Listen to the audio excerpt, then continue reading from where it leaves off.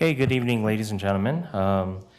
We are reconvening from a closed session, and we are continuing item 1 to the end of the regular meeting tonight. But with that in mind, I want to call to order the regular City Council meeting at 6:45 p.m. and on Wednesday, August the 23rd. Would I also request the City Clerk to read the Metro replay schedule? Thank you, Mayor. This meeting of the Elk Grove City Council will be replayed on Metro Cable Channel 14 on Friday, August 25th at 1 p.m. and Monday, August 28th at 6 p.m. It is being closed captioned and will be webcast at sacmetrocable.tv. City Council meeting videos are also archived on the city's website at elkgrovecity.org. For members of the audience who may have personal electronic devices, please place them on silent mode during the meeting. The Elk Grove City Council welcomes, appreciates, and encourages participation in the City Council meeting. City Council requests that you limit your presentation to 3 minutes per person so that all present will have time to participate. City Council reserves the right to reasonably limit the total time for public comment on any particular noticed agenda item as it may deem necessary. If you wish to address the council during the meeting, please complete a blue speaker card which can be found at the back of the room and provide to the Assistant City Clerk prior to consideration of the agenda item. Thank you, Mayor. Okay, thank you. I'm looking out into the audience, and I think I see a scout. Is there a Boy Scout out there in the back? I'm going to invite you to come on up. Roll call. No? No? Oh, I still have a roll call? Okay, let's do roll call first. As before we're we do looking for that scout, we can go through the roll call. Councilmember Nguyen? Here. Councilmember Hume? Here. Councilmember Suen? Here. Vice Mayor Detrick? Here. And Mayor Lee? Here. No scout. Mayor, I'd Go like to also have the meeting adjourned in honor of Olga Beatty, Absolutely. one of our Yeah. longtime descendants of here in Elk Grove, 93 years old, very, very active in the community, and very, very sad that we lost her. Yeah, actually, I had an opportunity to call the family and had a really solid conversation with Stephanie, expressed condolences and share with her how much of an impact Olga had on the entire community, and she was very grateful. So thank you. Thank you, Vice Mayor. All right, seeing that there are no scouts, let's make the chief lead us in the pledge. How's that?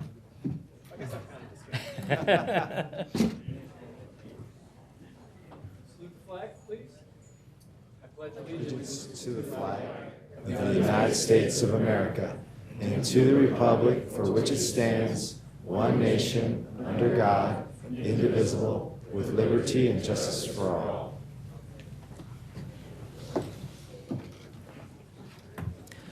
Okay, at the beginning of every regular City Council meeting, we always ask the members of the public to join us in a moment of silence, please.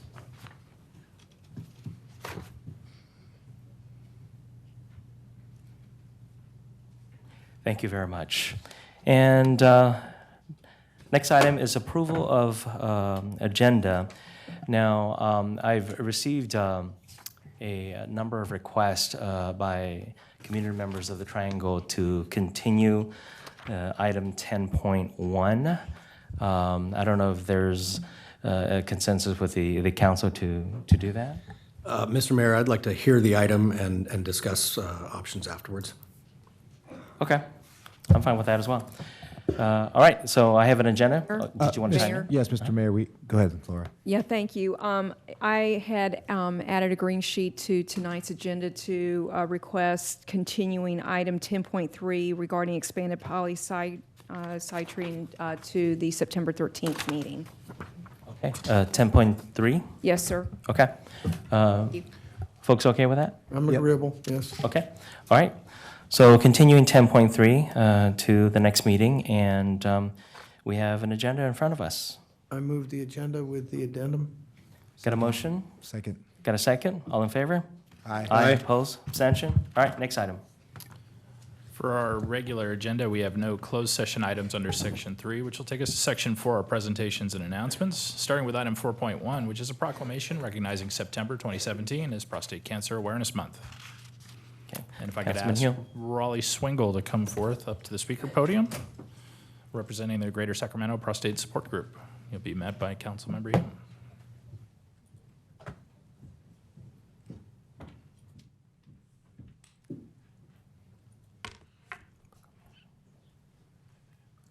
Raleigh. Nice to see you again. It's nice to be able to be here again. You're darn right it is, and I got to tell you, every year that you show up to accept this just underscores the significance of raising awareness about prostate cancer. And I thank you guys. Absolutely. Survivor himself here, so.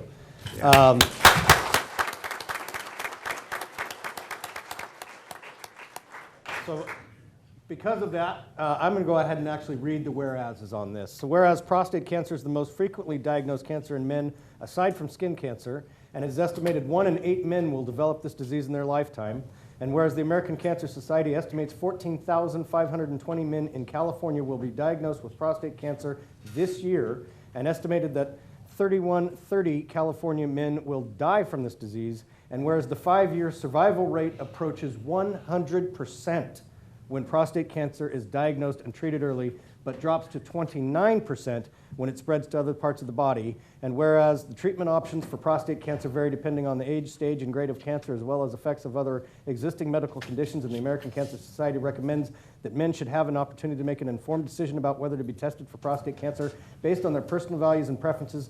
Now, therefore, be it resolved, the City Council of the City of Elk Grove hereby proclaims September 2017 as Prostate Cancer Awareness Month in the City of Elk Grove, and asks the community to increase awareness about the importance of for men to make an informed decision with their healthcare provider about early detection and testing for prostate cancer. Folks, it's as simple as a blood test.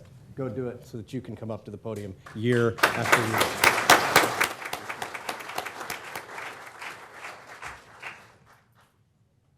You took a little bit of my thunder, Pat, with all those figures, so I'm going to have a lot shorter presentation, but I would like to share with you. I'm Raleigh Swingle.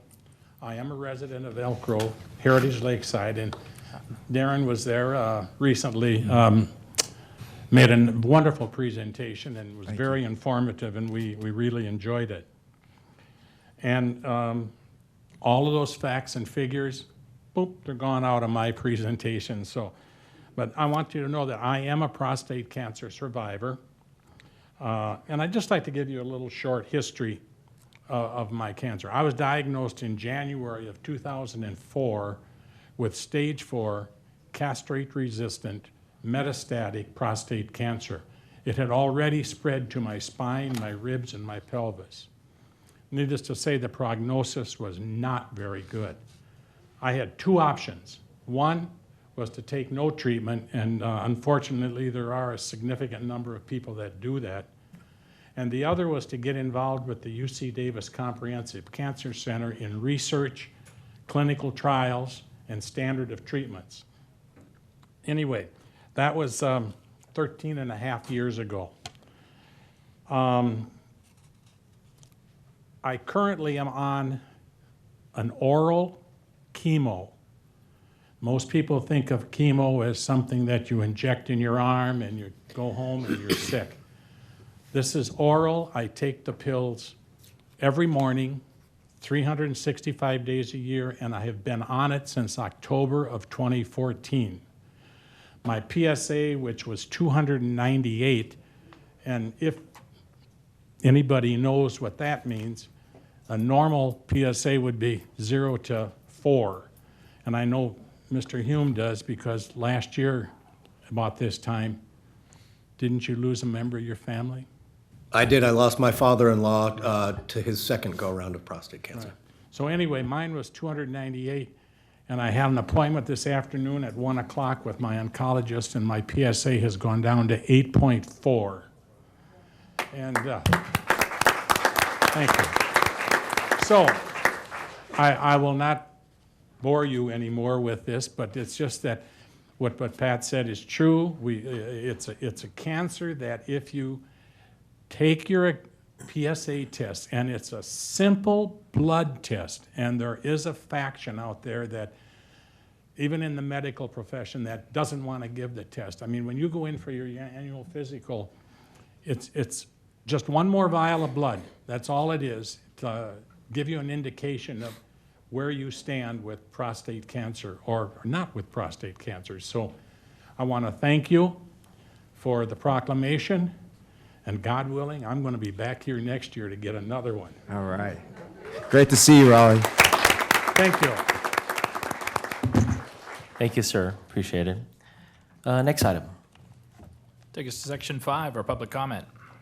Okay, first speaker is Jaydeep Singh. Following Jaydeep is Jacqueline Moreno.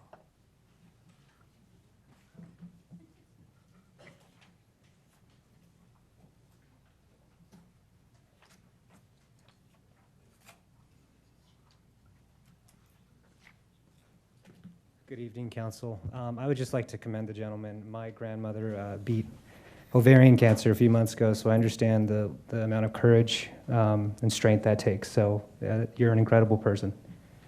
I will now read a following statement on behalf of Amar Shergill, Elk Grove, father of 3, an executive board member of the California Democratic Party, representing 100,000 Democrats in Assembly District 9.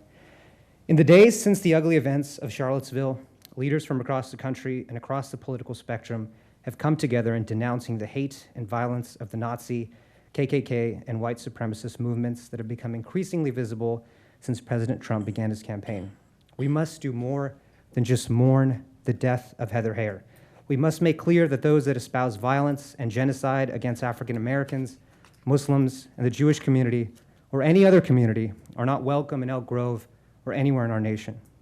President Trump said about Charlottesville that there were many sides to the violence, that some of the Nazi marchers were fine people, and that both sides were to blame. All this despite the fact that the white supremacists killed Heather Heyer and injured many more. President Trump is wrong, and we must say he is wrong. Senator John McCain said there is no moral equivalency between racists and Americans standing up to defy bigotry and hate. The President of the United States should say so. Former Governor Mitt Romney said one side is racist, bigoted, Nazi, the other opposes racism and bigotry. Morally different universes. Congressman Jargon Armandi said that, let's be clear, white supremacists, neo-Nazis, and KKKs have a long history of murder and terror. Charlottesville is the latest example. I'd like to thank Mayor Lee, Assemblyman Cooper, and Senator Pan for joining us at the Capitol last week and for speaking out strongly against President Trump and the racist comments that he has emboldened. However, we know that hate is not restricted to faraway states. We've seen Confederate flags flying here in Elk Grove, even taken onto school campuses. We have seen Sikhs and Muslims come under attack with tragic consequences. It's time, once again, to speak out. I call upon the City Council to take this opportunity today, the first meeting since the Charlottesville tragedy, to speak out against hate unequivocally. It is not enough to just say that you are for equality. During these dangerous times, to be an effective ally to communities in dangers, I implore you to say that President Trump was wrong, Nazi bigots are not the same as those that fight against them, and that anyone marching with racists or agreeing with their ideas is not welcome in Elk Grove. Thank you for the statements that we are sure that you will make today, and I know you will make us proud. Thank you for your time. Thank you, Mr. Singh. Go ahead. Council. JD, I'll start right now. I just want to echo the sentiments you just made. I want to commend our mayor for going down there and speaking on his own behalf, but I think he would speak for all of us up here to say that condemning hatred of that type. I wasn't in town, so that's why I was not there. But so I'll just say it to you right now. Thank you, Councilman. And you know, for the record, this whole entire city council have made a stand, and Elk Grove is no place for hate, and that's part of the reasons why we're such a strong supporter of the Multicultural Festival. And so, I'm quite proud that I stand with colleagues here that firmly denounces hate. Thank you, Mr. Mayor. Yeah, Mayor, and we've already signed, I think everybody on here has signed the no hate.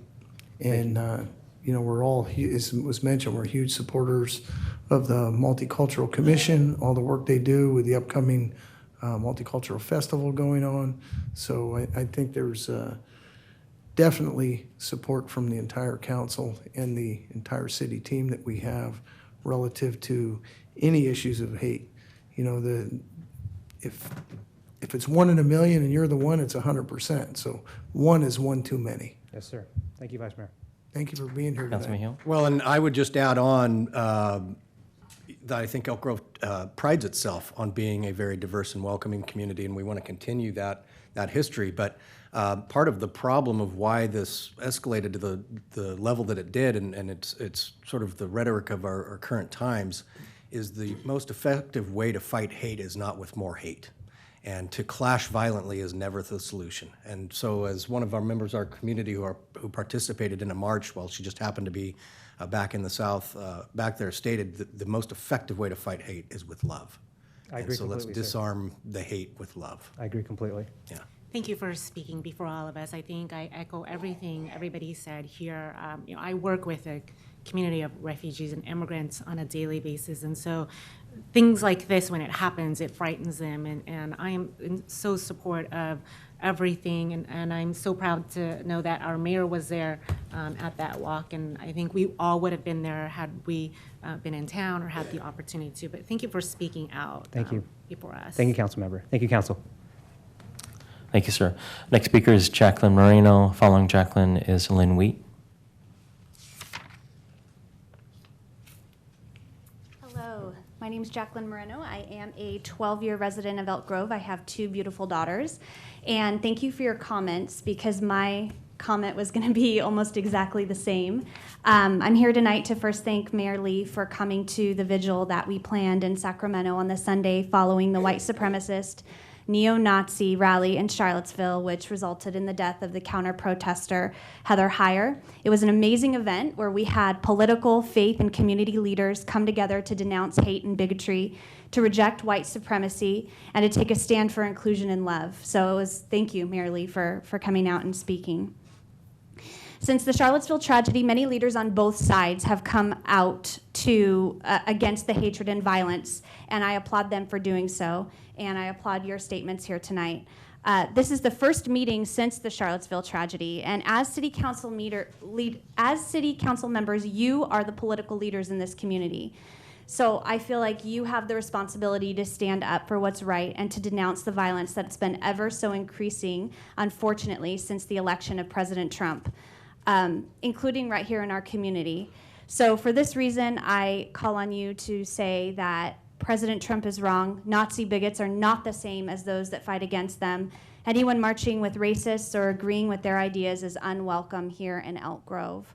I want to live in a place with leaders that are able to stand up against hatred, and I hope that you can be those leaders for the community. So thank you. Thank you, ma'am. Lynn Wheat. Following Lynn Wheat is Fabrizio Sasso.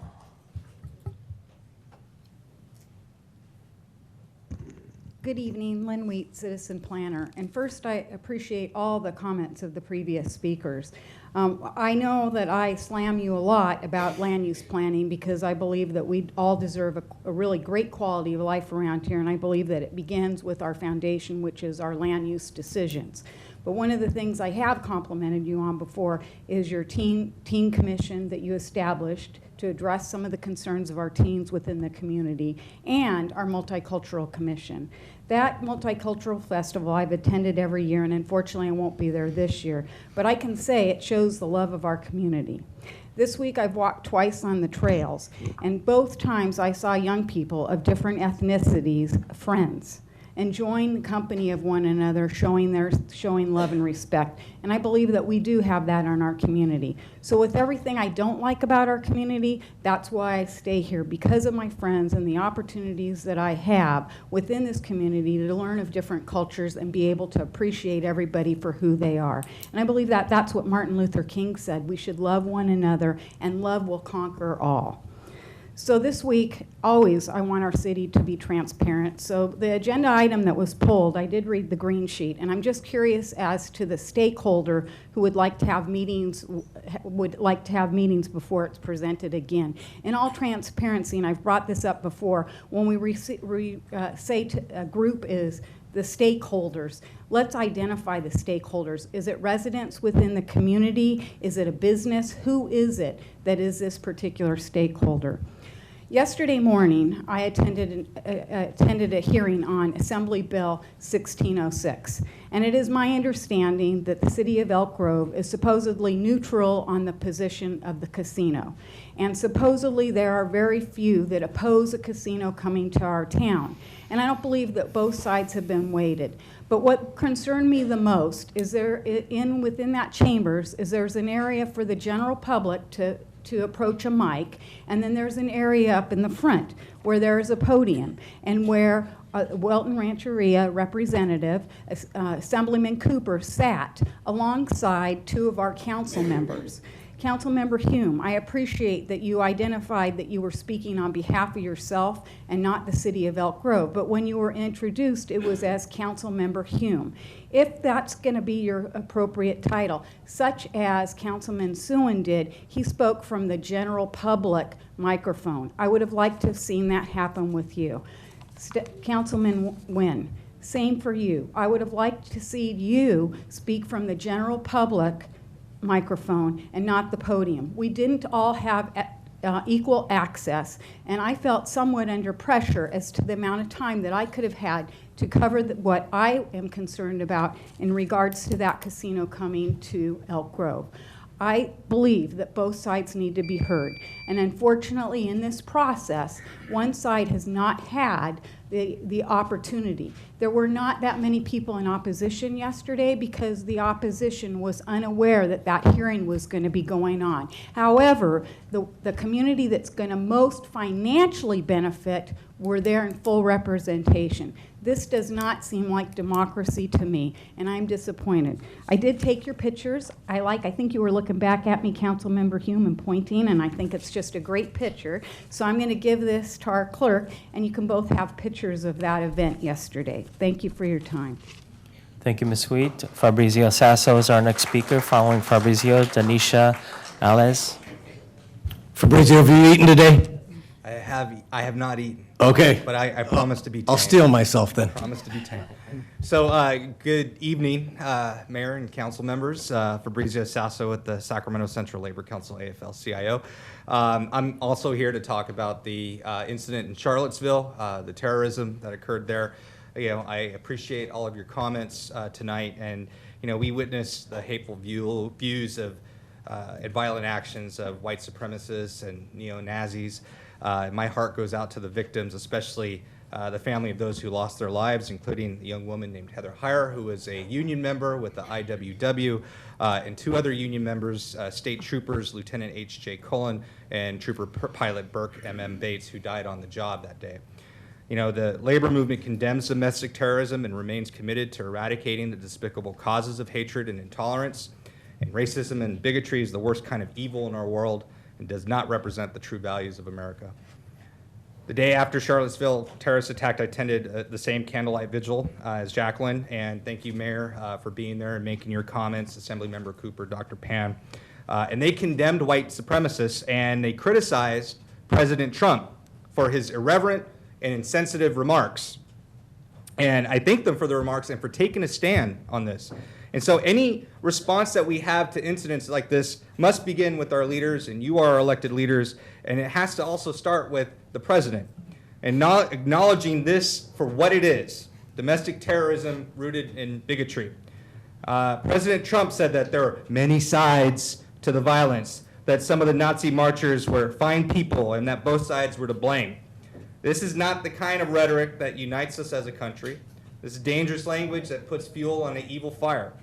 So I'm asking that you publicly acknowledge that that Trump is wrong in this, and that we see vehicles in Elk Grove with Confederate flags on them. There's an incident where a child had a Confederate flag brought to school.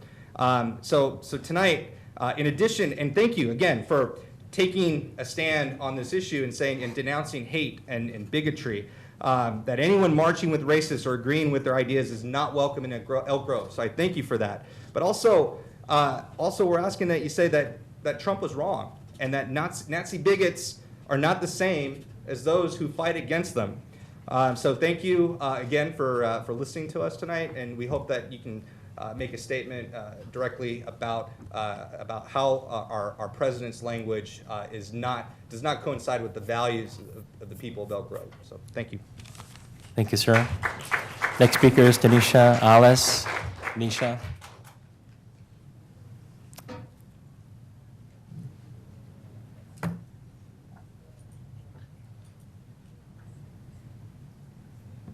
Hello, council members. It's nice to see some of you again. My name is Danessa Tillis. I'm a community member for the past 15 years.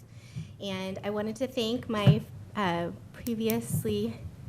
previous people that spoke before me, our community leaders, Fabrizio, JD, Bamar, and Jacqueline. I am also echoing their sentiments in regards to the bigotry and hate and rhetoric that ensued in Charlottesville, and I appreciate Mayor Lee showing up at the rally and denouncing that, and the council for supporting him.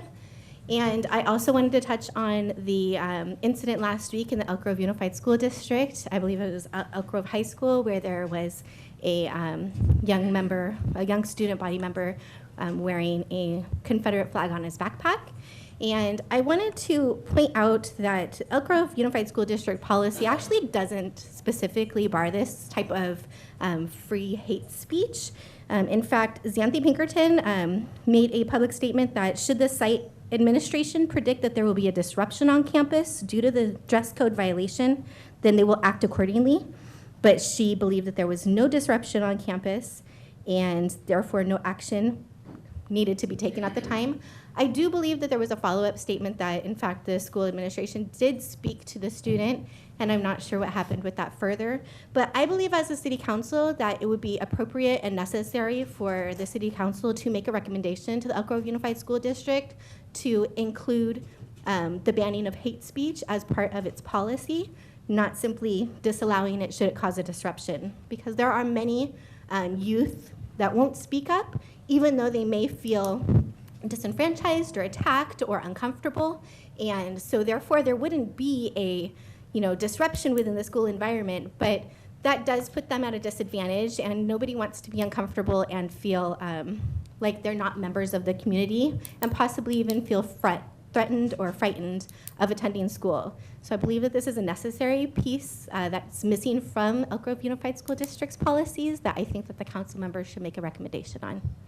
And I think that's a great idea, ma'am, but I would suggest you go before the school board. I used to sit on school board, and the last thing I want to hear is council members telling me what I should be doing in the school district. I hear what you're saying, I support it, but I would recommend that you go before the school board. I will definitely go before the school board, but I also think that the effect of the council making a recommendation would be appropriate and also valuable to the school board as well. Thank you for your time. Thank you.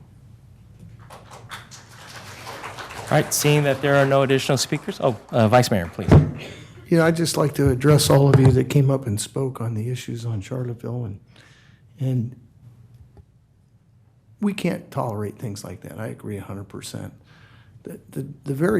We've talked about this up here several times. It's very difficult being up here on the dais with all the different issues that go on in every city, county, state, and nation. And we can be very sorry for those things that have happened. I like to feel that we've tried to be proactive here in Elk Grove instead of reactive, and that the time that we spent, Lynn Wheat made some good comments there relative to, we've put together a youth commission, which is a very, very diverse group of young men and women trying to educate all the different schools here in Elk Grove, and then putting together the Multicultural Commission with a panel of 10 that has done a phenomenal job over the last 6 years of taking it from inception to having 10,000 people attend the events that'll be coming up this weekend. So I feel sometimes that we could sit here and we can kind of puff our chest up and attack other people. I don't really want to be up here to attack other people. I want to take a stand for what is right and represent Elk Grove, and the message is we're not going to tolerate those things in Elk Grove. But to go after other elected officials and things like that, I don't think is entirely appropriate. But I do appreciate everybody coming up here, because I think you do have some valid concerns. And it concerns me because we are such a diverse community. It would be very easy for someone to target Elk Grove. And I know that we're going to have a strong police presence this weekend at the Multicultural Festival, because if there's somebody who wants to do something like that, unfortunately, those are the kind of places that people are going to come to. But that is absolutely not something we'll tolerate. And I know the chief is very, very active and monitoring and getting intel from every source that they can, including CSD and school district as our other resources to get information back. But again, thank you all for coming and speaking tonight. And personally, my heart goes out for everybody that was affected in that incident. It's unexcusable. Councilman Soon. Yeah, just to piggyback off of that, I think the best thing we can do up here as leaders is to set an example of how leaders should behave, how our community should behave. And I think all 5 of us articulated in our own way, condemning the hatred and what had transpired in Charlottesville. As far as the president is concerned, I believe a leader should unite its people. I think those actions he chose on that instance and that day, or following the incident, was a lack of leadership. And so I'm disappointed that he chose those words, and I would condemn him on that basis. But I think I would agree with Vice Mayor here is that we need to mind our own business and focus on the 170,000+ people we have in this city, setting an example. And I think as Ms. Wheat articulated earlier, I think the Multicultural Festival, what it's become and what it continues to grow into, sets that example. We're an accepting, diverse community. We may have different viewpoints, but I think we acknowledge them, we respect one another. We continue to, as Councilman Hume mentioned, we continue to show love for one another, and I think that's how we should behave as a leader in the council going forward. So. Yeah. Councilman Hume. Thank you, Mayor. I want to expound on some of the comments that I made earlier, just so that we're clear that I'm not mimicking the president's statements by any means. I think he ought to have his Twitter account taken away from him. But that being said, part of the reason that the situation escalated to the level that it did was because they tried to match hate with hate. And those people with those abhorrent ideology had marched in that town for 3 weekends prior without incident. It wasn't until they were confronted rather than dismissed or mocked that things escalated to that level. And so kind of to the comments that have already been made, what I would suggest to people, and this goes back to you fight hate with love rather than hate with hate, is go out to things like the Multicultural Festival and support that diversity and show the people with that abhorrent ideology that you're not of like minds. And then the more we can minimize them, the more, when you try to confront them and squash them with force, that just empowers. And that's not an acceptable solution. It results in this case, unfortunate loss of life. And I think that, again, stating that hate and intolerance and bigotry is not celebrated in Elk Grove, I absolutely abide by that. To the young lady who mentioned about the flag being considered as hate speech, I'm loath to, as was mentioned, suggest to other elected officials how they ought to govern their agencies. But I will say that it's a slippery slope, because I've heard of instances where school districts have considered this flag right behind me to be hate speech, and I will never accept that. Councilmember Wayne. I agree with everything my colleagues had said, but I want to address the young lady that spoke earlier about the incident that happened at the school. This is the first time I'm hearing about that.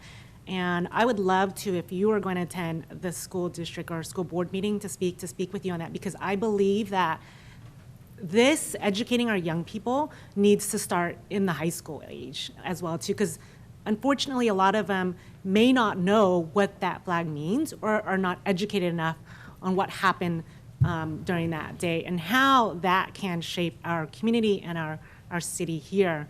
And with young people, you're right, a lot of the times they're silent because of being bullied or not sure where their other students or their friends are at.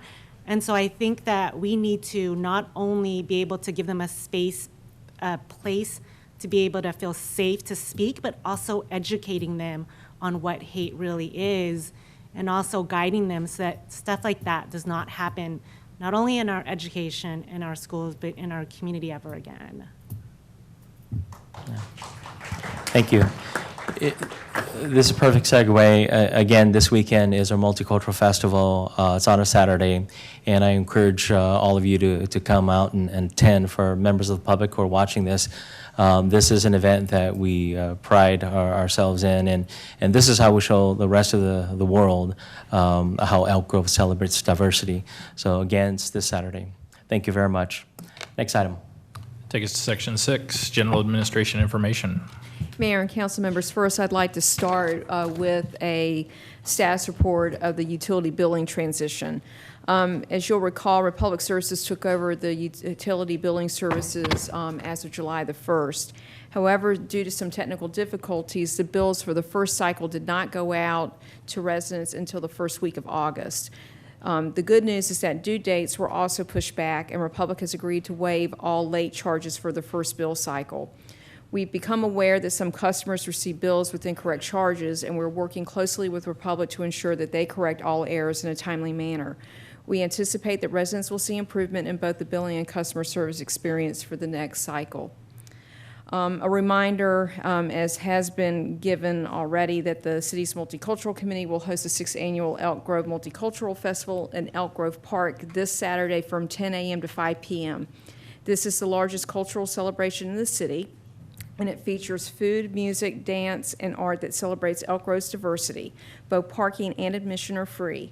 Open ceremonies are scheduled for 10 o'clock, and a special Key to the City presentation will take place at noon on the Diversity Dance stage. More information is available on the city's website, including a link to the proclamation approved by the City Council on September 28, 2016, proclaiming this city is no place for hate. The city and the Cosumnes Community Services District will celebrate the opening of Elk Grove's newest play space, Porto Park, on Thursday, August 31st at 6:30 with a grand opening celebration that includes a brief opening ceremony and complimentary snow cones. The park is located at 8600 Ponte Delgada Drive, south of the Elk Grove Auto Mall. Porto Park is the 95th park constructed in Elk Grove and one of 7 parks developed through a partnership with the city and the CSD. Also, the next Pause on Patrol informational meeting is scheduled for next Thursday, August 31st at 6 o'clock here in the council chambers. This popular crime prevention program enlists the help of dog owners to report issues and help suppress crime they notice while they're out walking their dogs. This meeting will feature a presentation by an animal services officer on doggy first aid. The class is free and does not require an RSVP. Details can be found on the police department website and its Facebook page. Community outreach associated with the Elk Grove Multimodal Facility Feasibility Study continues in September with the second community open house scheduled for Thursday, September 14th at 6 o'clock here in council chambers. This open house will share the public feedback received so far and present draft feasibility study findings. Also, the police department encourages Elk Grove High School students to apply for the Sacramento County District Attorney's Office Youth Academy. Students will learn about the criminal justice system and engage in open communication with law enforcement and their peers regarding issues that affect youth today. The program is open to current Sacramento County High School students. Eligible students can apply for the Elk Grove Galt Area Academy.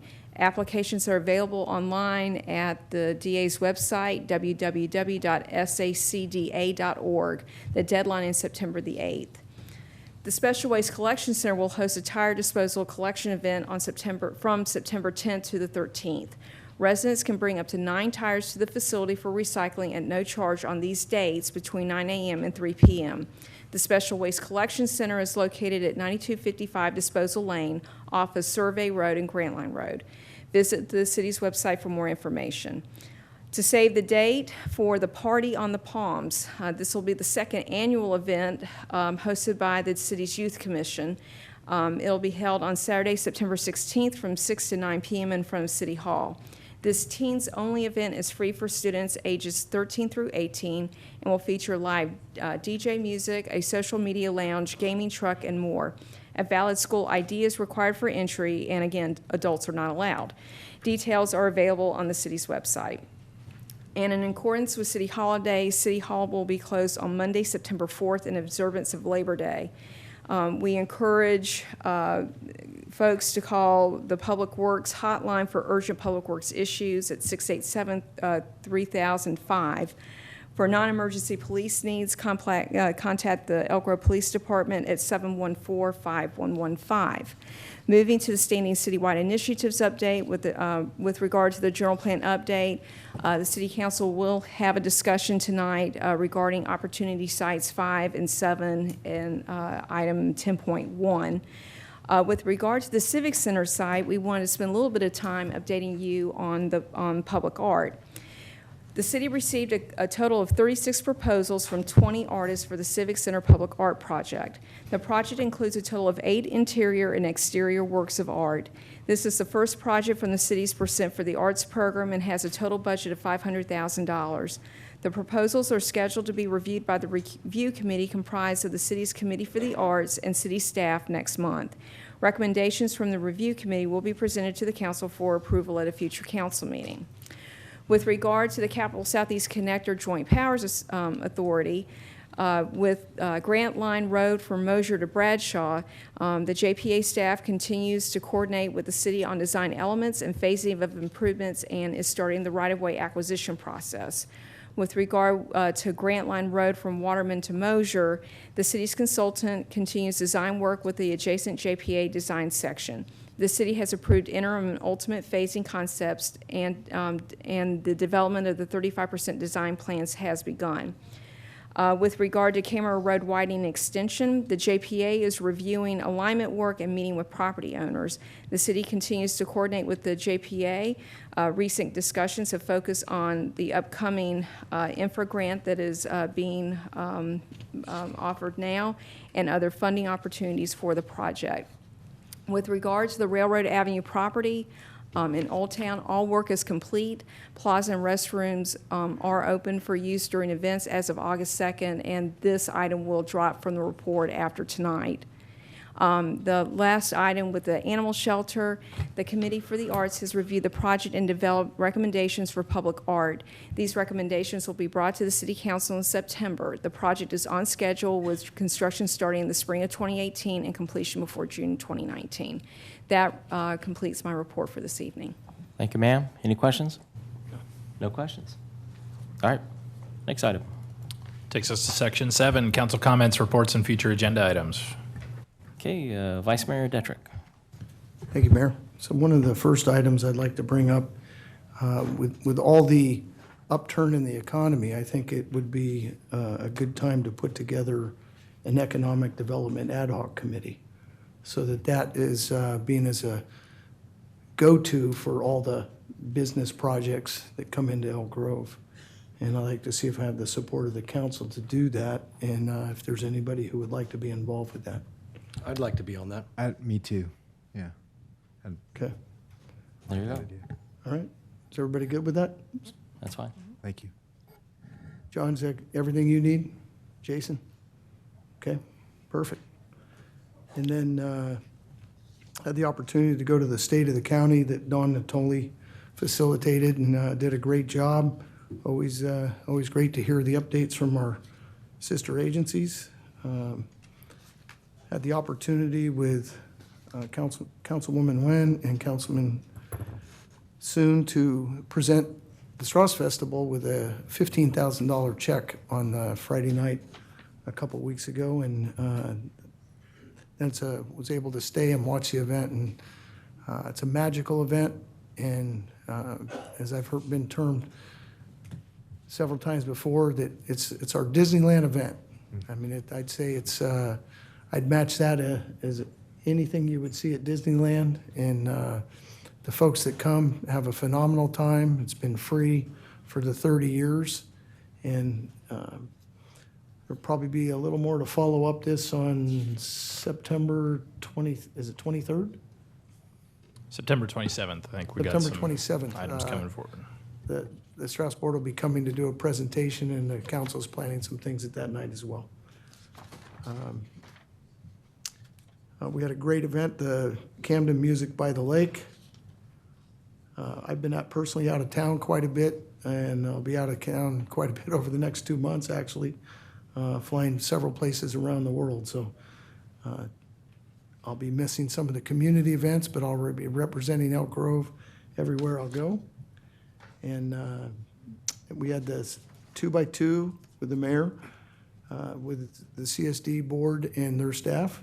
And as always, we had went over some good discussions on where we could be collaborative relative to paved surfaces, landscape services, and always with our policing and where we can overlap into possibly not only have a continued collaboration, but as their contracts come due with the sheriff department, that we have the feasibility to bring that under the city's umbrella if at all possible. And that's all I have. Thank you, Vice Mayor. Councilman Soon. Thank you, Mayor. I had the opportunity to speak at Assemblyman Cooper's Young Assembly Member Program to a lot of fantastic, bright, and energetic high schoolers. With the entire council, I got to see them on our national night out, buzzing around town to different communities. It was great to meet a lot of the residents out there who hosted their neighborhood watch events, and some fantastic food, and got to meet a lot of great people. Attended the multimodal station open house. For those of you who don't know, we're looking about a feasibility study on where to house this multimodal station that can bring in different modes of transportation and transit. Mobility, I believe, is going to be one of our greatest threats to the quality of life and our local economy here within and around the city. And so, I'm really passionate about trying to find ways to invest in different transportation modes. Had the chance to, I am an ambassador for the American Cancer Society Real Men Wear Pink effort, where we're trying to raise awareness and funds for breast cancer these to fight breast cancer these next couple of months, culminating in an event in October. I thought it was fitting, given our this September's coming up is going to be Prostate Cancer Awareness Month. For me personally, I just I find myself surrounded by friends that are undergoing different forms of cancer or having at least finished some treatments, and so like many people, cancer is touching my life as well. Attended the Indus Valley Chamber Picnic and the American Leadership Forum Wilderness Retreat last week. And then finally, I was proud to see that at SACOG we took action to award some of the first Senate Bill 1 or gas tax funds for our alternative transportation program, our sidewalk and with infill project that includes some pedestrian and bicycle improvements along Elk Grove Foreign Road. It's in our consent item as well.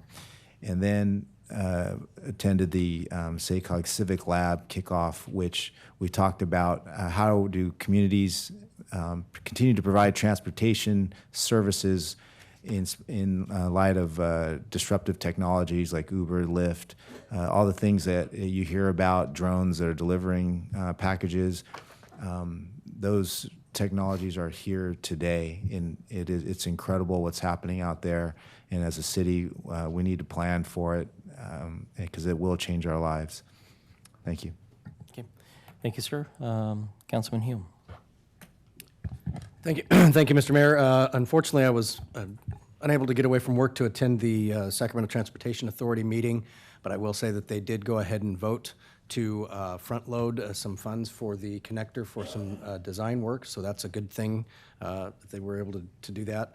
I was not able to make the multimodal workshop because I was at a paratransit meeting where we were discussing a potential litigation. Then I attended the reception for the new Connector JPA Executive Director, Derek Minima. It was very well attended, and he did a great job making some brief remarks. Attended the RT meeting, where the most significant item is we chose to give a raise to the GM CEO of RT, Henry Lee. This was because we had brought him in at a substantially lower rate than what that level employee would normally receive, and so we're trying to catch him up and bring him to parity with his peers in the industry. As was mentioned in the items not on the agenda, I attended the Senate Governmental Operations hearing yesterday morning, and this afternoon, Councilmember Nguyen and I sat in on the diversity RFP information session.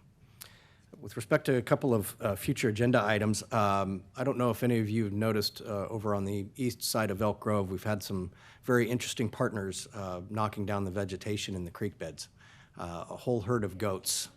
And I got to tell you, it's been a great sight to see. The community's reacted very well to it. I've noticed a lot of families coming out, and they're out on the trails and they're watching the goats, and it's just been a neat thing. And they've done a fantastic job of knocking down the vegetation. The unfortunate byproduct, or side effect of that, is now you see how much trash is left over on the banks of that creek bed. So I would like to organize a creek cleanup day.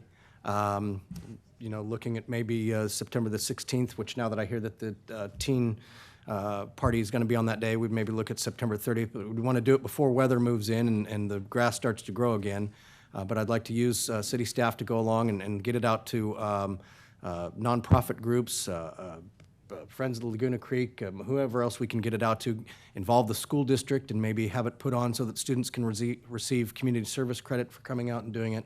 But just get in there. I think now that all the vegetation's knocked down, you kind of just do a swath and just go right along that creek and we can get it knocked out. Maybe get Republic to help out with some containers or whatever else. But so I'd like to see us do that. Item 8.14, I'll speak when we have the consent calendar, but I had another request for a crosswalk, Bob, at the corner of Elk Grove Florin Road and Park Trail. So there's the problem with it right now is the sidewalk at Park Trail does not actually extend out to Elk Grove Florin Road, but there were some folks that feel like that's a pretty dense area back in there, and it does not have a safe connection over to the park side of the street. So if we could look at doing that. And then it was brought to my attention that we are the only jurisdiction in the region that does not allow their motor officers to ride their bikes home, and that this is a practice that is actually beneficial to the motor officers because they get more hours logged on their bikes, and so therefore they're potentially safer riders.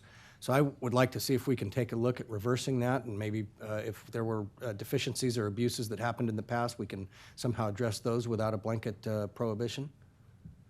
Sure. I'd be happy to speak to that briefly. We're actually undergoing that analysis right now as we speak. That proposal's been advanced internally.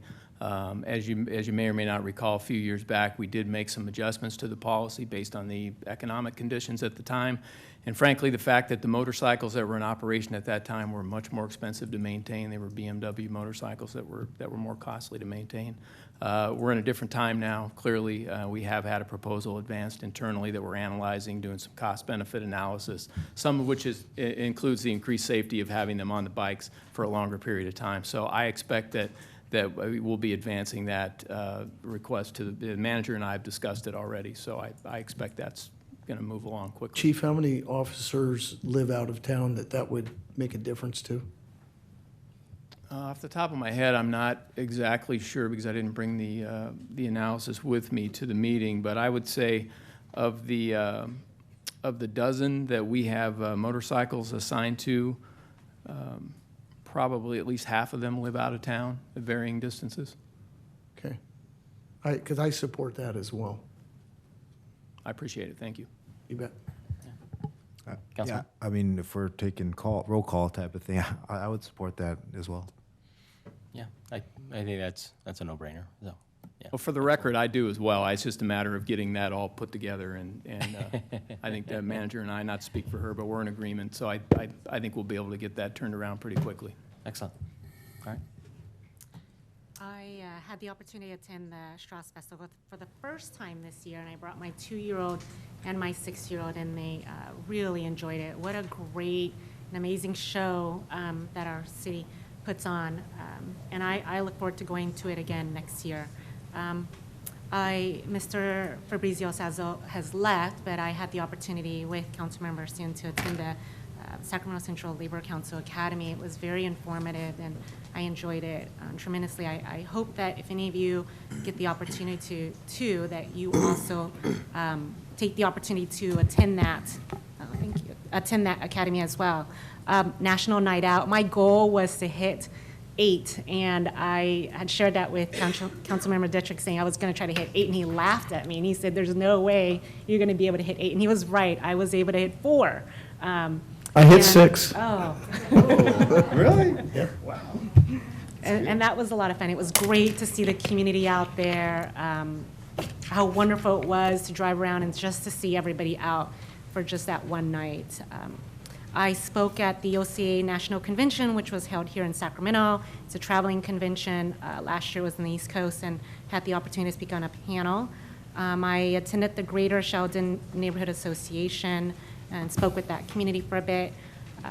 I attended the Vietnamese Chamber of Commerce and had the opportunity to swear in the new board of directors for the year. I also attended a community meeting with the Parkway community, and I want to say, Bob Murdoch, thank you so much. They shared with me their concerns. I emailed you that night, 7:30 that next morning. You responded back, and everything was completed, cleared, done. They were so grateful, and I just want to tell you, I really appreciate that.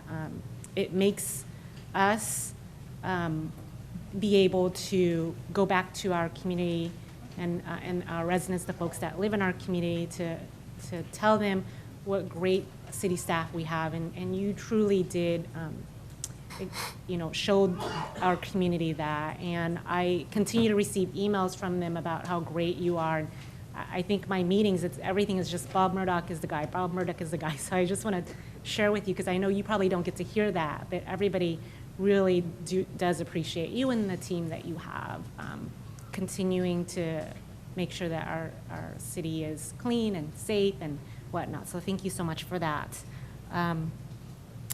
And lastly, I'd like to ask the council if we can put this on for a future agenda item. Our city attorney and I spoke about the smoking ordinance that we have here for the city, and it looks like there's some updating that we need to do. I'd like to see if we could put that on the agenda item to talk about the updates, but also maybe some changes that we can do as well too. Sure, I support it. Yep. Thanks. Yeah. Awesome. Is that it? Okay, thank you, ma'am. Had the opportunity to participate in the Veterans Farmers Outreach by the USDA. They came to the city of Elk Grove, and one of the biggest issues that this USDA is facing is the dwindling of farmers across the nation. One of their approaches to tap into the veteran community, and a number of their veteran organizations came out to that, and I had an opportunity to provide opening remarks.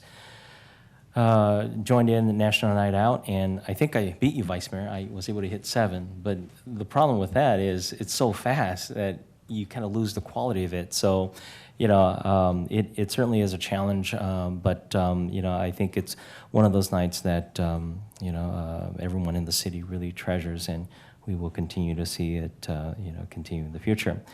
I had an opportunity to provide opening remarks for the Organization of Chinese American National Conference here, as Councilmember Nguyen had mentioned. Had the opportunity to participate in the Indus Valley Chamber picnic with Councilmember Sun. Had an opportunity to welcome a legislature from India with the Sikh community here in Elk Grove, and that was certainly a pleasure in welcoming him. I had an opportunity to participate in the Tien Festival, which is a Sikh women festival held here in Elk Grove Regional Park. I had an opportunity to participate in the event down at the Capitol in response to the Charlottesville. I had the pleasure of providing remarks for our local medical and pharmacy schools white coat ceremony, which was just this past weekend. Had an opportunity to go to the sanitation meeting today, which Councilman Hume had indicated to me, in which I agree. It took longer for us to get there. It seemed pretty efficient. And of course, tomorrow is air quality. And that is all for me. Next item. Take us to Section 8, our consent calendar items. And I see that there are a couple of speakers, so I want to open public comment opportunity. I want to call up Nathan Champion. Following Nathan is Lin Wei. Good evening, Mayor and City Council. I wanted to make some comments about item 8.15 regarding the multimodal transportation hub. I wasn't able to make it to the open house. Hopefully I'll make the next one. But I've been tracking a lot of the comments on Nextdoor, Facebook, Elk Grove Citizen, and so on. And I haven't seen anybody make any comments that I'd like to represent. And my concern is that I think that a multimodal hub will probably take, maybe, I'm making some assumptions, maybe 10 years to come to fruition where it's actually put together. And I think that in about 20 years, maybe less, that the whole premise of fixed transportation from point A to point B is going to become obsolete.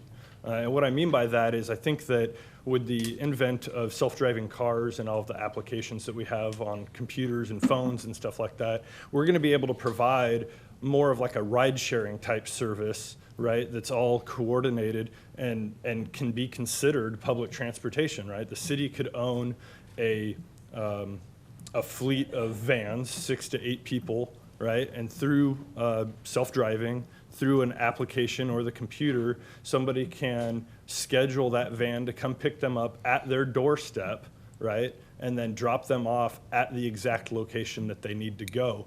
And I think that it can be done relatively inexpensively because with the self-driving cars, the utility increase, the percentage of time that vehicle is being used can be a lot higher than what we currently use in our vehicles.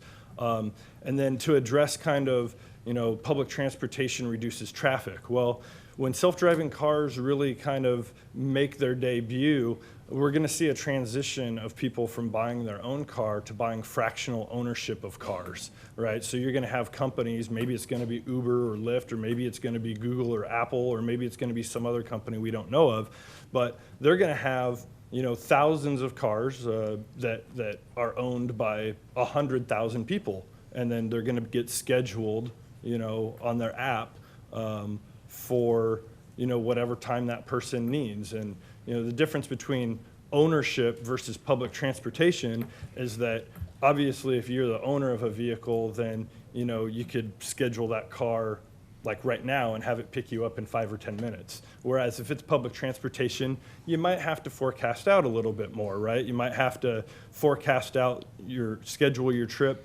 an hour or two ahead of time, or maybe even a day ahead of time. But that's the side, that's the disadvantage of using public transportation versus buying your own fractional ownership. But I guess what I'd like the city council to do is to do some studies into upcoming technology. Let's not get rooted into what we know and what's common to us right now.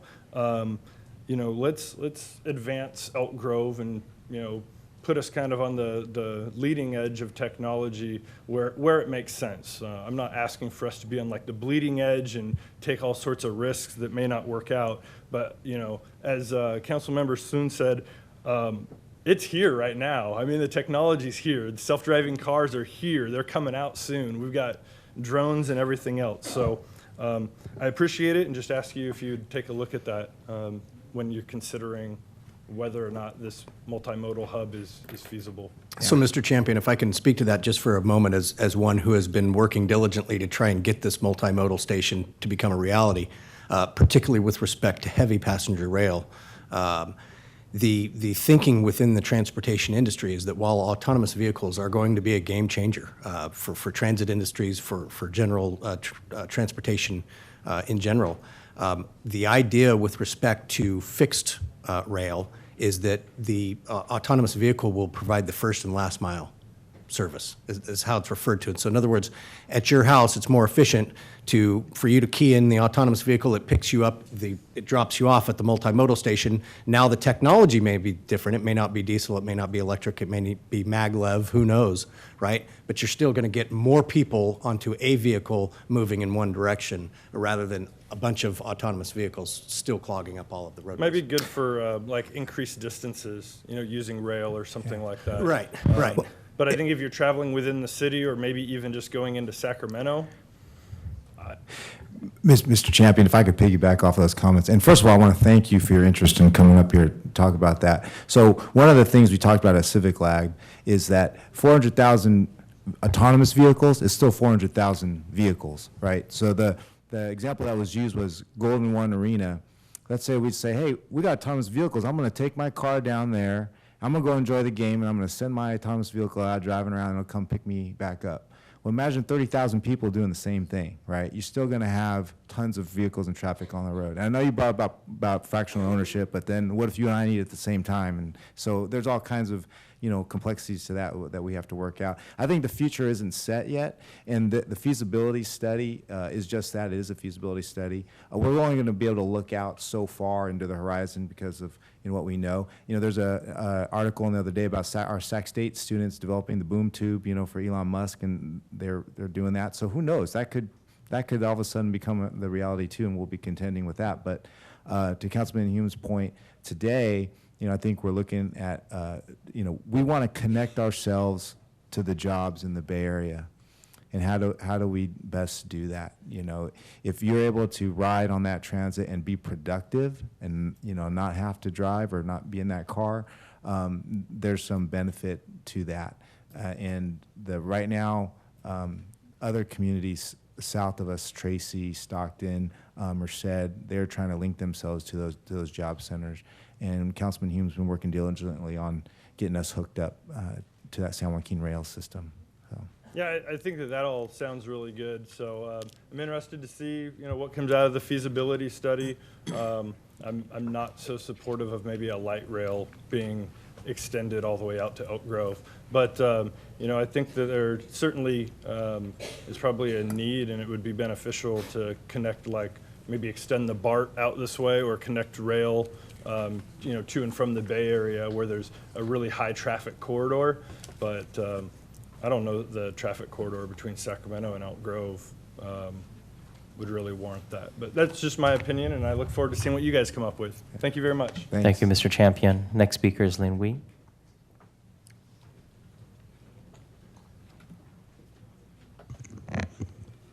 There were a number of items that I wanted to speak to under consent, and I'll keep this as brief as I can. 8.8, I appreciate the staff working on a status update report and the information. I think that's important for us to know where we're going as a city and how far along we are.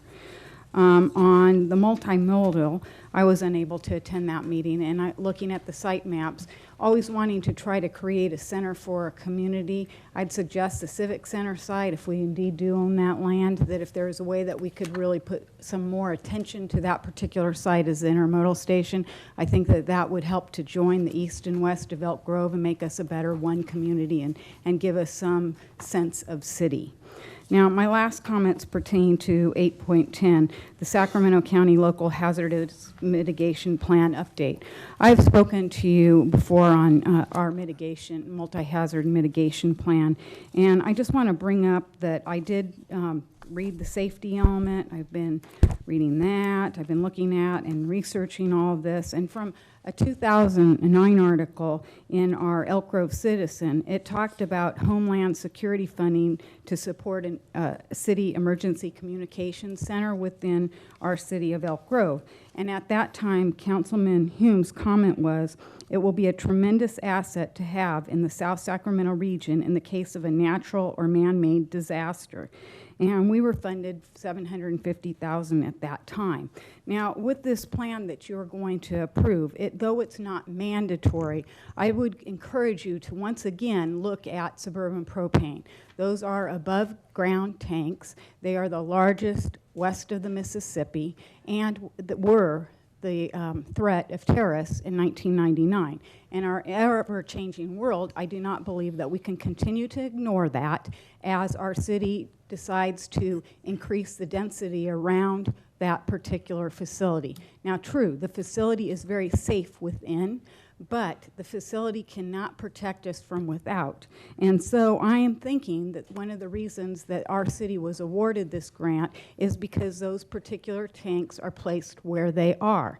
So now Roseville, if you can remember, many years ago, Roseville had a problem out there, and they decided, though it's not mandatory, to address potential terrorism threats within their multi-hazardous plan.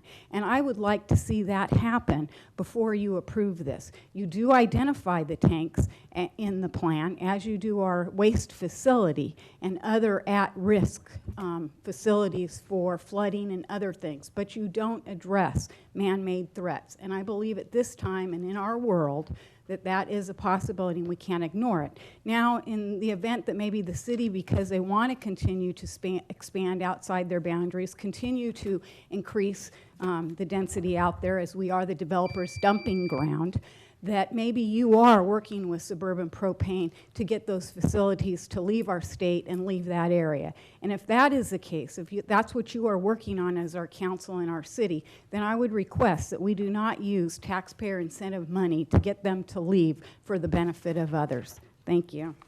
Thank you, ma'am. Seeing that there are no additional speakers, want to close public comment. Members, I have a consent calendar in front of me.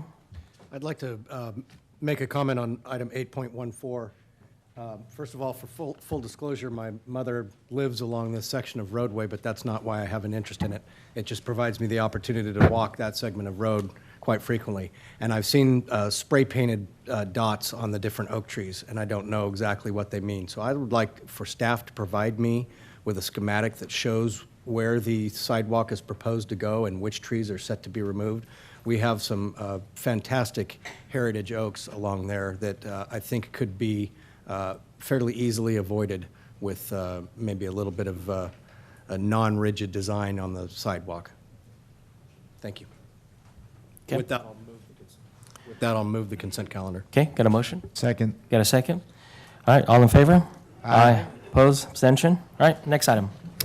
Take us to section 9, our public hearing, starting with item 9.1, which is a public hearing to consider an ordinance approving amendments to Elk Grove Municipal Code Title 19, Tree Preservation and Protection, and Title 23, the Zoning Code. Good evening, Darcy Gallert with the Planning Department.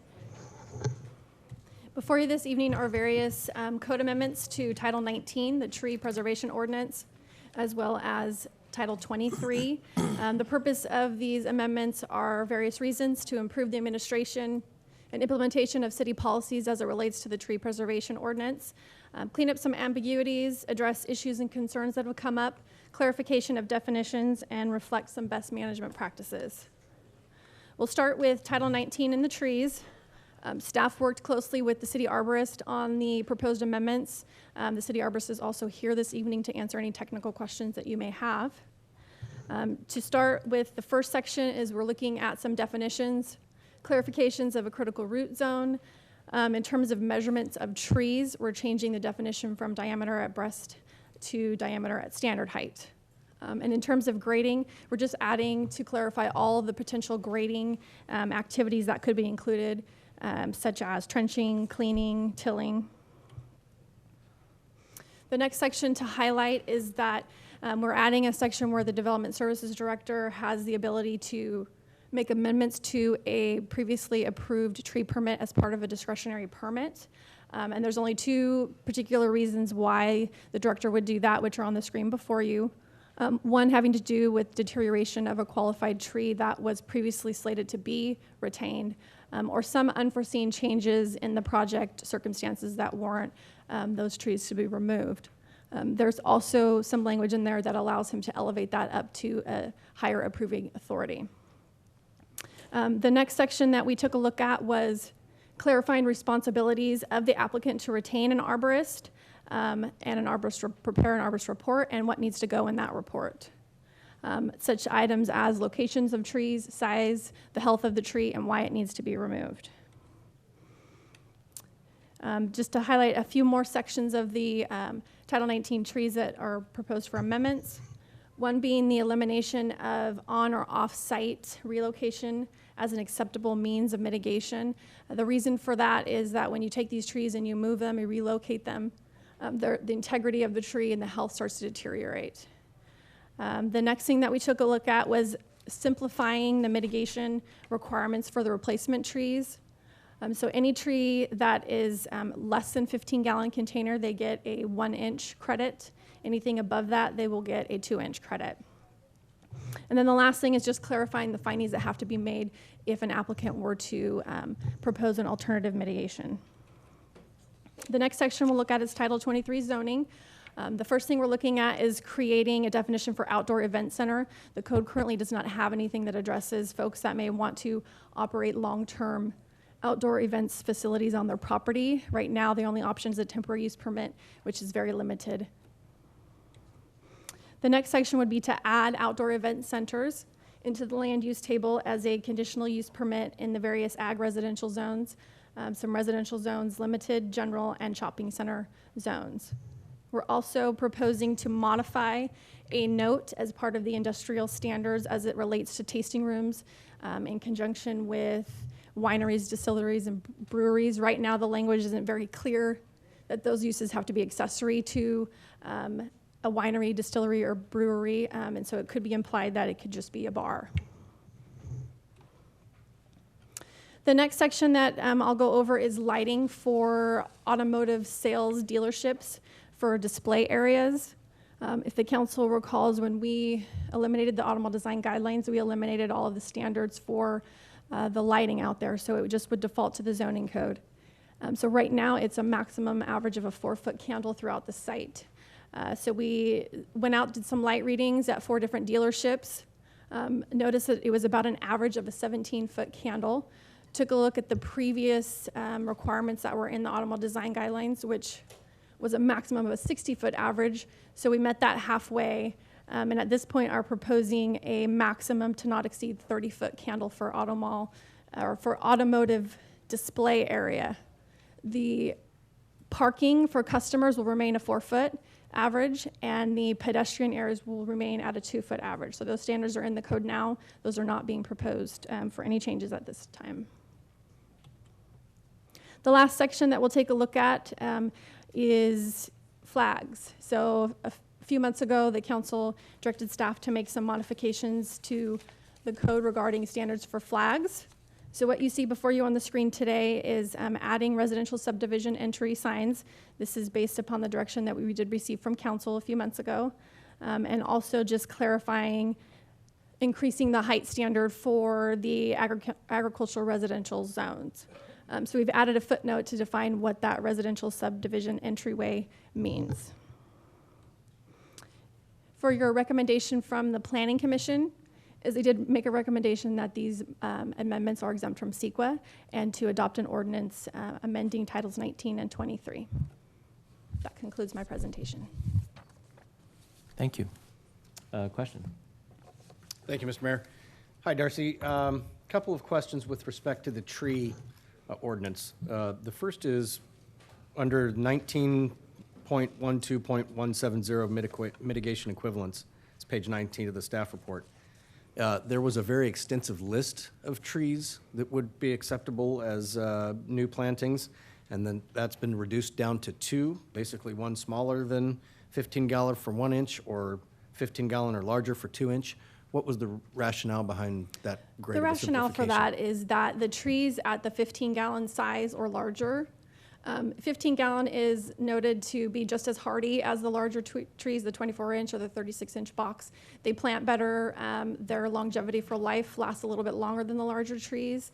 So rather than having to come back and replace, we looked at it and removed that option. So as long as the breast diameter height is met, it doesn't matter what size container it's in. Well, we're proposing that, you're right, it doesn't, but because your inches will stay the same, you're only Right. going to get 2 for no matter what size you go up above 15. Okay, thank you. And then on the next section, Section A, subsection 2, where it's the tree is causing or has a high degree of capability to cause significant property damage to existing structures. I had a resident contact me about a oak tree that she has in her backyard that she went and got several engineers to verify the amount of damage that it would cause to her house if the branches were to break off. Apparently, the shape of the tree is such that if she were only to take off the branch that is causing the potential or would cause the potential damage, the tree would then likely become unbalanced. And long story short, she was basically told by our city arborist that there was no possibility of her being able to remove that tree because it was not diseased. Seems to me we have a provision that we're actually now clarifying that says if this tree is going to fall on your house, you can take it out and plant a new tree. That is correct. I believe I know the situation you're talking about. It was approved by a structural engineer that it would cause foundation and has caused foundation. To me, that trumps our city arborist because it's a structural, they're putting their license on the line. And in that case, I approved the tree for removal. I think that's being processed, if that's the one. But regardless, if there is a structural, and they've gone through the analysis and have had a professional engineer put their stamp on it, that it would cause or is causing structural damage, that would trump any recommendation on the health of the tree. Okay, so you approved this to be removed. That may explain why I haven't heard anything more from her. So, thank you. Okay, any other questions? No? No more questions?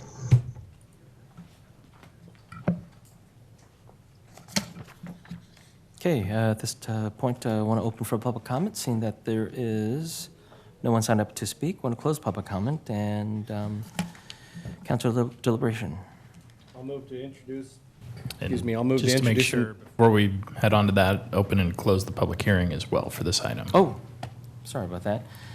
Want to declare public hearing open and want to declare the public hearing close. There you go. Now I will move to introduce and waive the full reading by substitution of title only, an ordinance approving amendments to the Elk Grove Municipal Code Title 19 Tree Preservation and Title 23 Zoning to implement city council direction to ensure consistency with new legislation and to update, add provisions, and clarify certain land development and zoning provisions of the Elk Grove Municipal Code, and it is CEQA exempt. Okay. Second. Got a motion second. All in favor? Aye. Opposed? Abstention? Next item. That'll take us on to item 9.2, which is consider a resolution of intent approving a general plan amendment, specific plan amendment and rezone for the Reardon Park site project. CJ, before you get started, I had a question. I wanted Chief Noblet to follow up on 810 relative to some things we've got going on relative to hazard mitigation. Sure. What the Vice Mayor's alluding to were Ms. Wheat's comments relative to man-made threats and whether they should or could be contemplated in the emergency action plan. What I commented to the Vice Mayor was that we are currently in the process of evaluating our EAP and, in fact, updating it. I should have an item back to you in the next couple of meetings requesting some funding for that purpose, for the purpose of hiring a consultant to update the plan. So it seems reasonable to be able to contemplate those man-made threats, and actually I don't see any reason why we couldn't get some feedback from Ms. Wheat and others relative to that idea as we go forward. Perfect, thank you. Thank you. Good evening, Mayor, council members. Christopher Jordan. This item before you is, as Jason mentioned, the Reardon Park rezone project.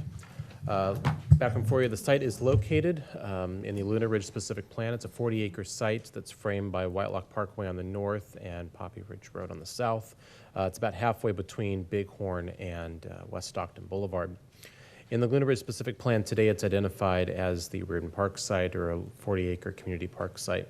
And the action before you is a potential general plan amendment, specific plan amendment, and rezone, which would move approximately 10.9 acres from the park designation to elementary school.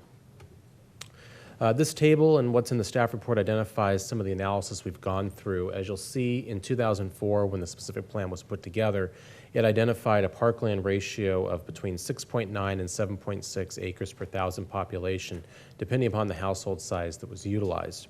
In this table, we're counting the population projection based upon what we're interpreting as the 2000 census information for Elk Grove. Obviously, our incorporation occurred after the census day, earlier that spring, so the data is not necessarily a one-to-one relationship. There's a bit of interpretation there. Christopher, there's a typo. The bottom row should read plus 1.02. Thank you.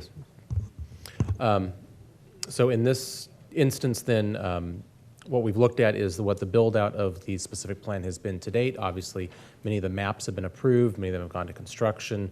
There's only a few properties left for further development approvals. And based upon what we're seeing and some reasonable projections staff's been able to put together, it appears as though the build-out of the plan will be about 1,000 units lower than what was the envelope established in 2004. And when you apply the 2015 population and household size information to this information, we end up getting a parkland range of 8 acres per 1,000 population, which is above that range identified in the specific plan in 2004. So based upon that and additionally the financial plan for how the parks are then established, financed and constructed going forward, we're essentially over-parked within that range, and it may be reasonable to go ahead and reduce park acreage accordingly. So here's the proposal. As you can see, we take the 40.5 gross acres, or 36.3 on the net side, and move out a portion over to the school side. I will mention this still doesn't address all of this, this over parkland component, and what the proposal also would include is setting up the process for actually transferring some of the credit for about 9 acres of net parkland from the southeast, from the Luna Ridge specific plan to the southeast policy area formally. There'll be a further amendment to southeast to formalize all of that in the coming months. We're working with the relevant property owners within the plan area to finalize that and bring it forward to you, but this does set the stage up for that. But ultimately, everything then pencils out, as you can see at the bottom of the table. A little bit of history on the school site itself. In 2004, it was identified at the southern end of what became the Richmond American subdivision that is just to the west of the park site. Pursuant to the specific standards of the plan, it had an underlining residential designation. The school district ultimately in 2007 waived the school site, anticipating a new school site within the southeast policy area south of Poppy Ridge Road. And in 2014, establishing SEPA, the southeast policy area, we identified that school site you can see here on the map. What this change would do is simply move that school site back into Laguna Ridge, so it sort of hop skips across Poppy Ridge Road over the course of time. Based upon that and all the analysis that's been done, staff's recommendation is that the change is consistent with the Laguna Ridge Specific Plan EIR adopted and certified in 2004. And based upon CEQA Guidelines Section 15162, no further analysis is required. We have gone back and looked at some of the more recent traffic analysis, for example, that we've done, particularly with the southeast area, and there's sufficient capacity on the area roadways, for example, to cover this. So no further review is required. Planning Commission considered this at the August 3rd meeting, and their recommendation 5-0 is the approval of the project. In your packet this evening is a resolution of intent, and in the subsequent item would be the formal action to solidify everything and approve it all. Happy to answer any questions you have. That concludes my presentation. Questions? Go ahead, Vice Mayor. Oh, no? No questions? No? Thank you. Crystal clear. Okay, want to declare public hearing open. I want to invite the applicant, Les Hawk, to speak.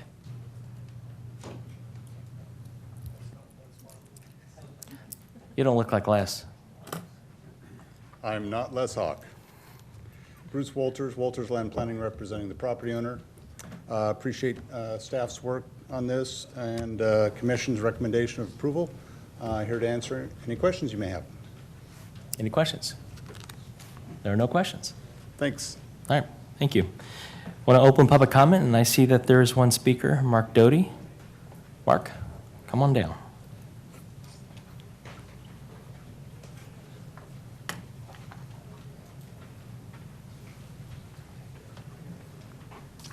Good evening, Mayor and council members. Apologize for my appearance today. I just came from a soccer practice. I actually thought you might be past this item by the time I got here. But I just wanted to, I sent you guys an email earlier this afternoon on this. I was reading the staff report, and I'm just sickened by losing extra parkland in the city. So the calculations that are used are a little bit sketchy on the I don't have the numbers right in front of me, the 3 point whatever people per household. That math doesn't add up to how many people our population is currently. So I'm questioning that, and then you know, I understand the mechanics of the ratios of parkland per 1,000 residents and all that. This is taking this area to the bottom of that threshold. I think it's 7.6 to 6.9. This is taking it to 6.99, so we're erring on the side of less parkland. Maybe they do this rezone, not as many acres, you know, ask them for that. See if they'll come back and make it 7.6 or something. Again, this is based on math that's, you know, insufficient. Being involved in sports, youth sports in Elk Grove, I hear from every league that my kids are involved in, there's not enough fields. For my soccer teams that I was just coaching, just this week, received our schedule. I live in Pleasant Grove, or Pleasant Grove Soccer Club. Where's our home field for the season? Machado Dairy Park off Franklin High Road, because there's not enough parks in Elk Grove. So you're taking away fields, you know, potential fields with Reardon Park. I remember when this plan came out, you know, years ago, and I was, hey, that's a nice sized park. It's going to be a great amenity to the area, to the city, and you know, to chip away at it using some fuzzy numbers and some developers with deep pockets that are developing an area where there's not currently residents, so there's not, you know, I'm the only speaker signed up on this, so there's not, you know, you guys need to look out for the people that are going to be living there, the people that currently live in the city, because you know, I don't live in that area, but we're all affected by the lack of fields in the city. So I'd hope you consider, you know, looking at the math that's involved in these ratio calculations and or negotiate them down to, hey, we'll negotiate this down from 8.2, but let's get at the top end of this range. I don't think anybody in the city is going to be too upset if we have too many parks per residence in the city. So, you know, the developers, they will, but they're the ones that are funding your campaigns. And, you know, there's a couple other things on the agenda tonight. The Gresham people I'm probably not going to be too happy with. There's just, you know, it's very frustrating watching this from afar with what gets approved and just rubber stamp. Here comes the developers. They want this change, and there you go. So anyway, I have no doubts that this will proceed tonight, and I'm pretty disappointed. But anyway, I would hope there was some extra negotiation to take place. Anyway, thank you. Thank you, Mark. Seeing that there are no additional speakers, I want to close public comment and want to invite the applicant to come back to the podium.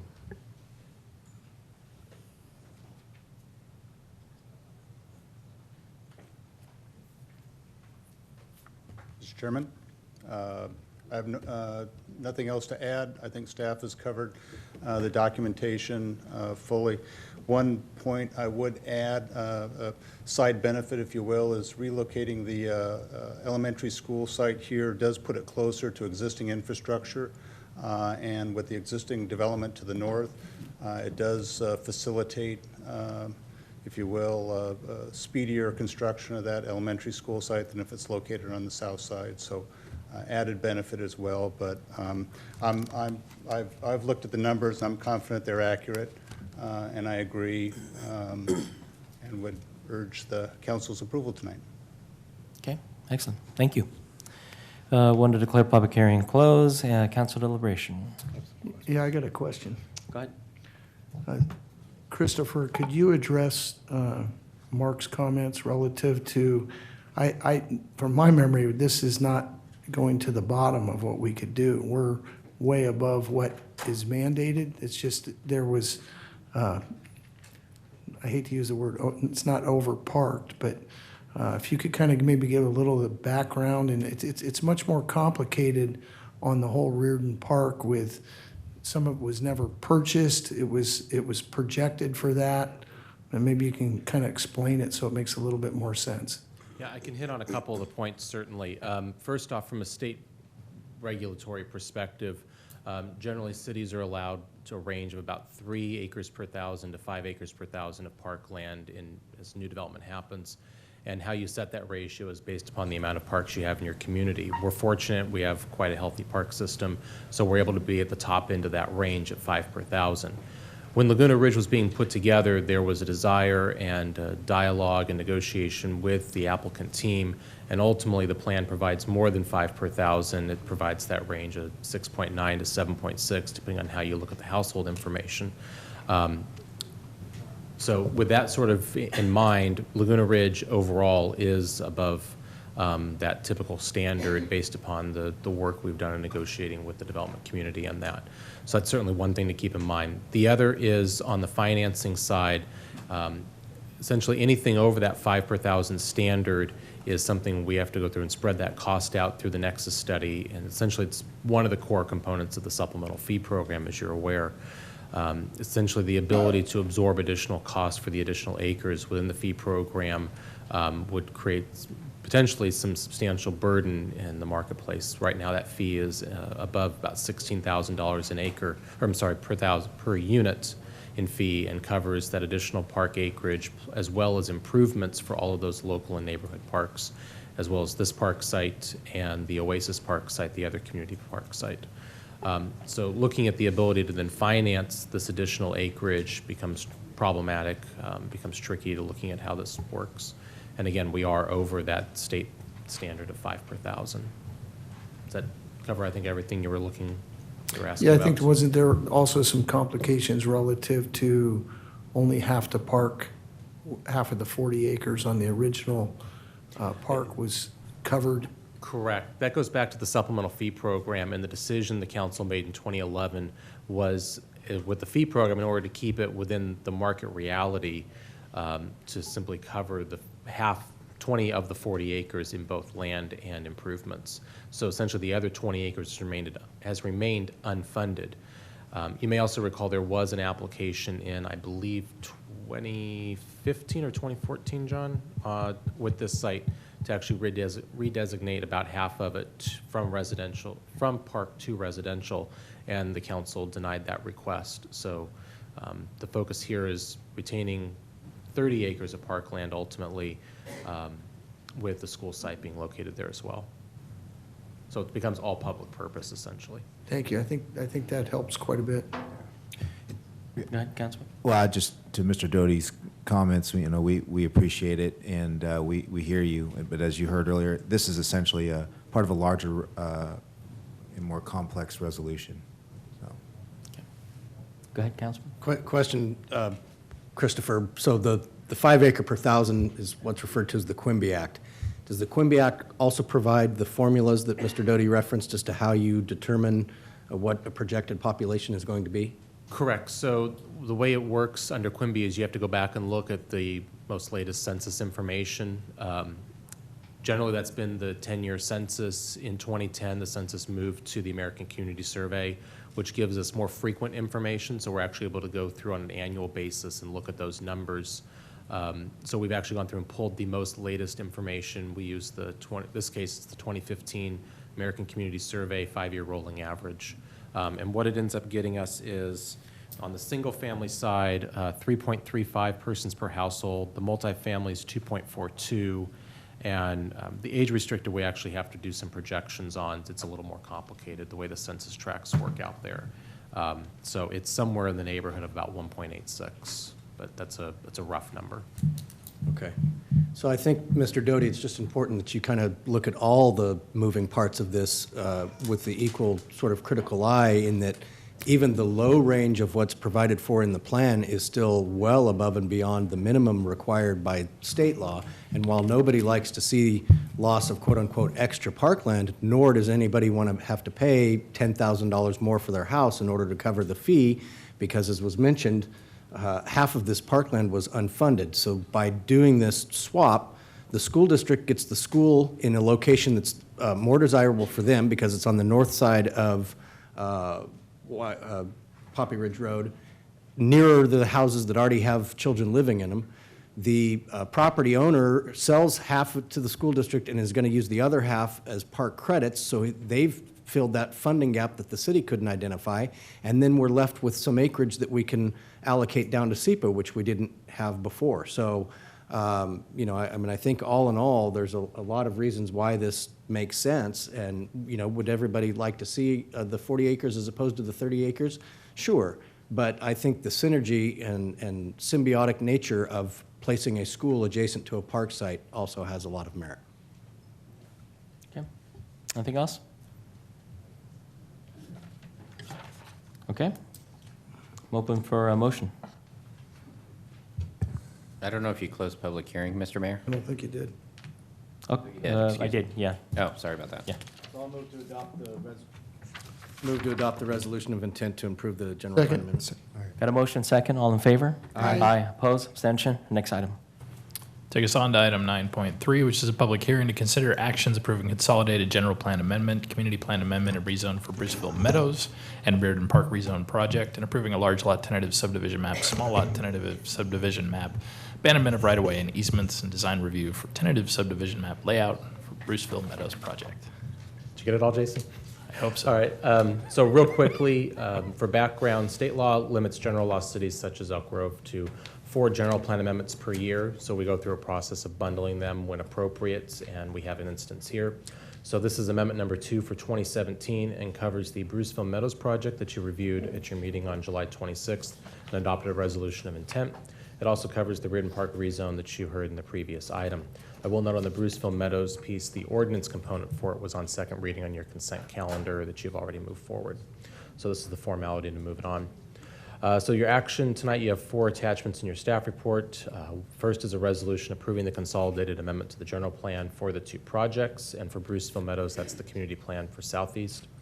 Item 2 is the specific plan amendment for Reardon.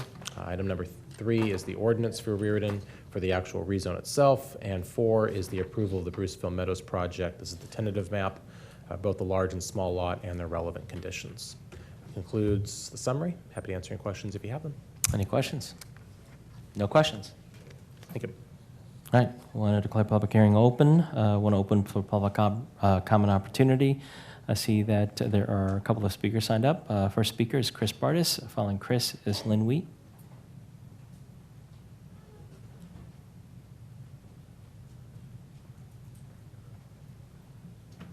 Good evening, Mayor and Council. It's a pleasure to be here. I don't want to stop progress. I think things are moving along fine. I have a serious concern that deals with the financial mechanism in the parks themselves.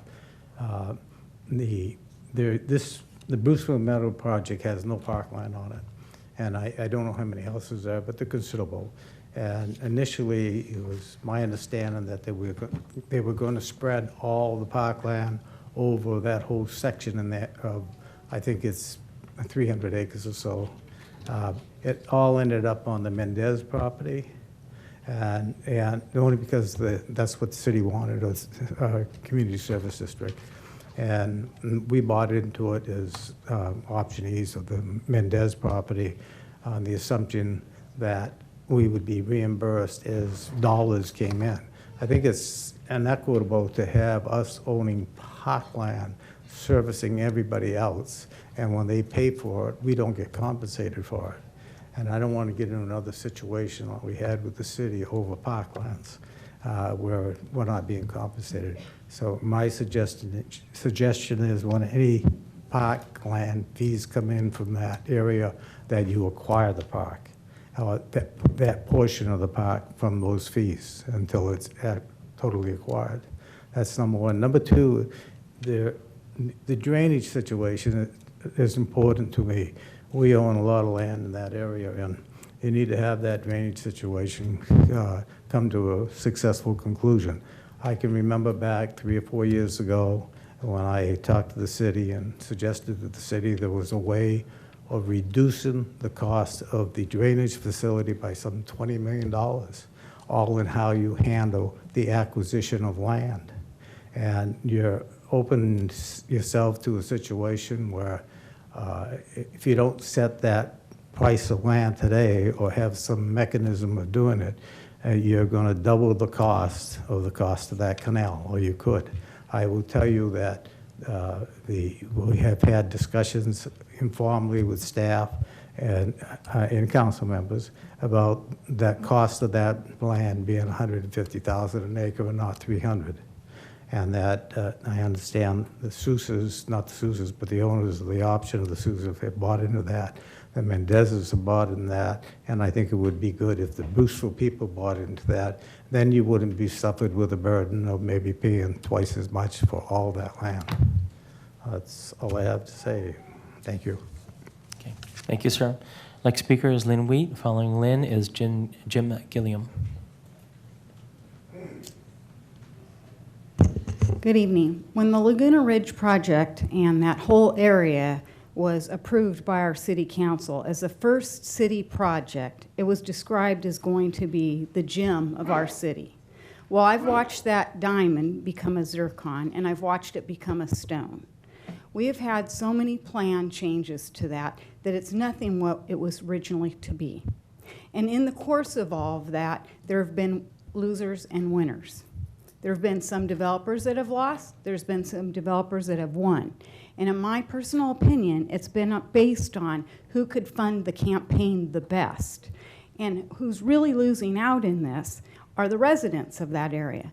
Now, Councilman Hume, I heard you say that, you know, the cost of the house would be $10,000 more if we had certain park requirements.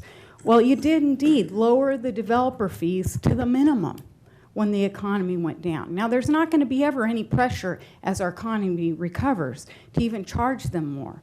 But what you've done mysteriously to some residents that are completely unaware is that you've set up these assessments that will appear on their tax bill that aren't fixed. So in the long run, where they might have been paying $10,000 more up front and knew that they were paying $10,000 more up front, over time, they're going to be paying a whole lot more than $10,000 as you go to them for more money for the parks that aren't developed. I heard them say at CSD that they could build more parks, finish the parks, when more houses were built. So we developed this Ponzi scheme of development, and now we're going to reduce the size of the parks so we can provide for the parks that are there, and da-da-da.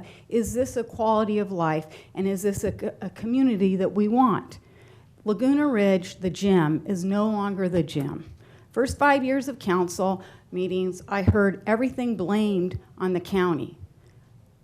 Council members, mayor, you're responsible for this. Thank you. Lynn, impact fees and Mello-Roos fees are two completely different pools of money. Right. I know that. I'm aware of that. Okay. Look at their tax. Thank you, ma'am. Next speaker is Jim Gilliam.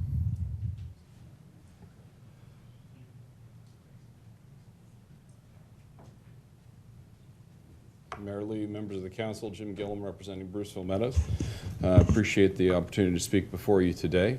I'm looking forward to having this last step in the long journey that has been the Bruceville Meadows approvals completed tonight, and I encourage you to approve the item as presented by staff. Other discussions related to fees and park dedications are ones that have been had and will be had as those fee programs come forward for adoption. Happy to answer any questions you may have. No questions? One? Thank you, Jim, not for Jim, but CJ, Christopher Jordan,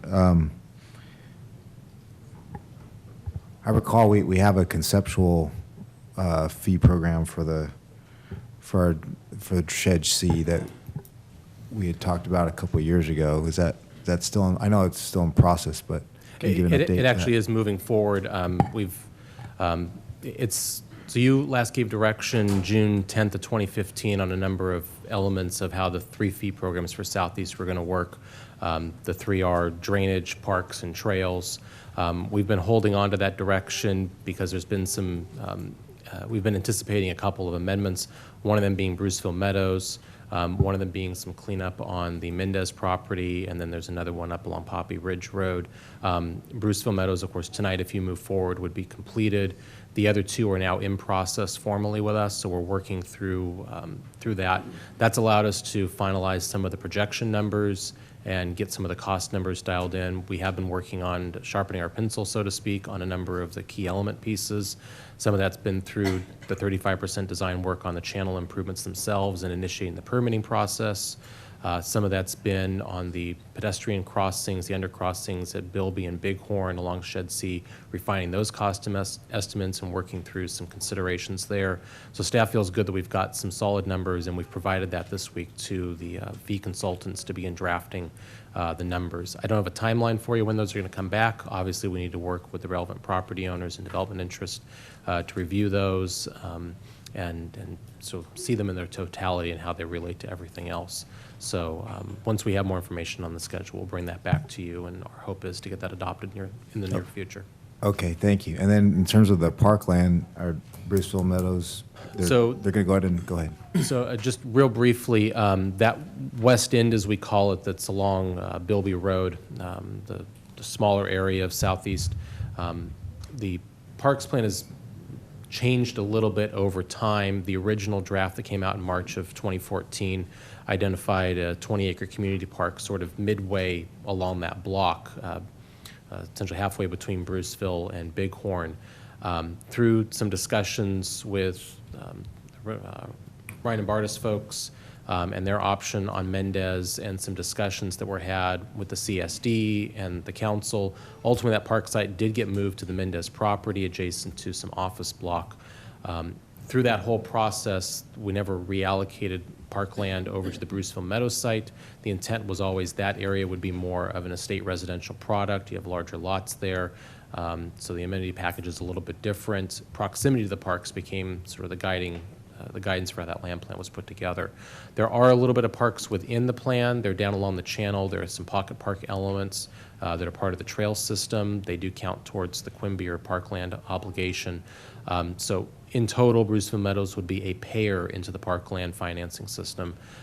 Essentially, those fees then are collected by the city and then used on a first-come, first-served basis to then go through and acquire the parkland. It could be Mendez, it could be some other property. It all depends upon the time sequence that properties are coming in for actual development.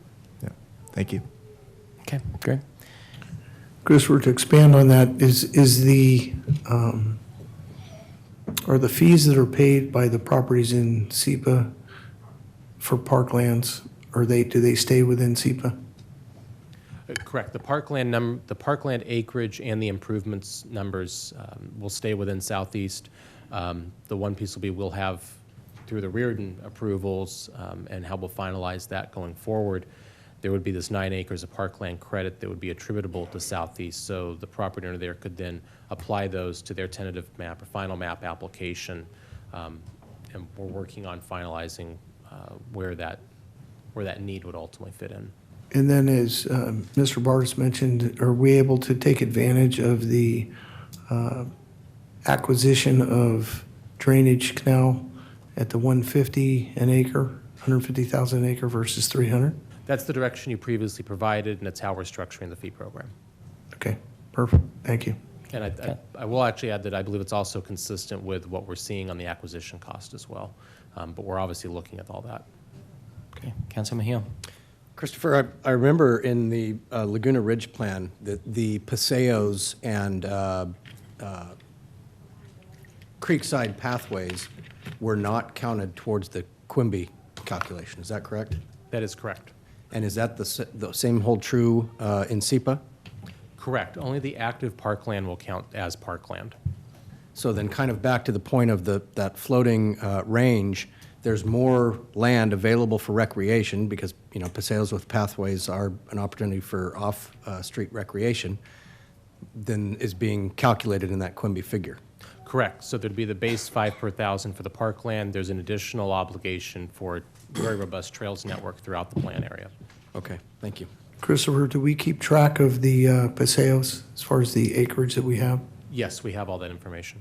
So possibly in the future, when we put together, you know, what's parkland and what we have as far as the green belts for the paseos, that might be a nice addition to show what we have in addition to the park system. Sure. Thank you. Okay. Anything else? No? Okay. Want to close public comments and want to declare public hearing closed. Council deliberation and direction. I'll move the item. Second. Got a motion and a second. All in favor of motion number 1? say aye. Aye. Aye. Oppose, abstention? Move motion number 2. Second. Got a motion second for motion 2. All in favor? Aye. Aye. Oppose, abstention? Motion 3, introduce and waive a full reading by substitution of title only and ordinance amending the zoning code for the city of Elk Grove for the Reardon Park rezone project EG 17018. Second. Got a motion second. All in favor? Aye. Aye. Oppose, And move- abstention? Move motion 4. Second. Got a motion second. All in favor? Aye. Aye. Oppose, abstention? All right, next item. Take us to section 10, our regular agenda action items and recommendations, starting with item 10.1, which is a general plan update, provide direction on potential changes to opportunity sites 5, which is Country Hill Drive, and opportunity site 7, Elk Grove Triangle. Assuming this is what everyone's actually here for. So back at the July 26th council meeting, you asked to bring a discussion back on these two pieces of property and as they relate to the ongoing general plan update. Staff scheduled for tonight based upon the overall schedule of the general plan. If there are any changes the council wishes to make to the general plan, now would be the time to do it. We're getting ready to release, we've actually been ready to release the various development capacity numbers to the technical analysis team for the environmental impact report. So essentially any delay that occurs at this point ends up delaying the potential adoption date for the project. Just highlighting that schedule very briefly and without any great detail to it. We're in development of the draft plan and the EIR right now. The intent is to be able to release that early in 2018 for a public comment period that ultimately would conclude in the Planning Commission hearings in May of next year and the ability to adopt the plan tentatively the end of June of next year. So from that schedule basis, you start looking at any additional time you'd like to take looking at these things. It just starts pulling that calendar out further. And given the holiday schedules that are ultimately upon us in the near term, and then with summer vacation or the summer recess normally through early August on your calendar, we start looking at sort of bumping into things later down the road and how that all fits in, and certainly we want to pay attention to that. One other thing I want to highlight as we get into these two sites is this concept of general plan zoning relationship. As we've talked about with the general plan update, the plan is the overarching policy document for the city, and what it really gets down to is the arrangement of land uses and the development objectives that go along with that. So what we talk about in the plan, particularly through the land use map, is what properties have what land use potential or allocation to them, just really broadly. So for instance, a piece of property may be designated low-density residential development. It has an allowed density range of 4.1 to 7 units per acre. That then gets informed and ultimately designed at the zoning code level. So the zoning code then sets what the actual setback standards are, height limitations, lighting standards, signage, and so on. So really the details about how a property gets developed occur at the zoning level. The general plan just sets the overall tone.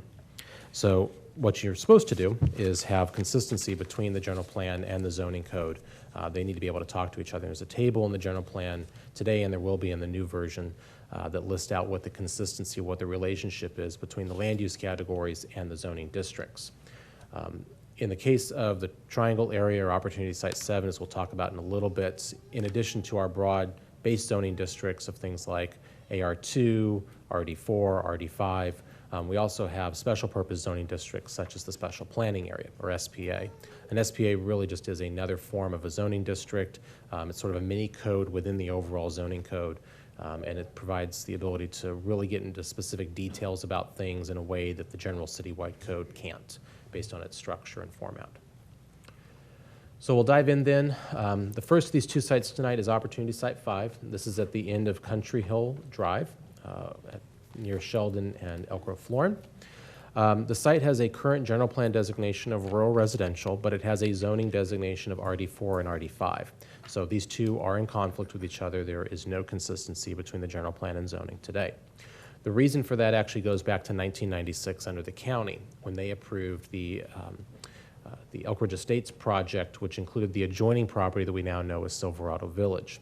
Under that plan, this property included low-density residential uses, RD4 and RD5. In 2003, with the city's first general plan, the council identified that that really ought to be rural residential. We never went through with a zoning consistency update where we went through with properties that had zoning inconsistent with the general plan and changed their zoning. So in this case, the zoning would have been changed had we done that program from RD4, RD5 to AR2 or AR5. Again, we have this inconsistency we've not gone back and cleaned up. We do now have the Silverado Village project next door that's approved. They have a development agreement that gave them a 10-year vesting life. They're a couple of years into that. We don't have any status information to report at this time on where they are in moving forward to construction, but it is something to keep in mind out there. Particularly C Court, which is called on this map. It is a cul-de-sac that comes off of Silverado Drive, which is a loop road through the project that connects Bond Road with Waterman up at the north end. That court comes very close to hitting the property line, but actually doesn't all the way. But the property around the back side of it will actually be dedicated to the city. So there is an opportunity ultimately to connect that cul-de-sac and extend it through into this adjoining property if it's the council's desire. It just wouldn't be done by Silverado. It would have to be done at a later date. So through the general plan update, there was a property owner request back in early 2016 to look at changing the general plan back to low-density residential so that the zoning and general plan be consistent with where the zoning is today. As part of the proposal, the property owner provided the map that's up here on the screen showing a conceptual layout for how the streets and lots would be allocated. I won't go into too much detail on it, other than to say they've proposed through this exhibit that the primary access to this area would be through Silverado, so an extension of C Court onto the site. Given the unit count and how the one point of access would then work pursuant to our code and other fire regulations, a second point of access for emergency vehicle purposes would be required. And they're showing that here at Country Hill, up here at the north end. But otherwise, their proposal essentially is to take it back to low-density residential with the existing RD4, RD5, but access through Silverado. We did a couple rounds of public outreach on this concept in the spring and summer of 2016, as well as staff attended a couple of Grecia's meetings. Their comments, which I won't go into detail too much because I'm sure Shirley's here this evening and we'll talk about them, primarily focused around this issue of access, how residents would get in and out of the area, as well as density and their concerns about consistency with prior council direction, as well as the overall intent of the rural area and this 2-acre lot size limitation. So your direction that occurred back at the end of March was that we would not change the general plan as part of this update process. The applicant certainly would be able to file their own application for a general plan amendments and subdivision application. And staff suggested one way to address some of these access issues and ensure that access would be through Silverado concurrent with whenever they ultimately develop, that subdivision application would also include a development agreement that would spell out those timing and access issues. So based upon that, staff has not moved forward with any changes in the property. We're continuing to analyze it as rural residential. Options before you this evening, you could continue with that direction, or you could provide staff direction to change it to low-density residential in this update. Move on in the presentation to Site 7. This is what's known as the Elk Grove Triangle. Christopher, before you move on, do you have a slide that shows the rural boundary? I don't, but I can pull one up pretty quickly. Essentially, I can do that in a minute if you like. If you want it now, I can do it too. You can do it towards the end. Okay. So Christopher, since you're here, how big are those parcels on the north? I believe these that are proposed up here at the north end are 1 acre in size, and the balance in here are basically a combination of 1/4 and 1/5 of an acre. So they're probably in the range of 55 by 105 to maybe 65 or 70 by 110 or 120. And the only access is through the southeast corner? Correct. You can see that here. They've called it out. I know the scale here on the slide is hard to read. You do have it in your packet as well. And then up here it's labeled as emergency vehicle access. So there'd be some sort of gate or K-bar or something with a Knox box that would restrict that. So the average resident wouldn't be able to go through, but CSD Fire and our police crew would have the ability to get through there if they had to. Okay, thank you. Christopher, with the bigger sketch that you had with Silverado, could you bring that up? Sure. Maybe on this, you could kind of show the boundary at least to the south. Oh, sure. So the rural area includes all of this Greater Sheldon Estates stuff to the north. It includes this property highlighted in yellow, and it includes all of these properties here that are along Campbell Road. And then obviously it extends out further to the north and east. So is the southern property line of the proposed Site 5 the current boundary of the rural residential? No, so the current boundary, actually, let me see if I can mark it on here. So the boundary essentially does something roughly like this. Comes down here.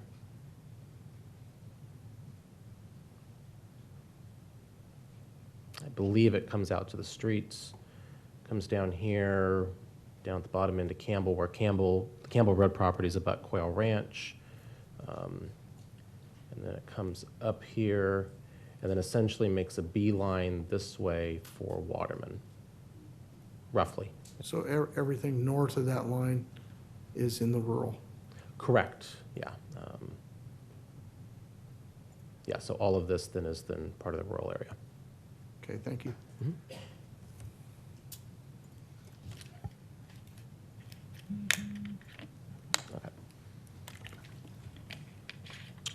So again, here's the options that are available. So then Opportunity Site 7, referred to as the Elk Grove Triangle. It's bounded by Bond Road on the north, Grant Line Road, the future Capital Southeast Connector on the southeast, and Bradshaw Road on the west. In 2003, with the general plan, the direction was to basically allow or provide for all of this to at a 1 acre minimum lot size requirement. That was then implemented through, on the zoning side, the Triangle Special Planning Area Triangle SPA document. Among the many things it identifies as essentially consistent with county standards, once you get below 2 acre lot size, you're into the requirement for public water and sewer, because you can't accommodate both the well and the septic generally all in the same lot, given the potential build out of this area. So what you'll see on this map are a couple of projects to keep in mind. Up at the north end is the Silvergate, Van Ruten, and Kapalua subdivisions. These are all developed at 1 acre and are on public water and sewer. South of them are a collection of 1, 2, and 5 acre lots that are generally in this area, and I think by and large these are on private well and septic. You have the Di Benedetto property, which was approved, I believe, in 2005 at a 1 acre lot size standard, as well as the Brownwood project across the street on the south side of Elk Grove Boulevard. The requirements for these, again, were public water and sewer, so their obligation was to make the connections out near Bradshaw Road and connect everything through. South of those are a number of properties that are actually larger, the 5, 10, and up lot sizes. These are larger pieces. So just real quickly here, we've been looking at this as part of the general plan updates for a number of reasons. One, given the adjoining East Elk Grove specific plan area to the west, as well as the potential development opportunities in what we refer to as the East Study area on the south side of Grant Line Road.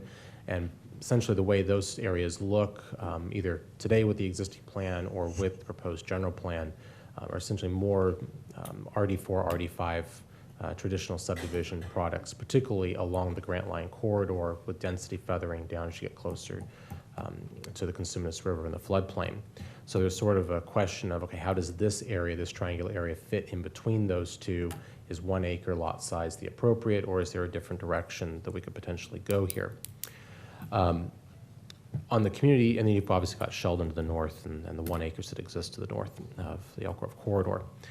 We did a couple of community outreach efforts, both online and a workshop, particularly the workshop that was held in July of 2016 out at the Elk Grove Park Pavilion. A fair number of residents attend that and did voice a number of concerns, which we summarized for you at your March study session. There was also property owner correspondence, particularly from those on the south side of Elk Grove Boulevard, which you do have in your packet this evening, asking for a change to something denser. So based upon some staff recommendation and ultimately council discussion, your direction to us in March was sort of a feathering of density from the south to north, so from denser on the south end to less dense on the north end, with a transition occurring with the Di Benedetto project. So essentially, everything on the south side of Elk Grove Boulevard would be allowed at a 1/4 acre lot size requirement. There would be a band of 1/3 acre minimum lot size that would principally be at Di Benedetto and extending across to Bradshaw, with a transition area on the northern end of the Di Benedetto project at 1 acre. So the interface between Di Benedetto and the existing homes to the north was 1 acre, consistent with the existing standards. Staff would then come through in parallel and ultimately after the general plan update with the necessary updates to the special planning area, the Triangle SPA, to then implement all that. Because the SPA ends up getting to all the details about how is the drainage going to work, how is street lighting going to work, the street cross sections, setback standards, allowed use regulations, and all those other things. So essentially, again, the general plan sets the tone for how, from a density perspective, this area ought to be approached, and the SPA actually has all the regulatory components to inform how the subdivisions ultimately get laid out. This could even include things like walls versus berms, what the landscaping improvements need to be. All those sort of detail elements are through the SPA process. Staff's always envisioned that that would happen. We'd be initiating that later this fall with the intent of having it come behind the general plan as soon after as made sense. And once we had all those details worked out, that would obviously then need to include public outreach, several meeting series. We'd have to work with the property owners and the other neighbors out there. So by no stretch of the imagination does the general plan close everything out on this issue. So your options this evening, you can continue with that prior direction, or in option B, revise the boundaries of the density breaks as you directed us. In both those cases, we would be looking at an update to the SPA, and we'll go through a process to do that and identify what those requirements are. In option C, we would just revert everything back to the existing general plan designation with the 1 acre allowance, and we would not need to be looking at any updates or amendments to the SPA. That concludes staff's presentation. Happy to answer questions if you have them. Questions? No questions? No questions? Thank you. This time I want to open public comment, and I see there are a number of speakers. Let's start off with the first speaker, Peggy Engel. Following Peggy is Carol Hess.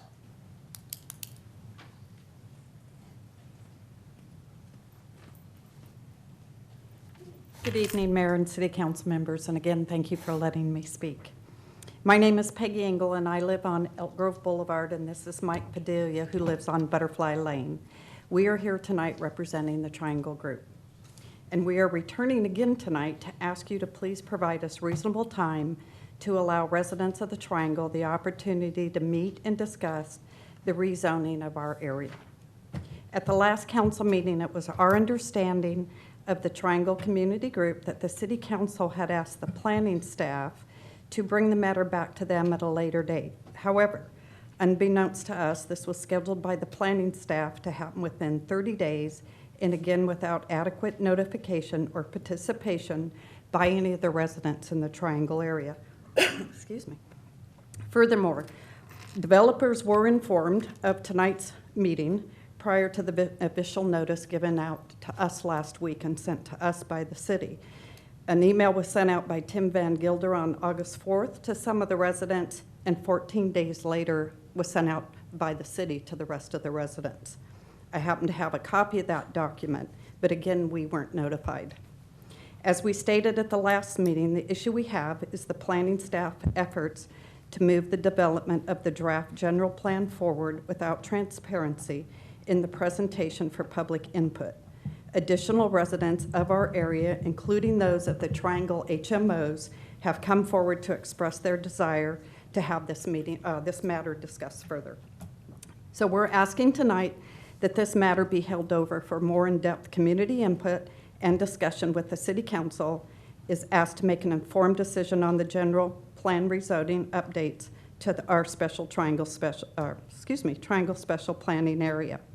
The Triangle Group is asking that we get an additional 90 days to be given for this purpose, and at least a minimum of 2 public workshops be scheduled to include all Triangle area residents along with a neutral member of the planning staff. Not 1 workshop, but more than 1, so we have ample opportunity to get all the residents together. As my grandfather used to say, measure twice, cut once. So what we're asking for is let's do this right, let's do it together, and let's do it so everybody is happy and has the accommodations they want and not just the developer. By the way, tonight, the Triangle Group submitted to the city clerk just shy of 100 signed petitions from our community that is in favor of this request that we're asking tonight. So we hope that you will support the Triangle community in continuing further public input and allow a more robust discussion to occur before moving forward on the future of our area. Thank you. Thank you, Peggy. Carol Hess is the next speaker. Following Carol is Tim Van Gilder.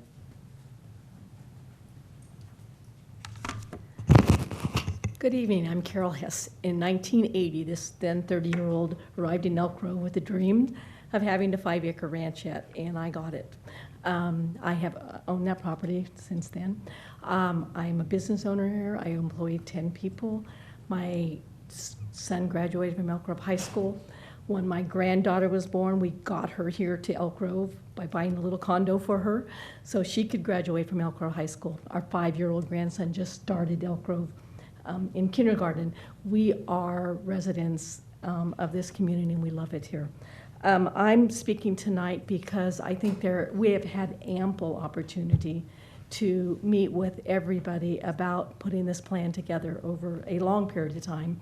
And I'd like to go on record to say that there was a unanimous decision to go forth with this plan.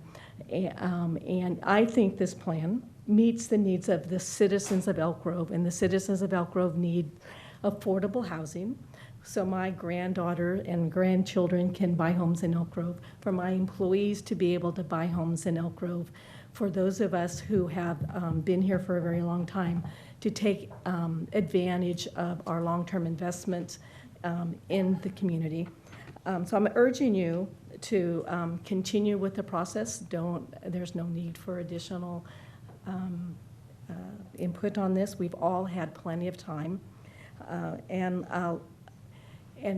understand that this plan does not force anybody out of their property. It's not eminent domain. It just gives landowners the ability to use their property the way they want to use it. And everybody who owns property in this area will get to keep their 5 acres if that's what they want. So please continue forward and not delay anything. Thank you. Thank you, ma'am.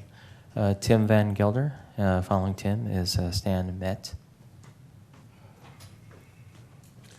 Good evening, Mayor, council members. Thank you so much for everything you do. I've been a member, I've lived in Elk Grove for over 25 years, and I've been a business owner for 20. And I pride myself on honesty and treating everybody equally with a voice. Over those years, I've created a large community of good friends, some family members, but also many business associates. Over the last 3 years, I've used some of that involvement to contact and communicate with good friends and business associates in the Triangle area. Everybody south of Elk Grove Boulevard in that Triangle areas I've communicated with, and they've actually given me a platform to talk to them. They trust me, and I look after their interests. So I help them to try to understand alternate Plan B, and we looked at all the different alternates. I made discussions with quite a few of them, and we've had coffee, meals together, and this process started over 12 months ago. We know that it started 12 months ago. And then during that time, we did file a petition, and everybody south of Elk Grove signed the petition except one man who I won't name just because he's elderly and he doesn't want to be bothered at his home. And I did file a email, as you all received. I also filed an email to everybody south of Elk Grove. Initially, one of the members here was in favor and signed the petition. So that's how this leaked to the other party. It was never my position to deceive anybody or be dishonest. What has happened over the last 12 months, though, is this group has moved forward and they've made great concessions and agreed to Plan B. They really believe that this can work for them, even though it wasn't their proposed density. They were hoping to get higher density.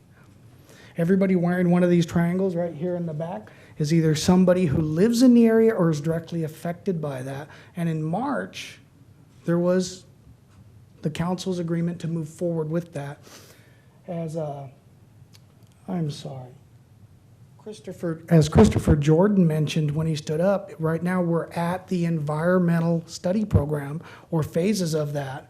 And he mentioned that when we first stood up. And he said if that doesn't continue forward, that's going to create a huge backlog in what happens within the city planning for this area.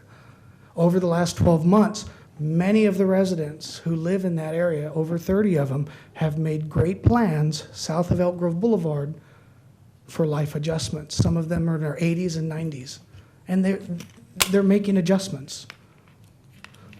For this to be postponed will cause a great headache for those people. So I'm here to ask you to please continue forward with the process. I have no trouble discussing many of the people that are in opposition, I know. And we've communicated and I shook hands and we talked about parents and family. And it was never my intent to deceive them or try to go around them. But this process needs to move forward as you originally requested or approved, and then we can always adjust from there, and we are willing to have discussions, but I would like to see, for everybody involved, the environmental portion studies continued. Tim, I have a question for you. So I heard you say 12-month process, and I heard you just say some of the other folks that want more time, it sounded like you had talked with them too. Was there a time where? I introduced myself to a few in the hall, and I knew some of their family members. Okay. Yeah, and no, they definitely want to postpone this process, and I'm not saying the process couldn't be changed, but there's no reason we can't continue with the environmental issue. I think the environmental would help out city, would help out all the people involved, and we could still continue those studies. And we can meet with them next week, next month, and have those meetings and discuss it. But for 12 months prior to this, we thought everything was running smooth. And the group that I'm working with, made great concessions. So for 12 months, you guys have been working, but to the folks north of Elk Grove Boulevard, they have not been part of the process. Is that right? Over a year ago, they had the community meeting and they expressed some concerns. And some of us were at the meeting and we just kind of watched the process. But yeah, we didn't when this was kind of agreed to go with alternate Plan B, we thought that was resolved in favor of all the community, not just one portion north of Elk Grove, but all the community.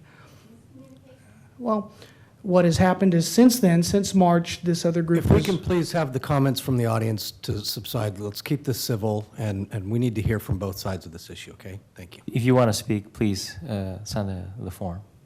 Thank you. But yeah, since March, this has kind of come up, and I think you're doing a wonderful job, really, to look at this honestly. But at the same time, there's a large group of people south of Elk Grove Boulevard that are going to talk tonight that it's greatly affecting their lives. And it caught us completely off guard up until like 2 weeks ago. And we are willing to meet. These people are a distance away, but they know each other through family, so we have no trouble meeting with them, and we'll be very polite always. Thank you. Okay, thank you. Stan Met, following Stan is Jeff Mahan. Good evening, Mayor, Council Member Stan Meddy with Wood Rogers on behalf of Manicus Properties. I thank you for the opportunity to address you this evening. The 2004 Triangle SPA was approved over 13 years ago. Things have changed, and the plan can't be developed as it was originally conceived. The Triangle South will be surrounded by four-lane arterial roadways. The projected infrastructure costs are enormous, and 1 acre lots are not going to contribute a great deal to the cost of that infrastructure. In a word, it's infeasible. There are frontage and utility improvements needed along Elk Grove Boulevard and the future Grant Line Road JPA facility. Those costs are enormous and can't be borne by 1 acre lots. There are safety issues at the Grant Line Road, Elk Grove Boulevard intersection that need to be addressed. It was a different world in 2004. Development pressures did drive that land use plan. In 2017, development pressures aren't what they were at that time. In 2017, we know the Grant Line Road JPA facility is going to bring traffic to this area, with or without any changes to this plan tonight. It's coming. No land use plan, including the Triangle SPA, is carved in stone. It's prudent to take a look at these things over time, and 13 years later, in the context of a general plan update, is the appropriate time to take a broad policy look at the Triangle. We're not getting down into the details. Those will be vetted in the future appropriately in the public forum. Today, we're setting policy, broad policy, and we need to have a plan that can be constructed. Right now, we don't have that. This plan was properly vetted in a duly noticed public hearing. You guys fairly deliberated this, came to a unanimous decision to move forward, and then we find out a month later that we are backpedaling. It's unclear to us why we would reconsider that decision at this juncture and delay the general plan update. There's no reason to delay that at this point. You will have an opportunity to vet this again in the future. There's a fundamental fairness issue here. Our opponents want control over lands they don't own and will not be directly affected by. I realize there's disagreement on this point, but we are buffering the existing 1 acre lots with lands, with properties, lands that we control. We are going to buffer their existing use. However, they still want to control what's going on further south, and additional density is needed to fund the infrastructure that's mandated in that plan. The choice is simple. It's keep the status quo, and we know that won't work. So I respectfully ask you not to delay the general plan update process. We will have an appropriate time to look at the Triangle specific plan, and with that, I'd be glad to answer any questions. All right. No questions. Thank you, Mr. Meddy. Thank you for correcting my pronunciation of your name, and if I do butcher your name, please correct me. Next speaker is Jeff Mahan.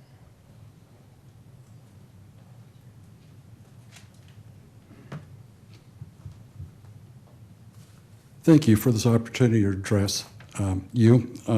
I also thought we had this reasonable plan developed back in March when everybody agreed unanimously on the inclusion of the alternative B in the general plan update.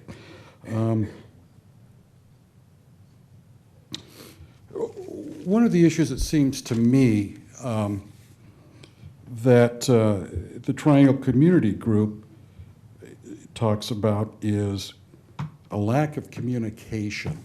In today's Elk Grove Citizen, the leader of the group is quoted as saying that both developers and people in the planning department keep moving forward without really providing all the residents of the Triangle area with an opportunity to express their desires and their needs.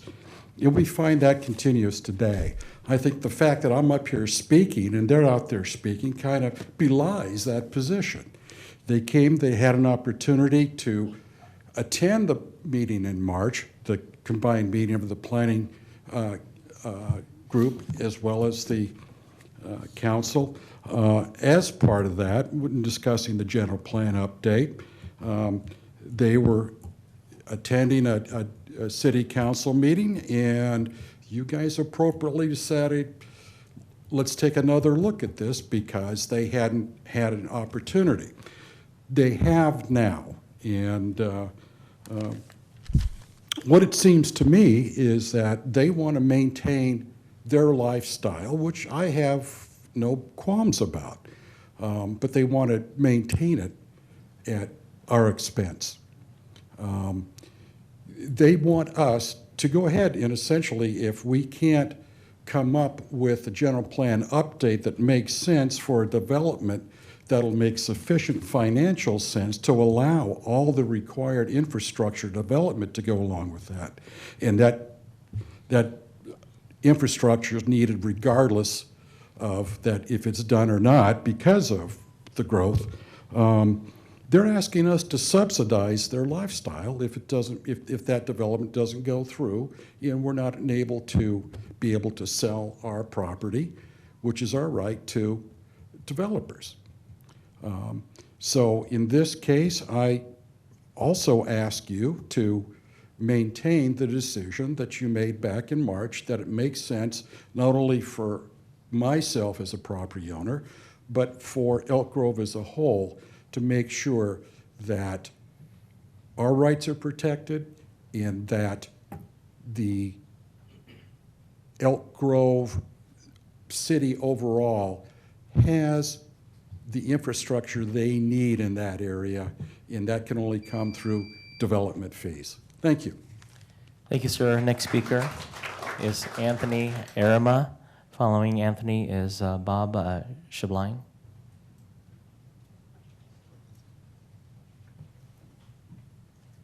Good evening, Mayor, City Council members. My name is Anthony Oriema, and I've been a resident of Elk Grove for 45 years on Bradshaw Road. Nice ranch at one time, it's now weeds. Anthony, could you pull the mic down too a little bit? It's now a fire hazard. Thank you. It's now a fire hazard. Has to be mowed every year because they don't raise cattle and don't raise pigs anymore. The reason I'm up here is to help convince you to go ahead with Plan B that was agreed to in March. Don't let a few stop the development of the Triangle SPA, which will benefit all of our city of Elk Grove. As you know, all the homeowners of the Triangle South are in favor of the subdivision map, Plan B as put forth by the City Council on March 29th, 100% in. Plan B is the best compromise to satisfy all the owners of the Triangle SPA. No one is 100% satisfied with your recommendations, but your recommendations represent the best compromise and would allow the development that is needed in the Triangle SPA. In 2003, I helped get our 5-acre zoning changed to 1-acre zoning, thereby allowing construction of the executive homes now present in the Triangle SPA. Back then, we were experiencing a housing boom, and almost anyone could and did afford these homes because of the easy loans. Successful developer Ryan and Bardis held on the contract the Benedetto property and most of the land south of Elk Grove Boulevard, the Triangle South. Their plan was to extend the 1-acre subdivision that they had already completed in the north part of the Triangle, where many of our residents and now enjoy their executive houses thanks to the efforts of a few. We all know that housing boom collapsed in 2008 and Ryan and Bardis filed for bankruptcy. They returned to Elk Grove in 2013, but they are now developing homes with RD7, RD5, and RD4. They're in the Elk Grove Sunridge subdivision, bordering Elk Grove Boulevard, Bruceville Road, Whitelock Road, and Bighorn Boulevard. They no longer think 1-acre home sites are profitable given the previous 10 years and from 2007 of the increase in fees, requirements, and restrictions. For a developer to make a profit on the undeveloped land in the Triangle SPA, 1-acre zoning will not work. The City Council preferred compromise Plan B is the only way a developer has a chance to profit. You have a developer who is willing to take a challenge right now. Don't let this opportunity slip away. Think of the benefits of a beautiful new executive home development would mean to Elk Grove. When development goes forward, Elk Grove will get the benefits of new executive homes converting some Prop 13 lands into higher property tax brackets. More money for schools, police, fire, and other projects as directed by the city for the benefit of the city. Don't let obstruction stop development that the Triangle SPA needs. So for the good of our city, please consider not changing or postponing what we agreed to in March.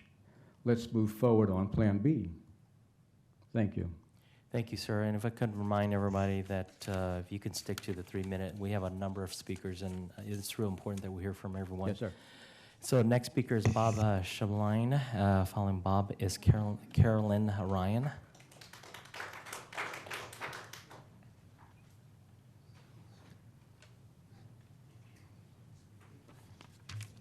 Hello. My name's Bob, and I'm kind of different than everybody else here. I actually live on 10 acres in the foothills. And my wife and I raised our kids and had horses and all that good stuff. And now I don't want to live on 10 acres anymore. And so I found out about this plan because I know one of the folks that are developing it. And I'm thinking, I don't want to move to, 6 and 7 houses to the acre. So I like the fact that there's going to be a variety of estate type lots. And so, and I did commute in today through Grant Line, and it's getting very crowded. Lots of stopping. I had to hit my brakes hard a couple of times just because that's just people turn and there's no turn lanes and all that kind of stuff. So I know it's going to be developed. And as I'm looking at this, if there's not enough density for those lots to absorb the fees, which, as you know, they're quite large, then I'm not going to have an opportunity. They're not going to develop it. I mean, if you can't go with the compromise and require less density, I don't know how they can do it. So then I'm looking somewhere else to relocate my life. I would love to live on a 3 to an acre, maybe half acre, maybe an acre. But I don't want more than that, but I don't want less than that either. So I'm kind of looking from the outside in, as this be a great place for me to relocate and finish my life out where I don't have to cut weeds, fire hazard, and all that kind of stuff. So thank you for your time. And here's the other thing, is how times change.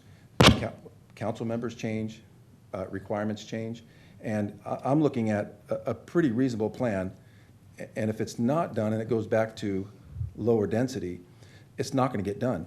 And then what happens to that property in 2, 3, 4, 5, 10 years? It could be zoned for apartments. You just never know, because Grant Line is going to be a whole different deal in the future, and I know the city's looking at annexing part of it. And so I'm talking to the residents that are opposing this, is you've got something that is nice estate-sized lots, and if you are able to obstruct this, be careful what you wish for, because in the next go-around of zoning, this whole thing could change, and you might not like what you're left with. So, thank you. Thank you, Bob. Carolyn Ryan is the next speaker. Following Carolyn is Robbie Jeremica.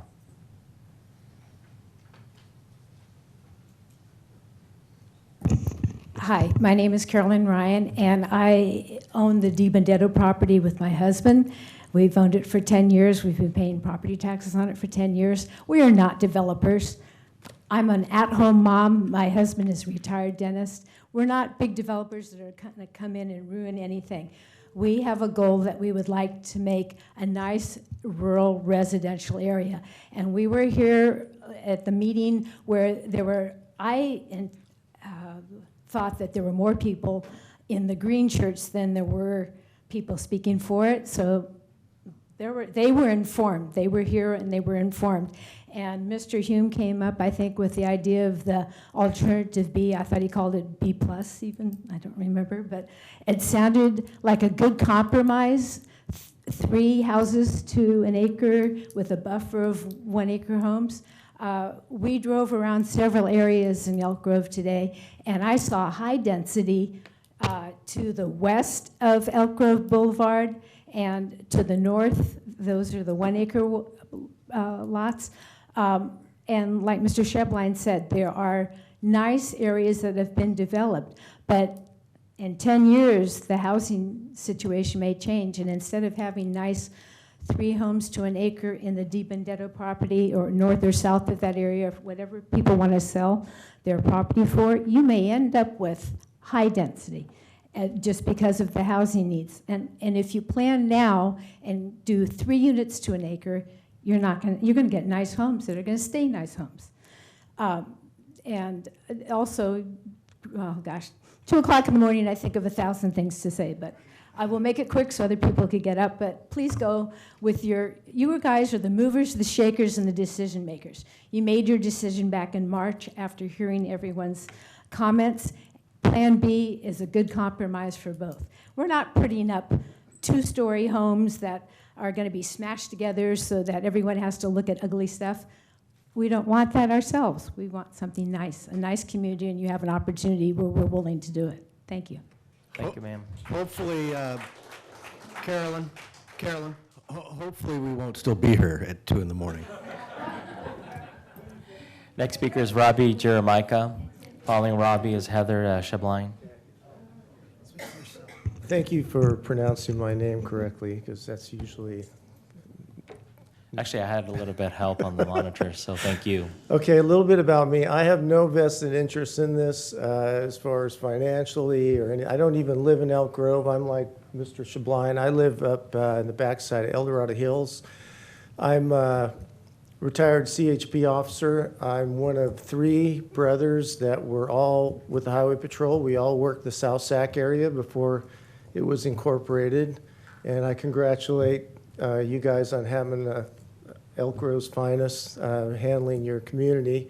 But I worked on a number of fatalities and major injury accidents in this area over the course of my career when I was working down here. And Grant Line Road is of interest to me because I frequent Grant Line Road. If you haven't noticed, it's a major artery for those of us that live in El Dorado County and El Dorado Hills, Rescue, Cameron Park.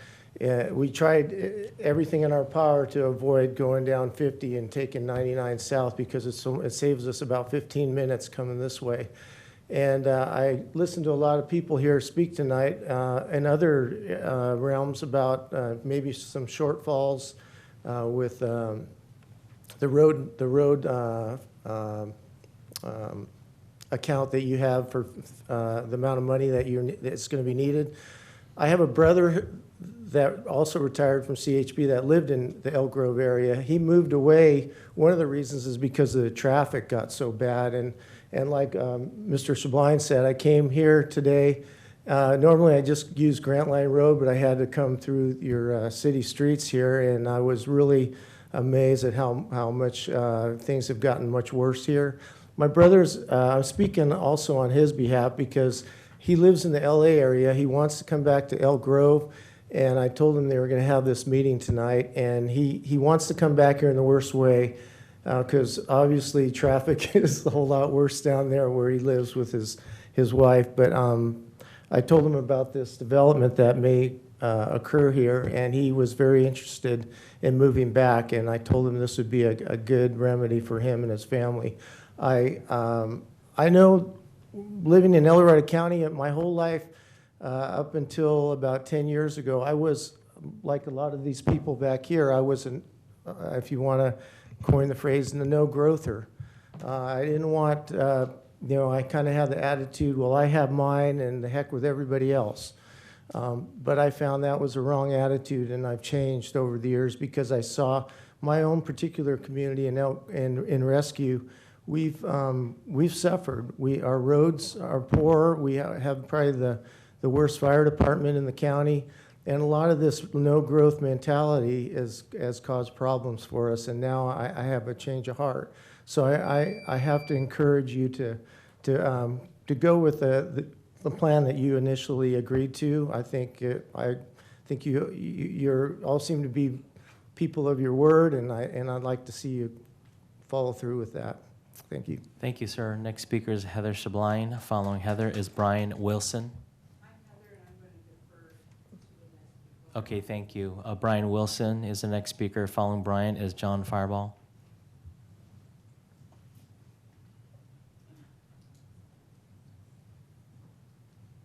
Good evening, Mr. Mayor, City Council, staff. I'm Brian Wilson here on behalf of Site 5. Thank you for putting it back on the agenda. I wanted to talk a little bit about some of the attributes of staying with the current density, the RD5 zoning that the property currently has, and also ask that we go ahead and study it under the EIR as the RD5 versus the potential AR2. As the RD5 property should develop, you'll find that we'll actually preserve the rural area as the map we kind of showed as a potential idea with buffers and open space so that the rural area could be preserved for the long term. But in developing our RD5 project, we would be able to add drainage, would help the neighbors to the north. Currently there's some flooding issues, but we could tie into the public storm drains. Also, we could use the public infrastructure that would be coming through Silverado, so we could avoid drilling, putting in another 20 wells and septic systems, as well as we could divert traffic out of the Country Hill street, which would tie into our potential 20 lots, and redirect that traffic to come through Silverado. So it's actually a way to preserve the existing rural zone while making our project feasible and contributing to the 170,000 people that live in Elk Grove by making homes that the citizens could afford. We currently have 62-acre parcels, and in 2 years, we've been able to sell about 9 of them, just because the citizens of Elk Grove don't have the funds to buy a $1.5 million house. And so what's best for the community is really to develop homes that are nice, can contribute to the tax base, and when I kind of did the numbers on it, the city would stand to make about $5 to $6 million in fees and permits through developing our project.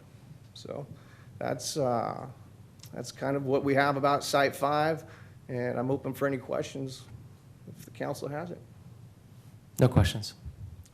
All right, well, I'm asking that we please study Site 5 as an RD5 in the EIR. Actually, Mayor, I do have a question. Go ahead.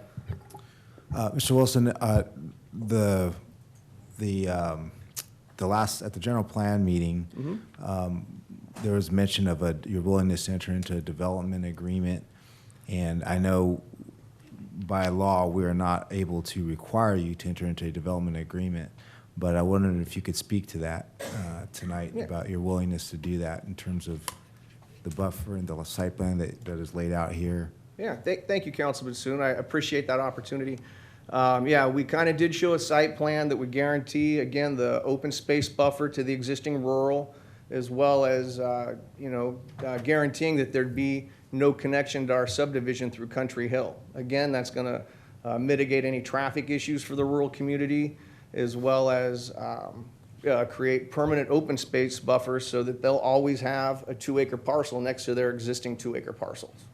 And we would be willing to enter into any sort of an agreement that would hold us to that with deed restriction or however we may need to record an agreement.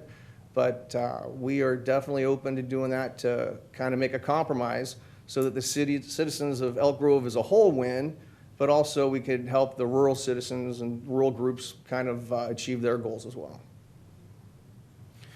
Just out of curiosity, and we don't have to solve it up here tonight, but I just had a thought, or would you be willing to do a partial split on that northern part so that becomes a separate parcel and could then be deeded over? We would be definitely open to that. Our original map showed 1-acre parcels that buffered the 2-acre parcels. Subsequent to the original map, through meetings with Gresha, we actually came to the conclusion that we'd be willing to offer that all as open space. So I believe in the map we have about 8 1-acre parcels that would separate our subdivision from the neighbors to the north, and we would be willing to dedicate that all as open space to the city, or we could put it in an HOA, or maintain it as it would need to be maintained. Okay, thank you. Okay, thank you, Brian. Thank you. John Fireball. Following John is Manny Gergenakis. If I mispronounced, please correct me. Thank you. Good evening. My name is John Fireball. I'm a resident on Jetmar Way. My wife and I and children that are now grown up have resided there since 1983. And those lots north of the De Benedetto property are all 5-acre lots until you get to the Van Rooten Estates, with the exception of the one property on the entrance to Jetmar Way, which is a little over 7 acres. I think one thing I want to highlight is the notification of this process.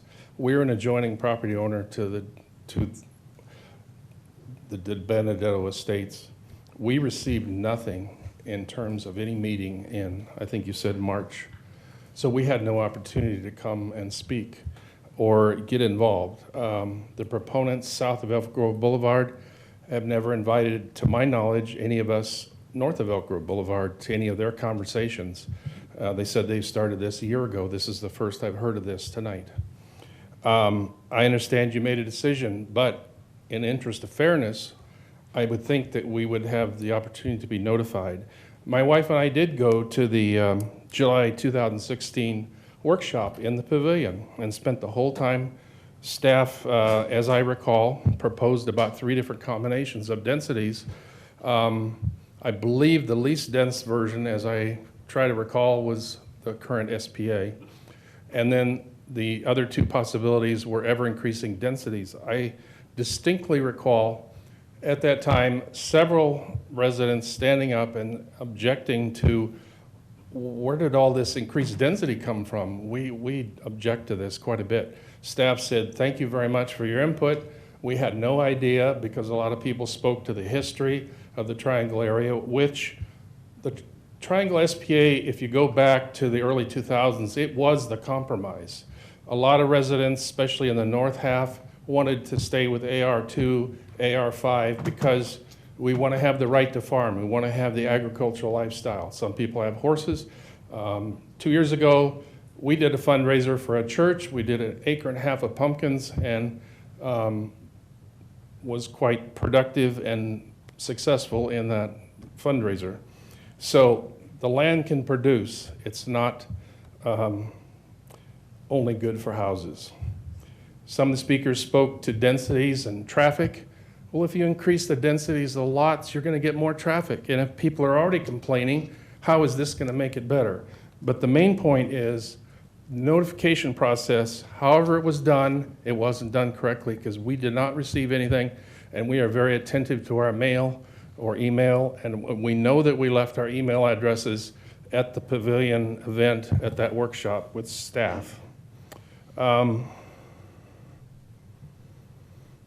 As I mentioned, the Triangle is, SPA was the compromise. We're not opposed to development, but it just seems like there's this constant march, and I'm disappointed in staff. That's all they can think of is higher density, higher density, higher density. And it's not the tradition of Elk Grove. Look at our seal. So I do appreciate your time. And there's some other things I'd like to speak to, but my time is up, so thank you very much. Thank you, sir. Our next speaker is Manny. Mayor John, I have a question for John. John, could I ask you a quick question? Yes, certainly. I was just curious because it was stated earlier about a 90-day delay in at least 2 workshops. And I'm just wondering, what do you see would be accomplished after 90 days? What additional information? Well, at least we would have an opportunity to make an input, and I would think, you know, this should have happened, let's say, last year or in January or something before it came to council, but that's just an attempt to try to be able to have an opportunity to feel like we're not being road-rolled, steamrolled. I certainly appreciate and empathize with that. I'm just wondering, do you foresee something we would be considering or talking about something different than what we're looking at today after 90 days? I have to be honest with you. I have thought of this for years. Can anybody tell me where a park is in East Elk Grove? And the 40 acres with De Benedetto, I think it would make a really nice equestrian and agricultural-oriented park, which could be unique and address the history of this city. But obviously, I hear laughter in the background. But where is a park for East Elk Grove? I know that's a separate topic, but since we were talking about parks earlier, I just had to bring it up. Sorry, I segued. No, it's okay. I'm just curious. Okay. Thank you. Thank you, sir. The next speaker is Manny Guryanakis, and following Manny is Anthony Gernovino. Good evening, Mayor and council members. My name is Manny Georgianakis. Close. I'm here representing the Van Ruten Ranch Homeowners Association. We are a community of 81 homes in Van Ruten. We are bordered with Hearthstone Community, which is 54 homes, and Silvergate, which is 77 homes. I'm sure you know we're on Bond and Bader in that area between the three of us. To be quite frank with you, we were notified about this project 8 days ago. None of our members, none of the HOA, none of the other HOAs ever knew anything about this. We were just notified, like I said, 8 days ago. Along with me, for brevity's sake, is my board, Rick and Kenny Jagla, Matthew Brazier, and Michael Sharp. Again, we are all residents there. We were never notified of anything. This is the first we've heard of it, and we have not been involved in any talks, any meetings, anything at all. We are not opposed to development. That's not what we're here for. But we have some concerns about the cluster housing. We also have concerns about being involved in our community. You've had a lot of speakers here, or several speakers here, that don't even live in Elk Grove.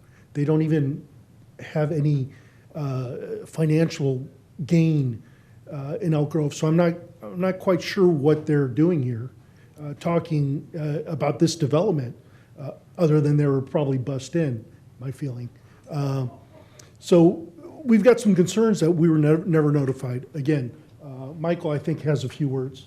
Did you have something?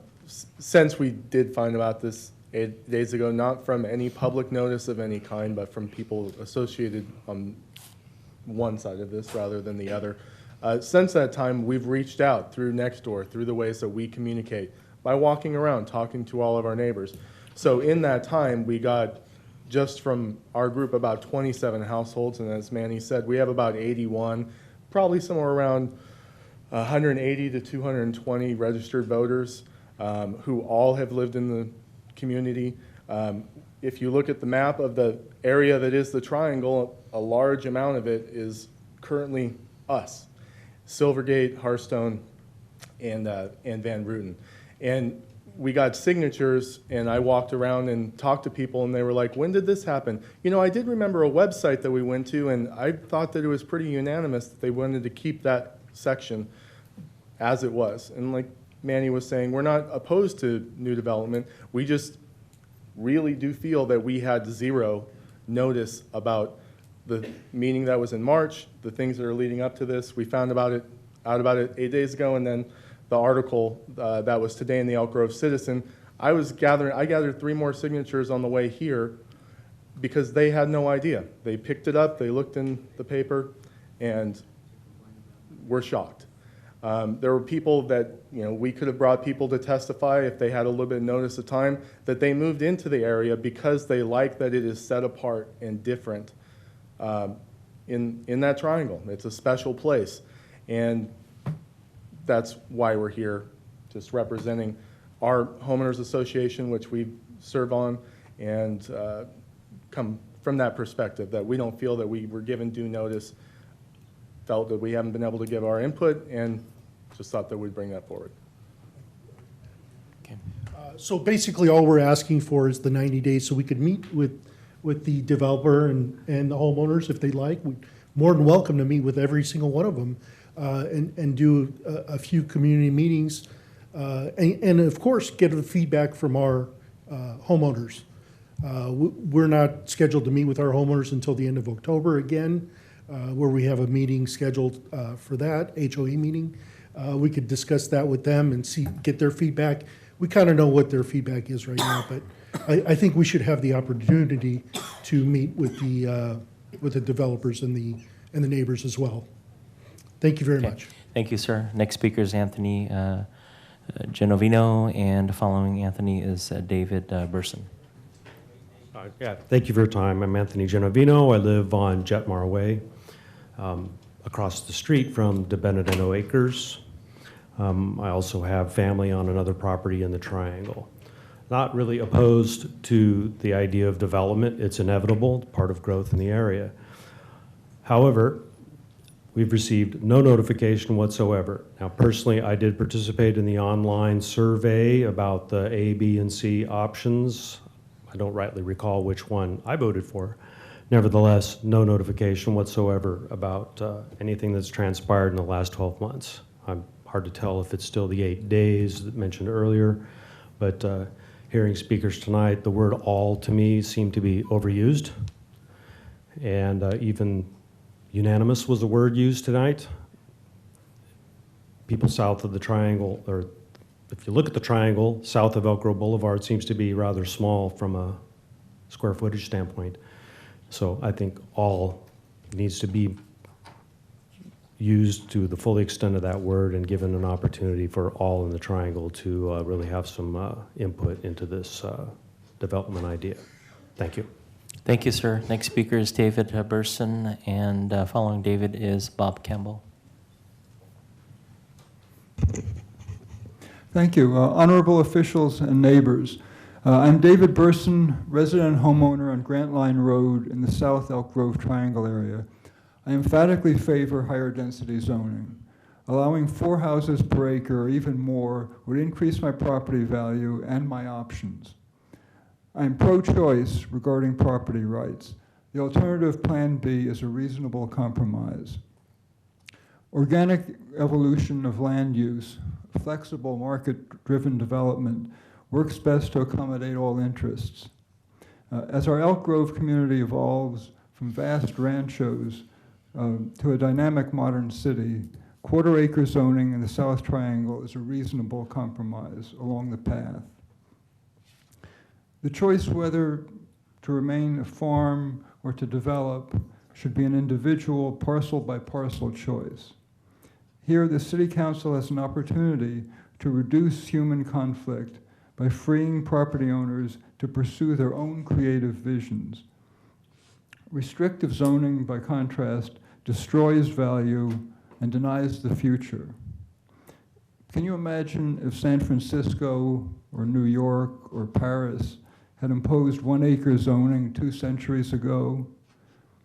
Their organic transformation into thriving, diverse, welcoming cities would not have happened. Minimum lot sizes make housing less affordable and cities less flexible. I bought my first house as a 22-year-old law student. The house was situated on a 1/25th acre, that's 0.04 acre lot in Brooklyn, New York. 1-acre zoning would have utterly precluded my opportunity to become a proud homeowner. If our country is truly the land of the free and the home of the brave, we should be free to develop, use, or convey our real property as we choose, and our neighbors should bravely tolerate our liberty, though some may not presently desire to exercise their equal liberties. Thank you. Thank you, sir. Next speaker is Bob Campbell. Bob Campbell. Following Bob is Don Ryan.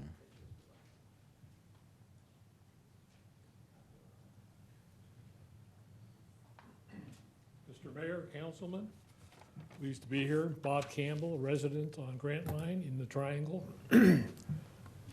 Keep it very simple because it's a lot of time's been spent, and I'm not nearly as articulate as several of these people. You approved Plan B in March. Should go forward with it. I think it addresses the best for the entire Elk Grove community from a financial and development perspective, and avoids this, what I'm hearing is I've got mine, you can't have yours mentality. People are depending on you continuing forward with Plan B, I know. Thank you. Thank you, sir. Next speaker is Don Ryan. Don Ryan. Following Don is Lynn Jackson.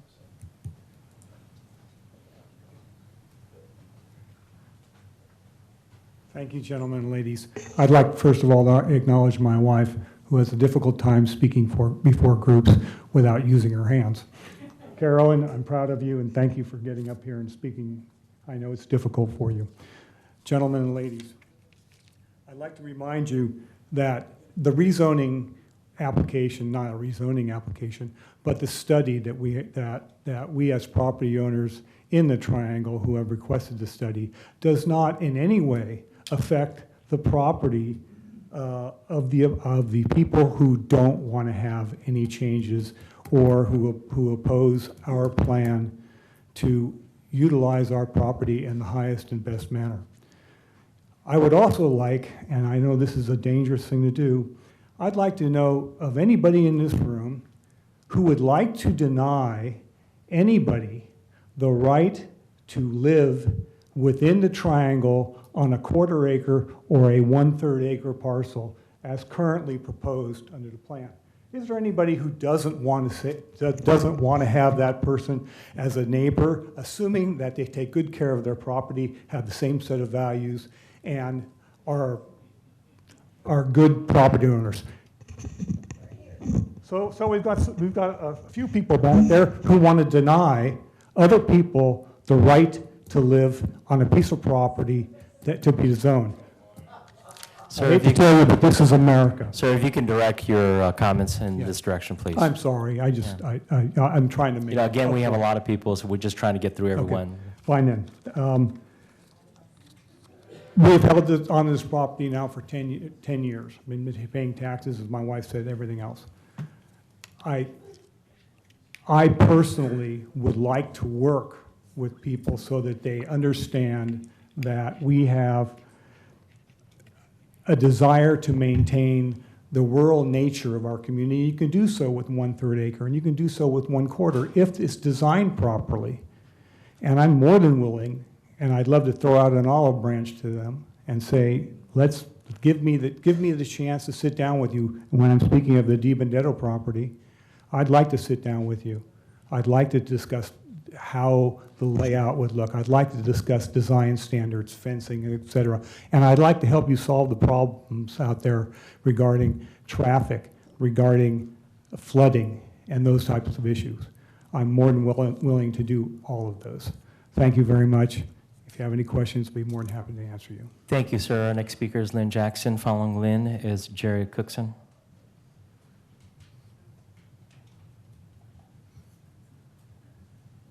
First off, let me tell you, I do not live within the triangle, but I live on Bond Road, so I'm directly across the street. We spent many years working on the plan for the triangle. It was, yeah. It was hard, and it was hard for everybody. I'm on 10 acres. I have a business. I have horses. I now have 2-acre parcels next to me with 9,000 square foot homes. It's a lot of fun, let me tell you. At night, it looks like a city. But getting back to this, I was at that meeting at the park. I have religiously given this city both of my emails, home and work, for any notifications for anything that goes on within the Triangle area or affects anything in the Triangle area. I received nothing after the meeting at the park. Absolutely nothing. Had no idea that these changes were coming up. Now, that's just the email. The city also has policy and procedures of notification of 1,000 feet within an area that's to be affected. Your changes to the general plan identify Area 7. Okay, Area 7 comes up to Bond Road. Bond Road has 40 to 60 contiguous acres that people want to develop just between, on the south side of Bond, between Bader and Bradshaw. When you make these changes, that's taking that block of land that's basically mostly elderly people, and some of them have already passed away, and putting it right in with this. That puts that area in as a potential. There's the block of land that's down at Bond and Grant Line. That becomes a potential split into 3rd, 1/4, and 5th acre. Because you're not saying this is just the bottom of the triangle. You're identifying it. Your planner has identified the whole area. Okay, so that's one thing. The other thing is that the people here have said that no one wants development. These people have, not one of the people opposed to what's going on have said they don't want development. They've said they want input and they want to be able to voice their opinion. That didn't happen. People were not notified. You know, and if you end up doing development, you've got to do it in a way where the people that are already residents are not impacted. Take the people that have a 1 acre and put 1 acres around them. Take the people that have 5 acres and try and put as low a density around them as you can. And then feather it out. But don't say, okay, this whole block is 1/3 or 1/4 acre. And within that, you've got 5 separate residences that have 1 acre parcel. So instead of having an acre next to them, they now have got 6 homes next to them. And coming from somebody who now has 20 homes next to them where there used to be cows, that's not a small impact. It really isn't. I guess that's about it. I don't know what else to say. Thank you, ma'am. Appreciate it. Next speaker is Jerry Cookson. Following Jerry is Rondalyn Solano Lim.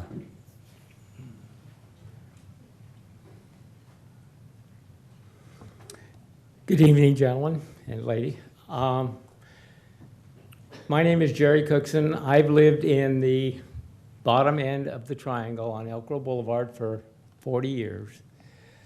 And as I look at it, I think a little picture needs to be drawn as to what actually it looked like 40 years ago. 40 years ago, there was dairies. There was no houses on the other side of Bradshaw Road. There was even a slaughter plant out there. Everything was wide open. It was not houses. It was not something that you would consider to be a dense city. The people that moved in on Jetmar Road, which is that particular section, they moved in there about a few years later. And they're in an area that has their own private entrance off of Grant Line Road. They don't go up and down Elk Grove Boulevard to speak of too much. But they should have known by watching the density of the houses coming our way that it was going to go to them. If they didn't have blinders on, they would know that one day development would end up in the triangle. That's just inevitable. And I think it's something that should have been expected, and I'm firmly aware of, happy with the plan that you came up with in March. I thought it was very thoughtful. It covered the lower end of the triangle, it covered the middle of the triangle, and as far as I was concerned, it covered the Jetmar area. The only area it didn't cover was the very northern area, which there hasn't been any complaint on that I know of anyhow. So I want to go as being one of the people that are in favor of that, and I think it should be done now. It seems like half of my life, I'm sure it hasn't been, but it seems like half of my life we've been at these council meetings discussing the triangle. It's been going and going and going, almost like the ever-ready bunny.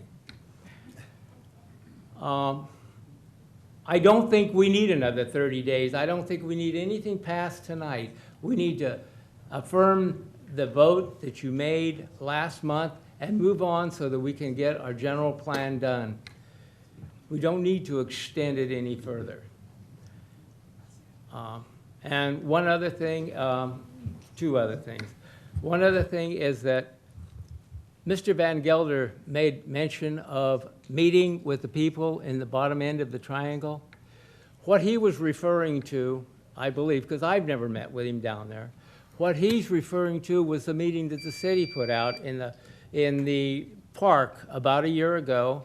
And in order to get notice of that meeting, I got it in two ways. It was in the newspaper, and the second way was for about the last, I don't know how long we've been a city now, 17 years. I've been on the list for the city so that I get notification on my email that tells me when the meetings are going to come and what they're going to discuss.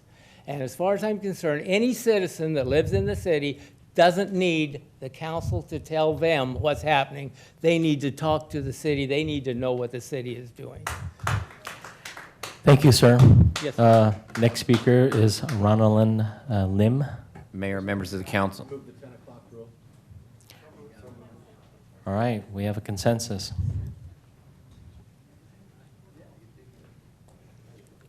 Good evening. My name is Rondalyn Solano Lim, and I am a community member. I'm involved in this community. I do a lot of work in this community with PTA, 4-H, and FFA. I'm also a resident of Country Hill Drive. I would like all of you to take a moment and think about, and I want you to think about what it would mean to a young family who works hard, who saved money, and their one dream in this world was to get a piece of property in the country. That was our dream 12 years ago. Now I'm waking up to a nightmare, and that nightmare is that they want to put 125 houses at the end, or plus, at the end of our street. Now I hear there's a guarantee, supposedly, that they are going to make it only an emergency exit. I want to know how that guarantee can be made. What happens in a few years when someone says, there's not enough access, there's not enough exits, this is dangerous? Where are they going to go? Down our street. You can come to our street any day of the week, and you will find a great agricultural community. We have horses, we have chickens, we have goats, we have sheep, ducks, peacocks. It's an amazing community. And they are on the road. The chickens are crossing the street. Don't know why. We have horses that go down the street, people riding their horses. There are many days where you will find at my house as a 4-H leader, I have agriculture kids out in front with their animals learning about ag. And I think this is important. I think agriculture in this community is huge. I don't know if you're aware of Elk Grove FFA and all the FFAs in the area, or of 4-H, but I'd like to invite you to come to any one of our meetings and see how important this is, not only to Elk Grove, but California. It's something we need to preserve. It's something that is important to Elk Grove, and it's part of our history.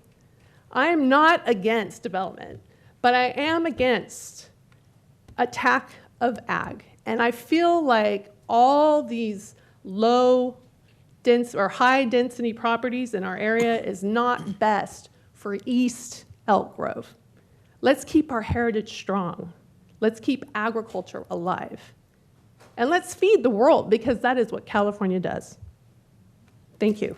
Rondalyn, I just want to say that, first of all, thank you for all your work in preserving ag. My family has a long history with 4-H and FFA, and I know that many of us, including myself, buy animals at the auction every year. So, thank you very much for supporting us. Please continue to do so. Thank you, ma'am. Our next speaker is Mamie Schwartz. Following Mamie is Tom Shine.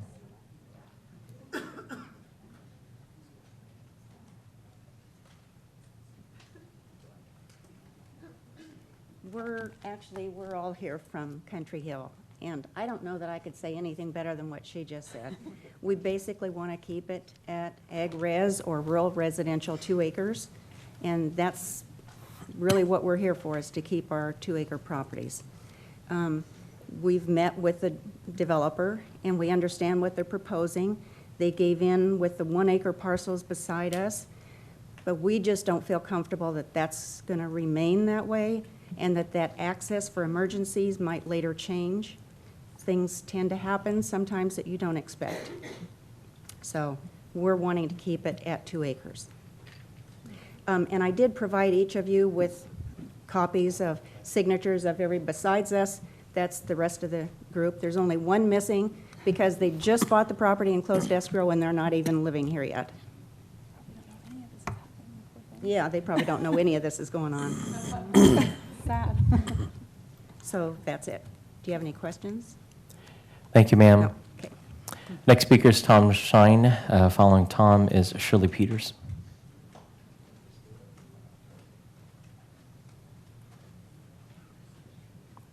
Good evening, Mayor and council members. Pleasure to see you again. First of all, I want to thank Christopher and his crew for a tremendous job they did in explaining the history and the proposition here on Site 5. Several years ago, or many years ago, I should say, 17 years ago, Elk Grove created a gym within its city limits. That gym is its agriculture residential area, unique to communities within the state of California. And I ask you to preserve this. And we have preserved it, and I ask your continued efforts to preserve it. I do not support the greater density proposal for Site 5, as you can obviously hear. Country Hill, if Country Hill is used by for any level of support for development in the Site 5, The heavy use by heavy vehicles of that neighborhood road, by the way, narrow neighborhood road, should be repaired or be protected by a bond of some type by the developer to bring the road back to its original state once any construction is completed down there. I think that's only fair. It's being used now by heavy vehicles, and we're going to see just damage to the road. So the road's just not intended for that. There are safety concerns about the residents along the road that exist today and will be heavier if Country Hill is used as an access road for any development. So let's protect Country Hill, protect the citizens along Country Hill, and I strongly encourage you to preserve our rural residential area and not allow it to be nibbled away at, because once we start losing it that way, there's precedents are set, and that's a dangerous thing. I thank you for your service. Good evening. Thank you, sir. Shirley Peters. Following Shirley is Cynthia Alvarez.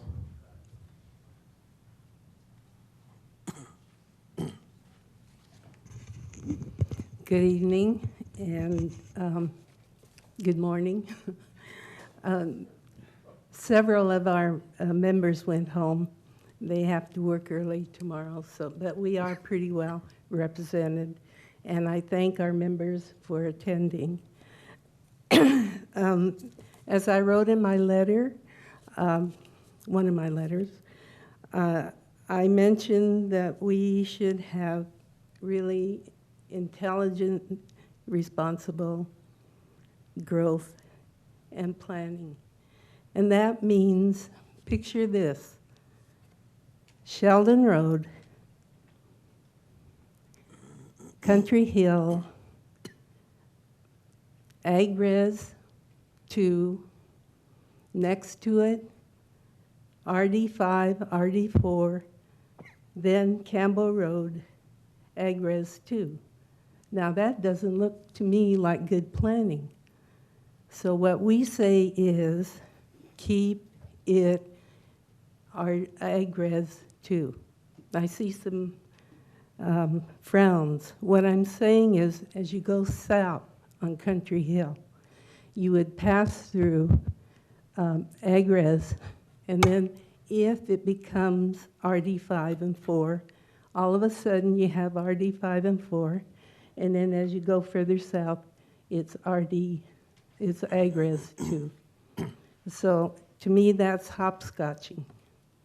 And I'm saying let's keep the planning as responsible and as compatible as it can be. And we've been working on this for a long time, keeping our area AgRes, preserving the history and integrity. So much of this is subjective. It's not objective. The subjective part is keeping AgRes, keeping the animals, keeping the farms for our future, so our children can really understand where food comes from. One of the people tonight said, land can produce. That's what we do for the most part. So what we're saying is to follow where the staff report mentions that the process is to create a thriving, well-balanced, sustainable community. To us, a thriving, well-balanced, sustainable community means consistency. The consistency would be to keep it rural residential. So I'm asking you to consider this, to look at it, step back and say, we got to look at the whole picture and not just at each parcel one by one. Thank you. Thank you, ma'am. Next speaker is Cynthia Alvarez. After Cynthia is Jeanette Duell. Cynthia. Oh, okay. How about Jeanette? Let's skip to Jeanette. Mayor and council members, and it's Janet, but that's okay. So we've been on our property for 37 years. We live on Jetmar Way, so we have 5 acres. And I want to ask you, why do people want to move to Elk Grove? Because it's different.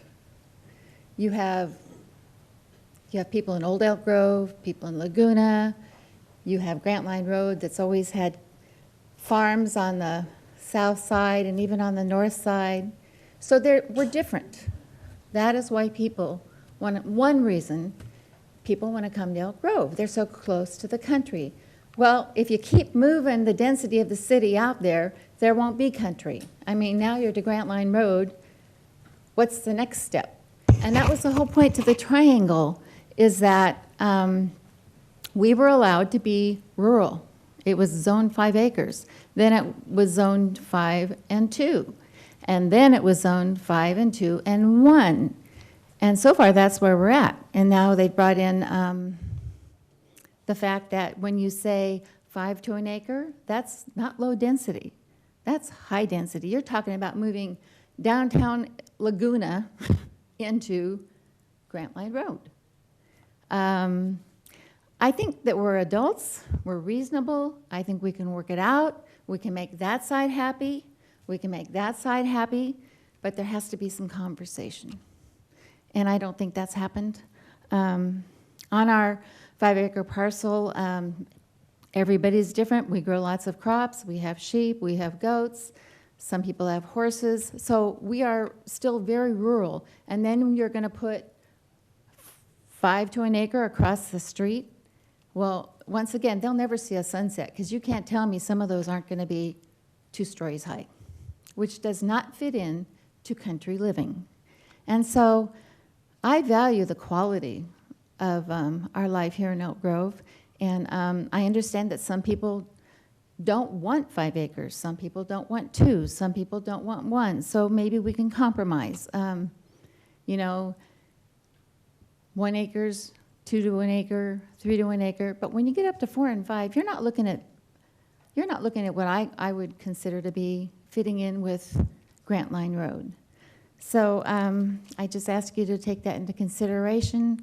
We really, really would like to have some input into this.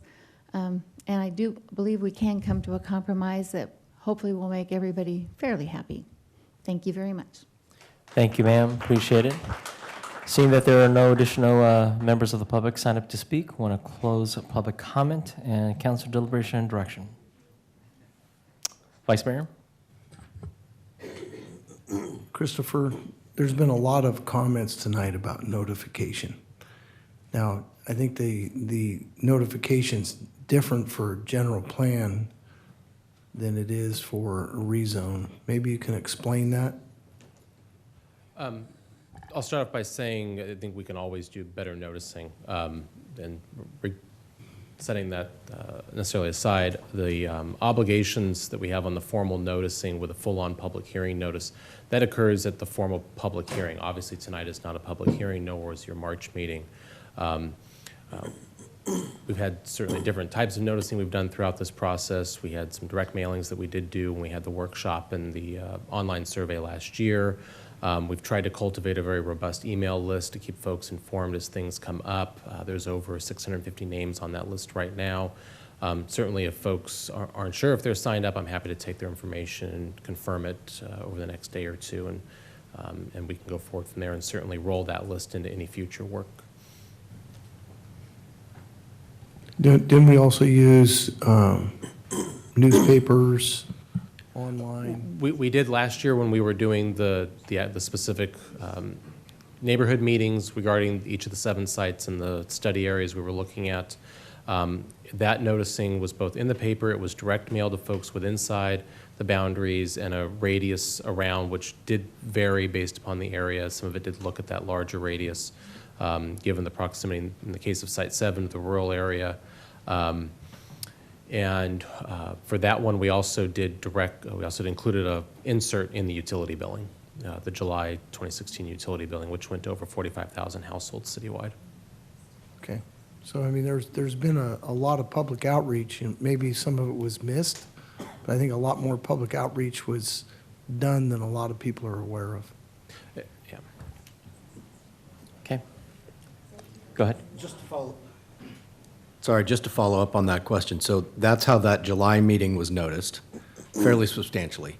Then at that July meeting, you just heard from Christopher, that's how it was noticed. So at that July meeting, was it discussed the larger general plan schedule and how these items would then come forward for more in-depth discussion and decisions? Yes, we did discuss that. However, the schedule that we had in place back in July of last year had us coming back with those land use conversations to you sometime in September of 2016.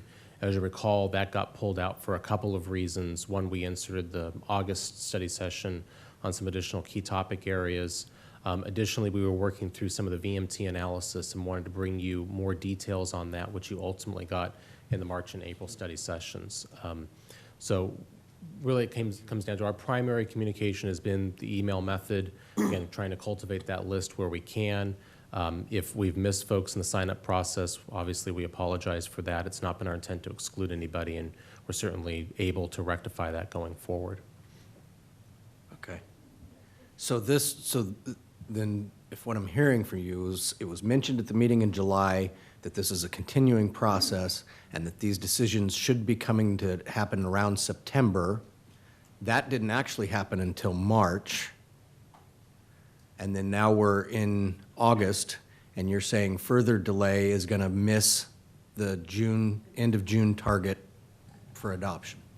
Correct. That slide, which I can bring up again later, what we're working towards right now is developing the draft document, getting the EIR prepared so that all that would come out after the holidays, so in early 18.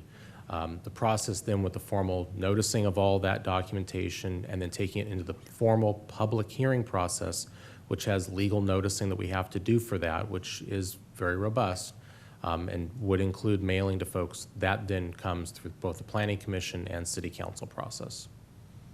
Okay. So I got to say, I'm in a rock and a hard place on this one because I've been a stalwart defender of the rural area because I recognize very early on it is one of the things that makes Elk Grove different and ought to be preserved and celebrated.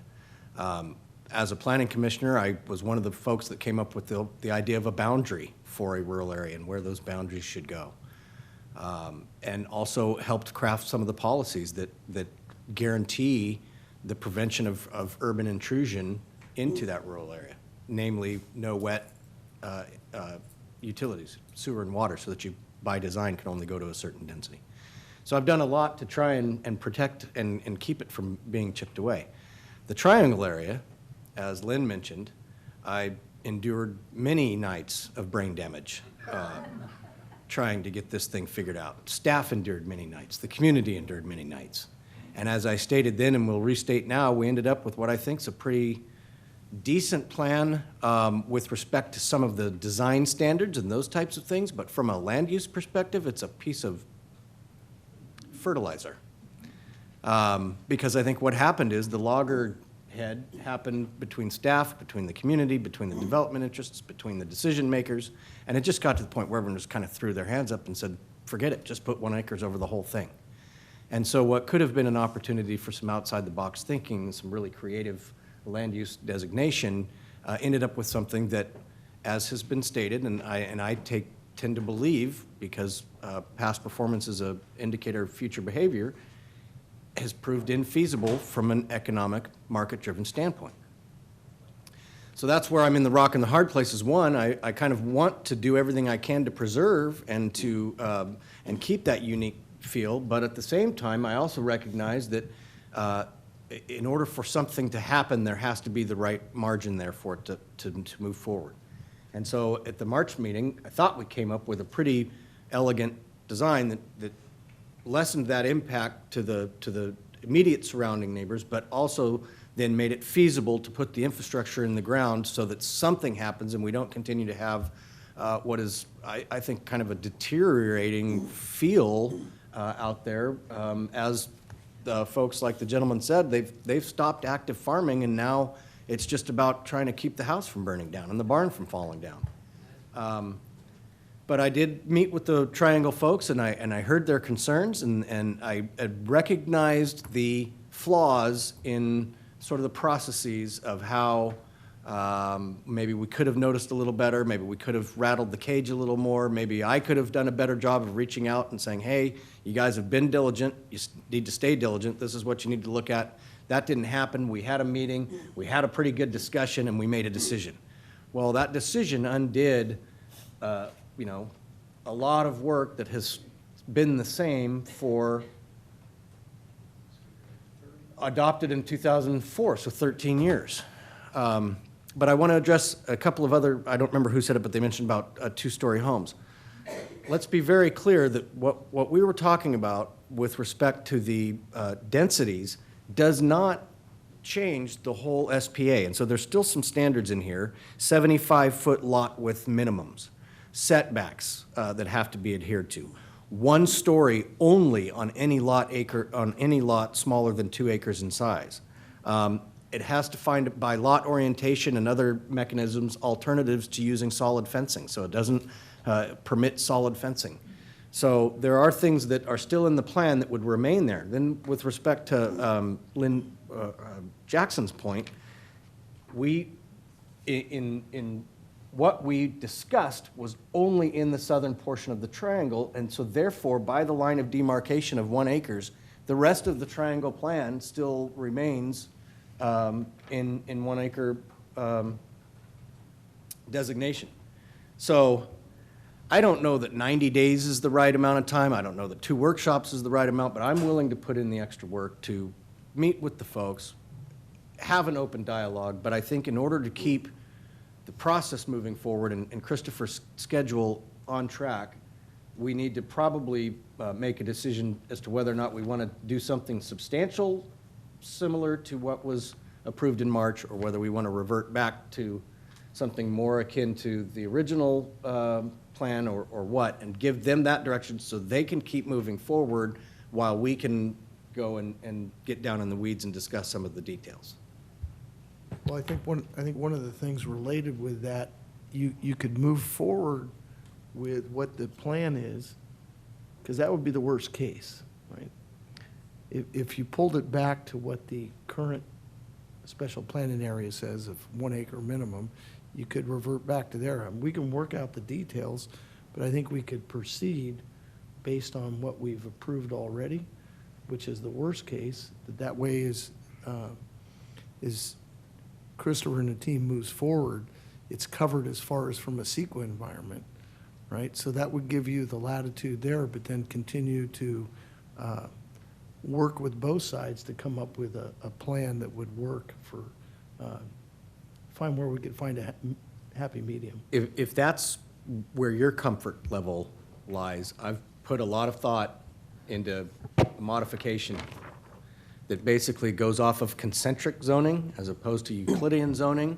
And so it gives some density farther away from the affected folks and then increases the buffer around those affected folks. So I don't remember who said it about the Plan B+, but this is maybe a Plan B++. But it needs to be vetted, and it needs to be something that works. So if we could look at, because I think both sides are looking for some semblance of certainty. You know, both as properties change hands and as they want to know whether they want to stay where they're living or whether they need to put their houses up for sale or whatever. You know, I mean, both sides need some sort of certainty of what we're talking about. So if we can come out of this having a better dialogue, but with some sort of direction, I think that would be a pretty productive. So we went with the Vice Mayor's suggestion. What sort of timeline are we looking at? Is it a 90 days? Is it a 30 days? Thoughts, feelings? So in this particular example, staff would go ahead and move forward with the boundaries either as they are, or if you want to look at what Councilmember Hume's suggesting, we'd take whatever that is, we'd move it on and complete drafting the plan and the environmental document based upon that. Simultaneously, we would go through this dialogue process with the community and start working out what sort of the zoning piece of that looks like and refining those boundaries if necessary working out whatever details. And essentially, they're on parallel tracks at that point with the intent of trying to bring one back into the other towards the end, to the extent that it doesn't short circuit something in the environmental. If we got to the point where that was the case, I think staff's recommendation would be you move the plan forward as what would be analyzed in the environmental, but the intent would be we would follow it shortly thereafter, or it's reasonably thereafter and quickly as we could, with whatever that settlement or dialogue ended up resulting in. And then I think there's some other things to consider, that 3 lots to an acre is a very different feel than an RD3. And some of the other design considerations that could be discussed down the road, as far as Class C streets where you don't have curb, gutter, and sidewalk, you have roadside ditches, minimization of lighting, or even absence of any kind of street lighting, things like this. So it creates that different feel than just standard subdivision. So I think there's a way to sort of skin this cat where everybody walks away not getting everything they want, but getting enough that they can live with. And now, let me close on this one item, and this goes back to a point that a couple of the speakers made. And I've mentioned this to the Triangle community folks. Way back in the day, this goes back to like the 80s, I think, when it's still under county jurisdiction, a guy by the name of Max Siefker wanted to put in 1-acre lots at the southeast corner of Elk Grove Boulevard and Waterman Road.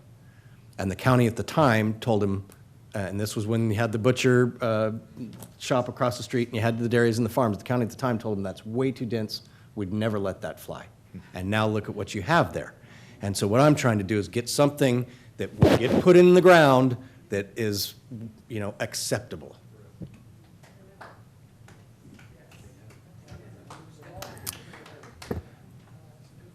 Councilman?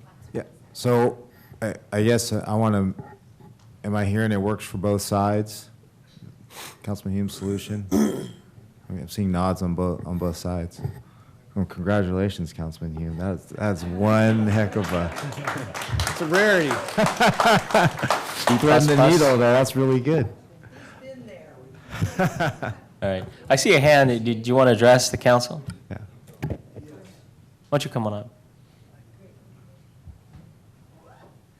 John, you undo all this hard lifting I just did, buddy, and we got This is a B++. No, I just, I was, thank you very much, but we need to put some kind of time limit on it, on the, or do we just move forward without a?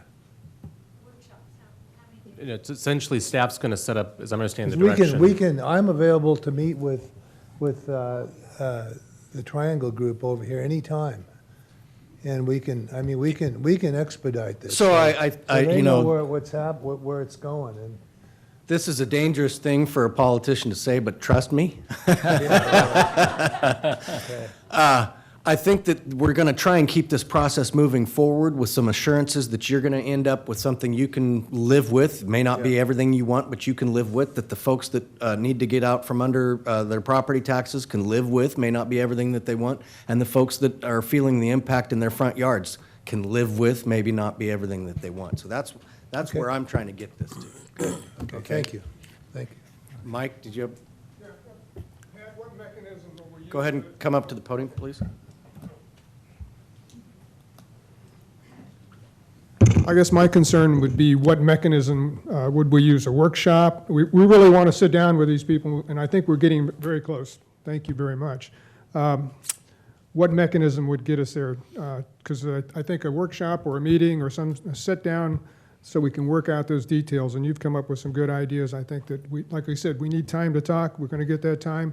I think we'll get to that point, but where do we go from here? I would imagine Christopher saying he's going to put together a workshop where we can kind of lay out some ideas and some plans and maybe some illustrations of what I'd mentioned with the Class C streets and those types of things. And like I say, we're not pulling at the threads on the sweater on this. We're trying to get this to something more creative than it was in the beginning.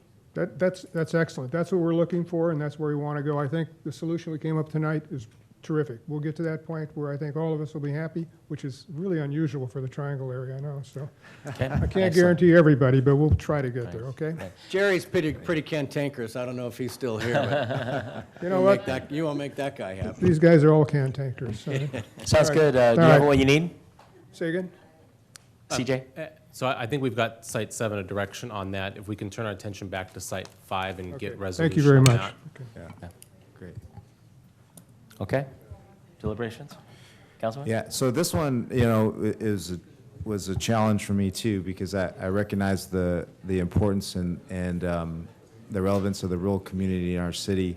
At the same time, and as I looked around and, before Councilman Hume came up with his very eloquent solution, what was coming to my mind is here you have, and thank all of you, by the way, for sticking this out and coming in to speak your minds. But, you almost had, neighbor against neighbor, and how are we going to evaluate this? And so one of the things that I came back to was, property rights. And as much as one party each party felt like they were being affected, I was looking at the residents themselves. I was putting a little bit more weight into that. And by the same token, I look at Site 5 in that same regard, and I want to protect the rural community, what's there today.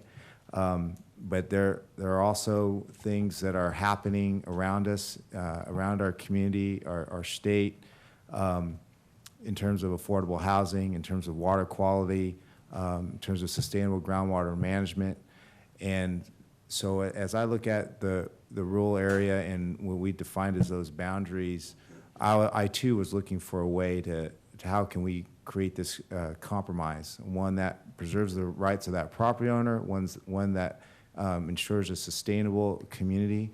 Because those of you who aren't aware, these are two of, we talked about Site 5 and Site 7, but there's many other sites that we're evaluating, and among those are areas we're looking to expand in the city limits, the sphere of influence. And as we receive criticism from other regional entities around regarding our expansion and why aren't we considering being the most efficient use of our land, as I look at that, we have to take an honest look as we move forward. And I have always opposed or chosen to preserve the rural area as it stands, the 2 acres, but it's very difficult for me to knowingly take a large parcel of land and then keep that 2 acres, knowing full well that what I just talked about, the things that we're dealing with from a policy level, from affordable housing level, from environmental impacts in terms of groundwater, our natural resources, and so forth. It's very difficult for me to knowingly send us down that path. And so when I look at the site plan that was proposed, looking at the willingness to buffer that land to ensure that no traffic comes down Country Lane, and I know there are reservations about whether you could keep an EVA access, truly EVA. I can tell you, you can. It's done all over the place throughout the city, throughout many communities I've lived in, worked in. I have comfort level. I understand that you won't, but I have comfort level with that because I've seen it done. What I thought about here is if there's a way to subdivide that parcel and break it off so you can then ensure that would never become dense. The direction of traffic flow would be out through Silverado, so you would not send any traffic up through Country Lane. Shirley's comment about coming down to the south, the traffic flow does not flow south as the crow flies. It would flow towards the southeast through Silverado and out to where the approved development already exists. So in that regard, I would be for changing the general plan designation. And in fact, Christopher, if there's a way to even, if you want to shade it so that sliver remains rural, we could do that too, and have that general plan designation be consistent with the current zoning going forward. So I'll propose that. I did it the last one, buddy. You got to do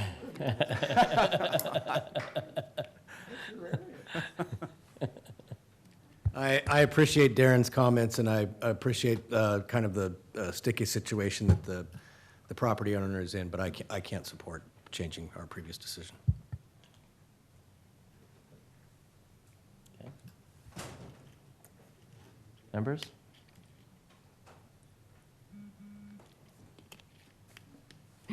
So I struggled with this a lot. As Shirley Peters said earlier, imagine driving down, and I spent some time with Shirley driving down Sheldon, and as she gave the site of taking a look at, as you're driving down there and seeing the difference between high density and then low density, and I imagine that on here. I don't know that I can support that either, only because when we had met, I met with the Triangular folks and Shirley and the Gresha folks as well too, and I saw the passion behind preserving the rural area. I wish that one of us was able to figure something out to where it was similar to what Councilmember Hume had said, and piecemeal did a bit, because we want to make sure that we can compromise between the two. But just taking a look at what we have, I just, I don't know that I can support that either.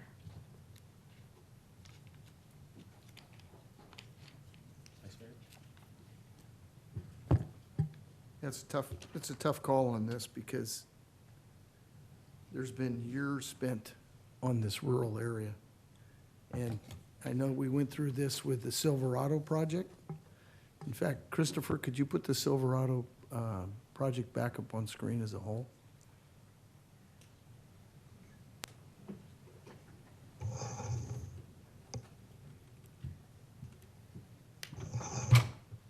So the red line that crosses Silverado is what was stated earlier by Christopher, is the southern boundary of the rural area in that part of the city. It fluctuates depending where you are.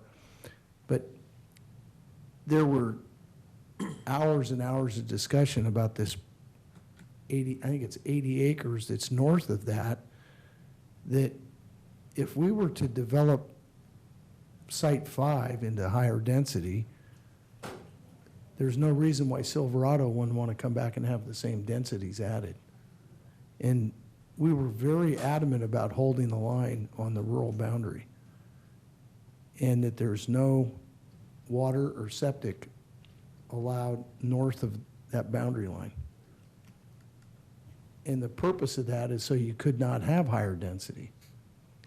So we've already denied Silverado when they wanted to have higher density, even only in the little square corner that you see on the above the red line, the dash line that's above there that's squared out on the right side of the Silverado project. Those were available to build on, and they wanted a high density built in there, and we refused them at that time too, because it was above the boundary line. So unless we're going to go through and change the rural designation in the boundaries, I have to support the boundary. And I think what Shirley was referring to is not that you would drive from Country Hill down to Campbell Road, just that you would have 2-acre lots, then you'd have potentially RD5, and then you come back down to 2-acre lots to the south of the project, which was her concern, that it did not match what the proposal was of this area. So I'm just saying, effectively, you have these 2-acre parcels are not affected by this parcel in between. And tonight we heard about keeping everything 1 acre and the opposition to that, and now we're talking about doing willingly, knowingly, in this day and age, recognizing again comments that were made earlier tonight. Times have changed. 1 acres are not, even here, don't seem to be feasible. Affordable housing, all the same arguments that were just made tonight. And we're going to, from a natural resource perspective, knowingly put 2-acre parcels in, or at least for the general plan designation. Silverado's approved. That's, you know, that's a done deal, so to speak, unless they wanted to come back and reapply, which, you know, knowing the business a little bit, they would not. But, you know, you, again, recognizing the things that are facing us as a community, as a city, and, you know, what, to me, this is a compromise where we can continue to maintain 2-acre parcels to the north, 2-acre parcels to the south, while at the same time using providing the most efficient use of land in this particular area, and then ensuring that no traffic goes through Country Hill. If you had 2 acres here, that would be drive-through, and you would then the chickens, the farms, the things you would have traffic actually going through Country Hill at that point in time. So, but I defer to my fellow council members. I'd like to hear from the mayor. You know, I had an opportunity to go out here and take a look, and perhaps maybe this is probably the best aerial. But at the same time, the balance to this is I do have a difficult time making a decision that would impact the use of somebody's property. I think that the vice mayor said it best with if we're willing to change it, then we have to redraw the rural lines. I am respectful of the suggestion by Councilman Sun about you know, addressing it properly and putting things in place in which traffic would only filter through Silverado. But the question I have to Councilman Sun is, how would that look like? I mean, I was interested in where you were going with that. What do you mean, how would it look like? The buffer zones and that sort of thing, in addition to what we've already... There's a site plan that they've submitted here where there is 1-acre parcels along the north end, and that would be cut off with an emergency vehicle access only, which would be gated with a lockbox and those kinds of things. The width of the road would only support emergency vehicle. So, you know, and then there's open space along the southerly side. The road goes only out on the southeast corner. In addition to what we see with the packet, any additional thoughts to address it and make it fit? So this is and going back to what Christopher Jordan talked about earlier, we're talking about a policy. When the application comes in, the conditions of approval could require all kinds of things. In fact, even some things that Councilman Hume mentioned about the 2004 plan, I think is interesting too. We're limiting 1-story homes and 75-foot with lots and those kinds of things. So I think there's a lot of things you could do to, you know, to add additional constraints on the site. So again, we're not talking about urbanizing the rural area around. And there's no camel under the tent. You know, I know Councilman Hume always refers to the camel's nose under the tent. You're not going to go west. That's a landfill. You're not going to go north. You're not going to go south. And you're not going to go east. So this would be it. So I just view that as a you know, legitimate compromise in this situation. Christopher, could Silverado come back with a request for zoning change to mirror what is existing to the west if we did that? Anybody can apply for anything, given that it would necessitate a general plan amendment, rezone. They'd have to modify their map. They'd have to modify the development agreement. There'd certainly be a lot of entitlements to consider and for the council to approve. Yeah, but if they were to get another, I forget if that's 80 acres, if they were to get another several hundred homes, it'd be well worth their while. Sure.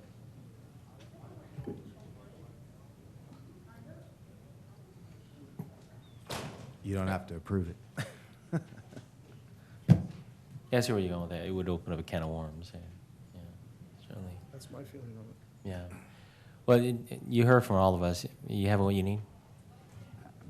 So let me see if I can summarize. On Site 5, I believe I'm hearing 3 for not supporting any changes, so leaving it as rural residential, 1 for a definite to move forward, and 1 possible. So I think with that, we've got a majority of the council direction on that. Please correct me if I'm wrong. On Site 7, we're going to leave it as the previous direction was, with the understanding that there's going to be a community engagement process to go through and work up what the design components end up looking like, potentially massaging some of the line work as well, and ultimately trying to loop that back in at the end of the process. So we basically have an envelope of development potential to work with for the area as a worst-case scenario. Okay, sounds good. You know, I do have one other comment to, you know, I lost track of whose name's what, the folks that live on Country Hill, that when folks bought there, if they did their due diligence 17 years ago, that was zoned AR2. So you said you've been there 12 years? So when you bought there, you bought there with the understanding that this was the overlaid zoning for that area? Sure. So, you know, I've said it many times, I'm very concerned about when somebody has an opportunity to buy something and it's perceived as a bait and switch.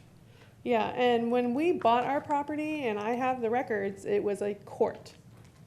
So it, in my understanding, it ended at the end of the street, and somehow later on it turned into a drive, and I don't know how that happened. I wasn't aware of any changes, you know. Honestly, I wasn't an active member in Grisha at that point, and just one day I realized that it was being called drive, so. So I just want to caution you, though, as far as the consequence of what we just did now. If they came in tomorrow with a map that had 2-acre lots on it, all that traffic would be coming right down your drive. You know, I think we all agree that it's the lesser of 2 evils for our community. And honestly, if you put that many houses next to us, what's going to stop them from walking through our neighborhood all the time?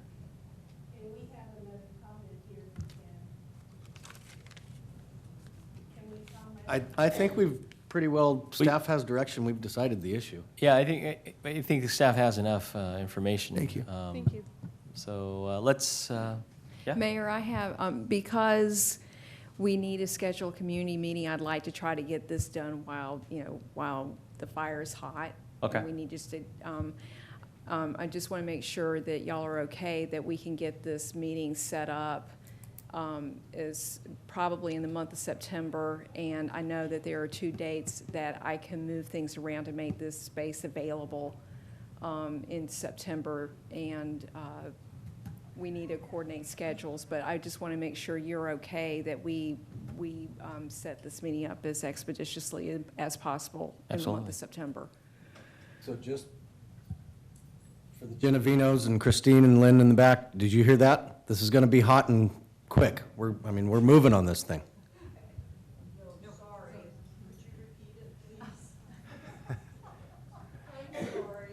Meetings are coming in September. Yeah, we're looking at the first couple weeks in September to have some workshops. So. Fast and Furious. Fast and Furious. May I point out something, please? If the... Why don't you come on up? Yeah.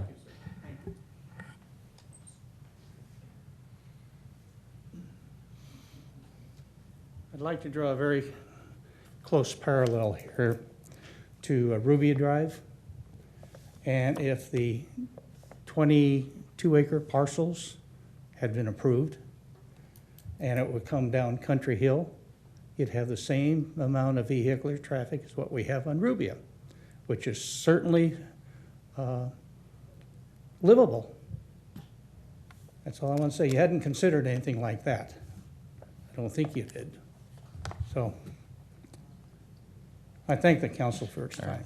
Thank you. Thank you, sir. You have what you need? Next item.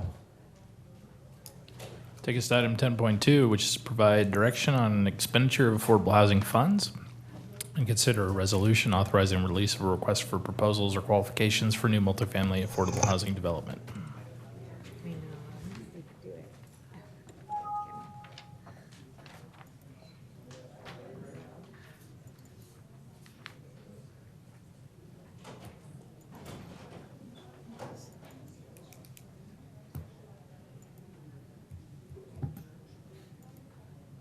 Okay, good evening, Mayor and council members. I'm Sarah Bontrager, your Housing and Public Services Manager. The item tonight is on our Affordable Housing Fund strategy.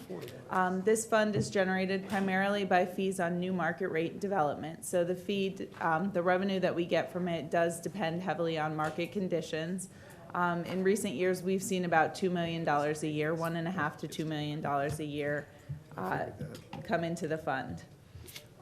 We have built about 1,700 units of affordable housing since 2002, using about $69 million in loans to affordable housing developers. A few years ago, we updated our code to update the uses of the Affordable Housing Fund so we can use it for loans and grants in support of new affordable housing, which has typically been the bulk of the fund expenditures. We can also acquire or rehab existing housing, do a home buyer assistance program, which we currently have one, and spend the funds on administration and other special projects approved by the council. In the past, up until 2011, we had a first come, first serve process for loans to developers, which we then switched to an RFP process when the fund reaches a certain level. Right now, that level is set at $5 million, and the fund balance is currently about $5 million. So we would typically release an RFP at this point in time.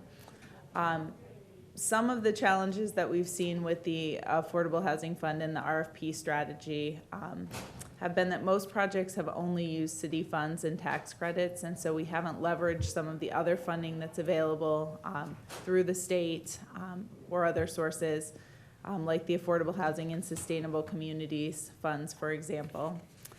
We also have a ready to proceed requirement that means that the developer has to have site control to apply for the RFP, and that has been a challenge for some developers who don't have a lot of cash to lock up land in advance of the RFP. And so as you may remember, in the budget for this fiscal year, we proposed to move to a land acquisition strategy with the goals of inspiring some innovative development, directing the affordable housing investments to areas where they're most needed, partnering with developers to make use of other funding sources, and increasing on-site social services that can help people move up and out of affordable housing. So we then held an affordable housing developer outreach meeting and got feedback from many of the developers that we've worked with in the community in the past, and also some that are interested in working in Elk Grove in the future. Generally, there was agreement that a range of tools is needed to support affordable housing development. There was a concern that implementing our land acquisition strategy now would result in missed opportunities because that strategy would take a little while to implement, to find the land, to get a development partner. Meanwhile, there are 2 tax credit rounds each year, and so developers are cognizant of missing those. There was also a request that we might look at some other funding mechanisms besides just tax credits, such as the what's called the 80-20 program, which is a program in which market rate apartments are built. A project would be 80% market rate and 20% low-income units. Some developers expressed a desire to keep the RFP process, while other developers indicated that they'd like to see the city move to more of an RFQ process that would allow the city to select a developer who didn't necessarily have land secured, and then the city would work with that developer to find an appropriate piece of land and design a project that met our needs. So our recommendations for you tonight are, number 1, to issue an RFP now. This would be in keeping with the current practice. We could release an RFP in September, and the selected developer or developers could pursue tax credits in the 2018 round. The benefit of this strategy is that it will potentially allow units to be financed and built more quickly. And then the second component of our strategy recommendation is that an RFQ or RFP be issued within 1 to 2 years. That would come without the requirement for site control on land, and therefore we would partner with a developer And then we would either acquire land or work with them in partnership so that they could acquire land.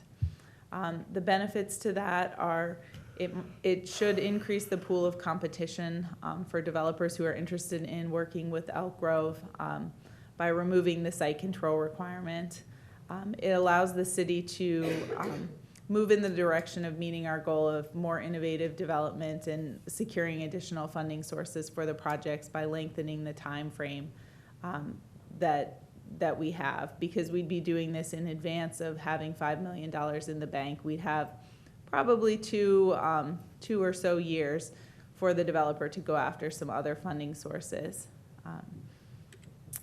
And so if we move forward with those two strategies tonight, the RFP that we are looking to release in September this year, I've outlined some priorities, which there are some threshold priorities in some thresholds in the staff report, and these would be priorities on which we would additionally rank applications on. These are priorities which we have not used in our previous RFPs, so these are new. Innovation in project type and design. We'd like to see an increased social service component in the properties, and so we recommended the developers plan for 15 hours a week of social services on site. That is consistent with what SHRA requires of all of their developer partners, so that's not in excess of what is seen elsewhere in the region. We'd like to have bonus points for usage of gap financing other than tax credits, or a per unit subsidy that's lower than average on the projects. And then we'd also like to see a commitment to performing annual income recertifications and adjusting units affordability, which would mean that if someone moved into an extremely low income unit, let's say they moved in, they were paying $400 a month, their income went up substantially, they got a better job, you can't evict them from the property if it's all affordable units, but you could move them to a higher rent unit, thus making a lower rent unit available for a tenant who needs it at that time. And so we'd like to see the developer commit to doing that. And we'd also like the developer to have a commitment to working with the city to address homelessness issues. And so those are some of the new priorities that we're recommending for the RFP. Developers could receive points for those. It would not be necessary that they meet all of them. They would just be factors in the ranking. And so that sums up my presentation. I'm happy to answer questions. Questions? No questions. I had a mayor's meeting today, a regional mayor's, and some things that we talked about is show and tell as to what we're doing in the city of Elk Grove. So I'm probably going to be hitting you up on a presentation a little bit later. Just keep that in mind. Okay, I just don't know great. the details yet. So Okay. thank you, Sarah. Thank you. I'm sorry, sir, I have a question. very So you asked on here that one of the areas in which you're talking about on-site social services, is that already something that some of the sites have right now? And who oversees the social services that are provided on site? So all of our developers have a nonprofit partner which provides the social services. The tax credit allocation committee, TCAC, they have a certain social service minimum requirement that the developer has to meet. I believe it's currently about 4 hours a week of on-site services. It often takes the form of they'll hold like a monthly birthday party for the residents, but it's some less intensive services. And so the nonprofit provides those, usually at a cost of about $12,000 a year. Okay. And is this a cost that the city provides, or the developer provides that The cost? project is funded through the budget, the property's budget. So the rents come in and cover the cost of providing those services. Anything else? Very good. Thank you. Great. Excellent. Want to open public comment, seeing that there is no members of the public signed up to speak. Want to close public comment? Council deliberation and direction. So I'd like to suggest that maybe we, with the RFP, bring it to the Affordable Housing Committee. Councilman Hume and I take a look at it, and then then ratify it, bring it back to the council for ratification before we send it out? Yeah, I'd be willing to do that. Yeah. I have a question first, though, Sarah, on some of the extra points priorities that you mentioned. I received word from one of the affordable housing developers that some of those would potentially come into conflict with a 9% deal or make a 9% deal harder to do, or can you speak to that? Was there any specificity as to which one? That the permanent supportive housing and the on-site social services would raise the cost? So Make it we are more not, we are not asking for permanent supportive housing. That is a separate sort of category. That's often associated with homelessness and a commitment to ending homelessness, but what we're asking for is a lower bar in this RFP. It's basically just saying, if you have units available, we'd like the families that are homeless within Elk Grove, we'd like them to be moved to the top of the wait list for units for which they qualify. So permanent supportive housing is something that comes with very intensive case management and wraparound social services and is very expensive. If we had a developer propose that, I think we'd be interested in considering it, but that's not what we meant by the commitment to homelessness in this. So, and the second component, remind me of that. The on-site social services. The on-site social services, so adding additional on-site social services may increase the cost of those social services. However, we have seen other jurisdictions, including SHRA, which finances every project in the city of Sacramento. They have had the social service requirement we're asking for many years and have still financed a lot of projects. So I don't see it as a deal breaker. It may make it harder for the project to pencil, but at the same time, we'd really like to see our residents. We have such a limited supply of affordable housing and so many people who need it that if we could provide something that would help them move up and out of the housing, then theoretically we won't need to create quite so many units. Okay. And then the last question is on the income re-verification, or the one where you said there should be an annual check-in. Yes. Is there a potential for that to run afoul of either the 9%? There shouldn't be. There are developers that do that now. Some nonprofit developers do that. There are certain funding sources that, if paired with tax credits, actually require that. We can, if there's a specific citation, I'm happy to look at it. But my understanding is that it is more burdensome, but that it wouldn't run afoul of any specific rules. And if I may speak to the timeframe of bringing the RFP back to the Affordable Housing Committee and then back to the council, the time that would take would probably make it infeasible for a developer to apply in the March tax credit round. That was going to be my next question. Okay, so what is would be the drop dead date for us to ratify something? Yeah, in order to make March. Probably September, sometime in September.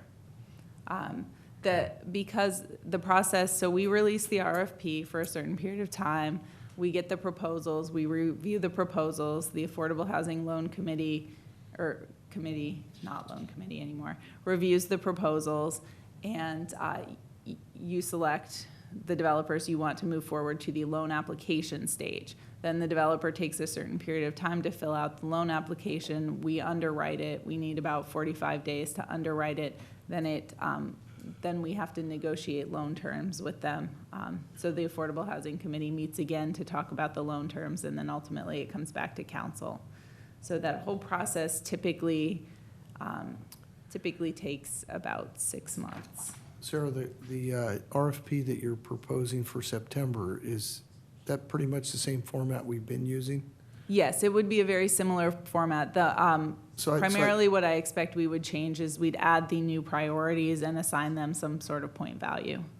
And then the future RFP, RFQs would have all the new criteria that you were talking about? They would, and they may have some, there may be some changes to those as we get to that point. And that one, we would certainly have time to bring back to the council. So would you be comfortable with letting the current one go through for September and then the future ones that you would come back to the Affordable Housing Committee? Well, I guess my concern was unless you've already heard from the affordable housing development community, they may have questions and things, and that's where I thought if we bring it back to the committee, they'll have an opportunity to review and ask any questions and clarifications that, because right now I see deal points or points in here, but the actual RFP isn't laid out. So I'm just concerned they're not aware, and I don't know if you've talked with folks. I don't know. I have had conversations with a couple of them, but I think we could respond to questions during the RFP period to the extent that people need clarification on the terms of the RFP. That's a standard process we have. They submit the questions and we answer them. So, there might be more opportunities to change and modify it, with an earlier process, but it would likely mean that the first application round would be the July tax credits, which is fine. I think there are advantages to both rounds depending on the type of project that's submitted. Some projects would not want to submit in the March round. They'd want to wait till the July round. July is more competitive though, is it not? Is it? It depends on the type of 9%. project that it is. Okay. So not whether it's sometimes 9%. for certain project types, the March round is more competitive, and for other project types, the July round is. Okay. So then the other question, if you have, I assume then we have the RFP ready to go. We have the RFP drafted, yes, right? yeah. So you could even do maybe a delayed, when you put it out, we could delay it till a longer period, till the end of September or something like that. That Yes, would we could put it out towards the end of September. That's possible, yes. Okay. That would give them time to look it over, ask you questions, and then still try to make the March round? Well, so you want to release the RFP and have the proposers provide feedback on the RFP before we actually issue it? Is that what I'm hearing? No, I'm saying if you release the RFP and it's just a longer period of time where they can apply, then they could work everything out during that. Maybe get questions answered and apply, and just because there's a longer application period. Yes. And then that way you would have two chances to go after credits rather than one. Because if we have one and we don't get it, then we're done. You're waiting until March the next year. Next year, Yes. yeah. Which who knows what happens then at that point. Mhm. So I'm just trying to maximize our opportunities to go after credits and then balance the fact that the RFP will hit the street and folks may have questions. I think we could plan to release the RFP and have it out for probably close to, if not 60 days, which is longer than it has been in the past. Okay. Are you looking to do like an info session, kind of like what we did where the RFP was released and then we held an info session for folks that were interested in No, we could have done that, but we won't have time to do both and then have the council, ratify it. And if you're gonna make two rounds, so I'm just trying to make sure that, whoever applies is gonna get two shots, or, one in March, and if nothing happens, then they can go after the one in July. So I think a little longer application period might do the trick. It gives them a chance to, make sure they get all their questions answered and then get their applications in and then go after their. Sir, what have your their typical entitlements. RFP periods been in the past? Typically, they've been like 30 to 45 days. Yeah, so that gives them a little bit of extra time. Because, do you find people procrastinate and get everything in last minute? Yes. Yeah, so I think if you gave them 15 days, they'd figure out how to get it done. If you give them 90 days, they'd take it to 90. I think what the additional time I think allows for is for those developers that don't currently have site control, it gives them an opportunity to look at sites and attempt to get site control so that they can apply. I'm okay with that. Whatever works for you to make all the deadlines, I support. Not Darren. It's anti-Darren night, I think. All right, anything else? Good? So we do that? We good? Everybody's good? Yeah, 60 days. Okay, I'm good with thanks. 60 days. All right.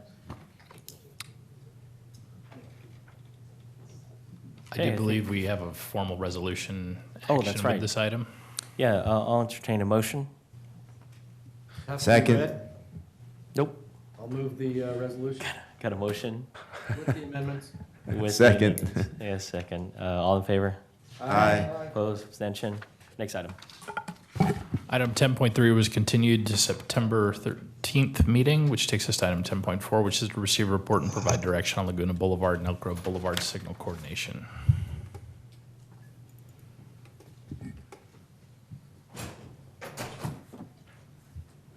We had to wait a long time for this, Ryan. Yeah, so I'm Ryan Chapman with Public Works, and with us tonight, we've got Fred Choa and Danny Murphy from Fair and Pierce, who prepared this presentation and actually did the analysis. They've assisted us with some signal coordination work in the past as well.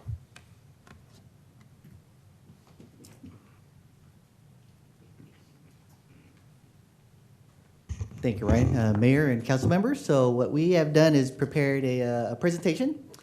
During the course of the evening, Danny and I have been working on trying to consolidate that and have at least the information. And one of the things we want to do is really walk through. We have lots of information. We're going to be as succinct as we can, address any questions that you have tonight, and be available to Ryan and the Public Works Department with Bob and others to answer any additional questions or provide information following this city council meeting. So let's keep it simple. Did you fix all the traffic problems? Not yet. So we have a solution, and maybe that's a part of it is we can talk about what is coordination, how is coordination disrupted, how are corridors performing, and what can be done. A little history, I believe the last time in terms of Elk Grove Boulevard when it was coordinated was back in 2010. So the city has grown not only in terms of residents, but also businesses and bringing employment to the city. And same thing for Laguna Bond. It's been a couple years, and as it continues, the city continues to grow with the amount of activity, not only for cars, but we're also talking about pedestrians and bicyclists. What we've determined is the need to move forward and really look at coordinating the city's signals in the future or near future. Okay, so the summary is if you look at it as a clock, is that we can provide green time on Laguna Bond and Elk Grove, but it's really who gets the green time. Once you get onto those corridors, is providing reduced delays once you're on Elk Grove, Laguna Bond, but waiting to get onto it from the side streets, that's really the balancing act that we have to do is in signal coordination. And what is coordination? It's really the ability to time signals such that you are able to progress through a number of intersections. At major crossings, say for example, Franklin and Elk Grove or Franklin and Laguna Bond, where you have major intersections crossing each other, that's where things get a little trickier in terms of trying to give enough signal timing, not only for cars going through the intersection, but you also have cars turning from the intersection. You have pedestrians crossing the intersection, and also you also need to remember also bicyclists. So we're trying to serve all modes of traffic at each of these study intersections. There are different ways you can run signals, and we've actually implemented on some of the intersections on Franklin, Bighorn, and Bruceville, is at some of the smaller intersections is actually running the signals free. So when a car comes to the signal, when it's red, it puts in a little call. The signal knows the car is there, and if there's nobody else approaching the other directions, it will actually give a green light sooner than other locations. Another example is, for Laguna Bond or Elk Grove, where you have lots of traffic on the main street. Those are working in terms of fixed cycle length. So if, again, looking at a stopwatch, any time that the signal is not green for the side street, it stays green for the main street. So it's a benefit for the side street, or for the main street, but the side street has to wait sometimes 30, 40, or 50 seconds to get a green light. But our goal as transportation engineers is setting signal timing so that if you have to wait, you're waiting one cycle. You wait for one green, you're able to get through the intersection. What we don't want to do is having folks having to wait 2, 3, or 4 cycles to get through intersections, and that's really the part of, updating and maintaining traffic signals for the city, and it's done throughout the region, even way back when, prior to 2000, Sac County, when the city incorporated in 2000, it's really an ongoing process of not only maintaining the signals, but upgrading them, improving them to really serve the residents and businesses here in Elk Grove. So for these two corridors, Elk Grove Boulevard, if you look between 99 and 5, there are 15 signalized intersections. Laguna Bond, on a longer stretch between 99 and Elk Grove Florin, there are 23 signals.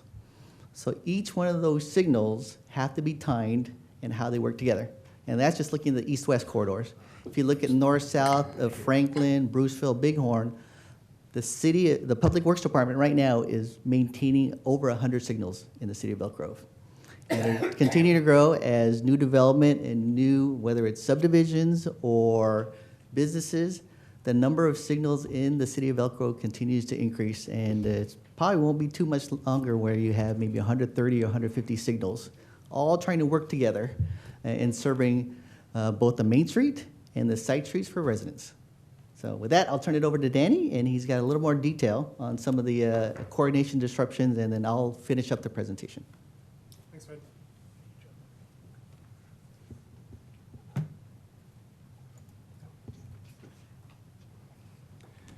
So coordinated signals can get disrupted. Ryan, you just did that so we couldn't look ahead and see how many slides were left, Right. didn't you? We've got coordination patterns in place on both those major corridors, but they do get disrupted. And there's really two things that disrupt signal coordination. The first being emergency vehicle preemption. This is where an ambulance, fire truck, et cetera, approaches the signal and gets a green light for the movement that they're approaching. And that's intended to get them through the intersection quickly.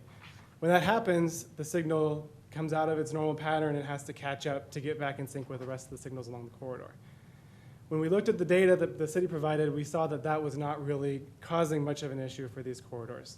The second item, pedestrian overruns, is really where most of the issues along these corridors come from.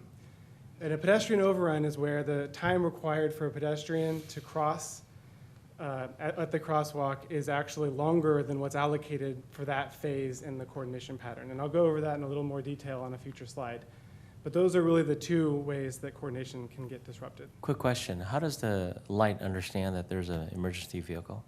Have you ever seen the little black thing on top of the signal arm Right. that looks like a little bird? Yeah. It's an optical sensor, and Oh, there's a reciprocal sensor on the emergency vehicle, or emitter on the emergency vehicle. I thought maybe you were sitting there switching it or No. something. Thank you. I think the mayor's requesting one of those for his car. Yeah. We all want one. No comment. So in evaluating how well the corridors were performing from a coordination perspective, we looked at how often those signals on those corridors were actually staying in sync with their coordination patterns, and that's what's shown in these tables. Along the Laguna Bond corridor and the Elk Grove Boulevard corridors, we looked at the 5 worst signals from a perspective of how often they stayed in sync. And what we saw is up to 60–70% for the worst case signals, they were out of sync with the current patterns. Generally, that was caused by pedestrian overruns, too many pedestrians at the signal, hitting the button at times where it was going to take longer than what was allocated to them. So I'll go over that in a little more detail later. This data was collected over a week-long period of time. We got a ton of data and crunched it, and the 2 columns here, AM and PM, are covering like the worst 2 peak hours for the morning and the evening hours. So what this really illustrates is that it's not functioning very well, if you didn't know that yet. How to fix it. This slide's going to cover at a high level the items that we can look at for addressing the coordination issues that we have. The first one is adjusting cycle lengths. The cycle length is how long it takes for the signal to go from green for the main phase, cycle through all the movements for side streets, et cetera, and go back to the main green. The second item we can cover is split time, and that's how each individual movement is allocated within the cycle. We can address the pedestrian overrun issue I mentioned earlier. We can consider changing the phasing of the signal, move phases around in the sequence, and also consider permissive left turns. And I'll go over all of these in more detail on future slides. Cycle length. Cycle length is the amount of time, again, that's required for all of the movements to be served within the cycle. Increasing the cycle length improves your coordination. And the reason that is because the minor street requirement is pretty much a fixed number because of what's required for the pedestrians to cross the major street crosswalk. When you increase the overall cycle length, basically all that green time goes to the main street. And so proportionally, you get more mainline green for every side street green. The compromise here, and it's a compromise you see throughout this presentation, is that in doing so, the side streets get a longer delay coming out onto the main line.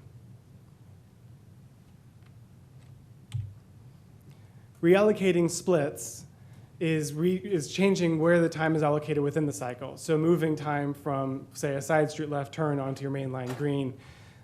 You can allocate more time within the splits to your main line signal to improve your coordination.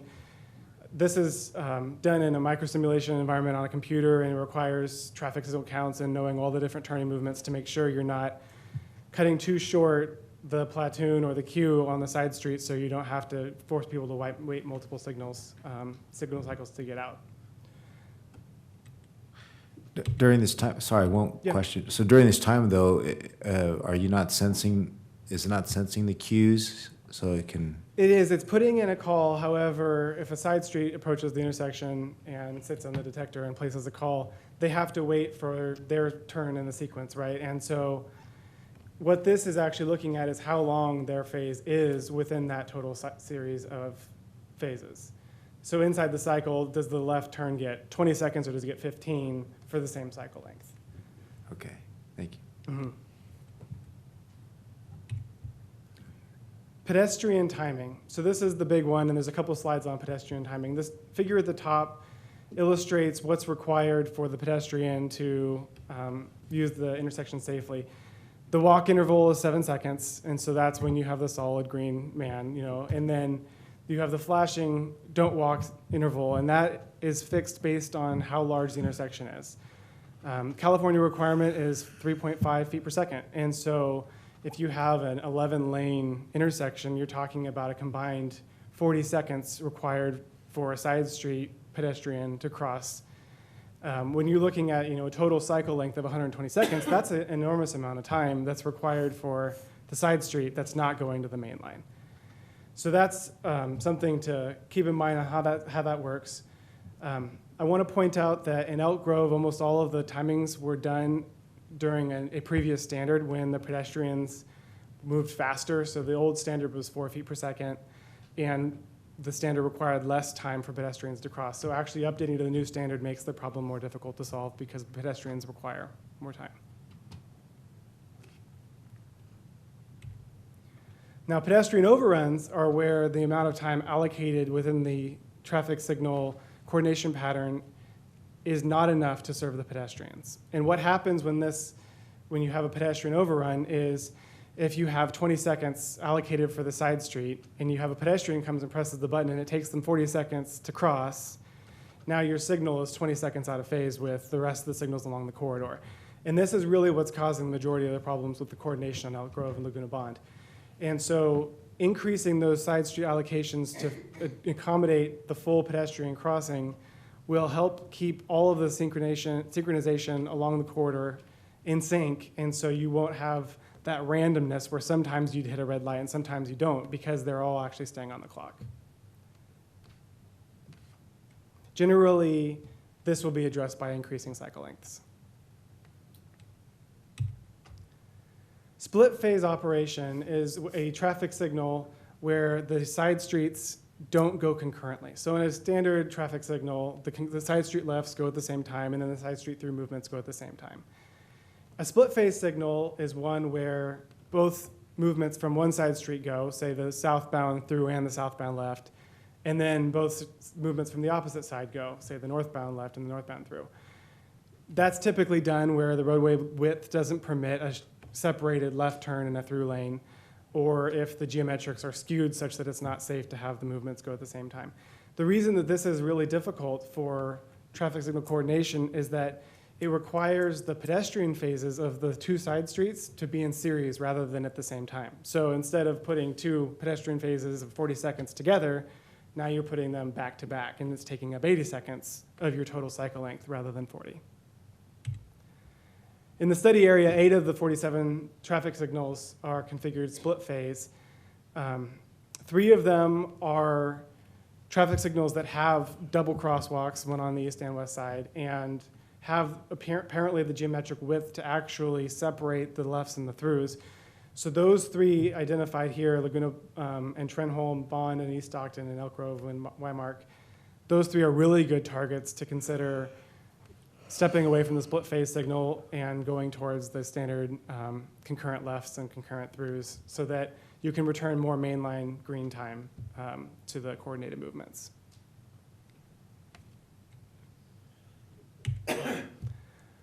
And then lastly, permissive left turns are another option that can provide a lot more green time for the main line. So to explain what that is, I'll first explain the protected left turn. That's where you have a green left arrow. You have complete right of way to make the movement. A permissive left turn are not done so often in Northern California, but it's where you can left turn yield on a green ball typically. It's the standard approach. And so you don't have the right of way. There may be a crosswalk active on the left. There might be oncoming traffic, but you can make that movement when it's safe. There's a very popular concept with a flashing left turn arrow, and they're being looked at around the area where the left turn is actually indicated with either a solid right arrow or a flashing yellow arrow, and that gives the driver some awareness that, hey, you can make this movement, but you don't have the right of way. You need to yield to the PEDs or you need to yield to the oncoming traffic. And SACOG is right now looking for test areas where that would be something to evaluate. Removing the left turn, protected left turns and implementing permissives could save 8 to 15% of green time going back to the main line on an intersection where that's feasible. Is there any data on increased pedestrian or bicycle vehicle accidents? Or The flashing left turn is considered to be a lot safer than a yield on a green ball, but it's still not as the protected left is definitely the safest option. Right. And there is, and I don't have that available, but it's definitely been studied in depth. So we can follow up with that. The results of the study is you do have more pedestrian and bicycle collisions with cars or not? I would have to look at the studies. Okay. I'll follow up on that one. Okay, thank you. Yeah. And I'll pass it back off to Fred. For the mayor and councilman, 3 more slides left. So conclusions. So what we found just really, and the city has made a great investment in your ITS, so we're able to pull lots of data directly from the controllers, weekdays, weekends, and everything else, and to really get the information for the conclusions of that. In the industry, what you normally do is monitor and, if needed, update signal timings, usually on a 2 to 3 year basis. And that really depends on how much development is occurring. And so in the past, say between 2010 and 2015, the city was growing, but not at a very fast pace. But in the past 3 or 4 years, it's growing and it's growing fast. So therefore, monitoring it, which the city does, identifying some of the things that are occurring, especially in terms of serving all the modes, and identifying that it can and should be improved is one of the key conclusions that we came up with. Also, there's a trade-off, but that trade-off has to be balanced between mainline delay and side street delay. And as Danny talked about, we don't want to give all the green time to the main street, because the side streets, instead of having to wait 40 or 50 seconds, we can keep increasing the cycle length. If you ever travel to Vegas, that's a good example. They run sometimes 4 to 5 minute cycle lengths. And we don't want to do that in Elk Grove.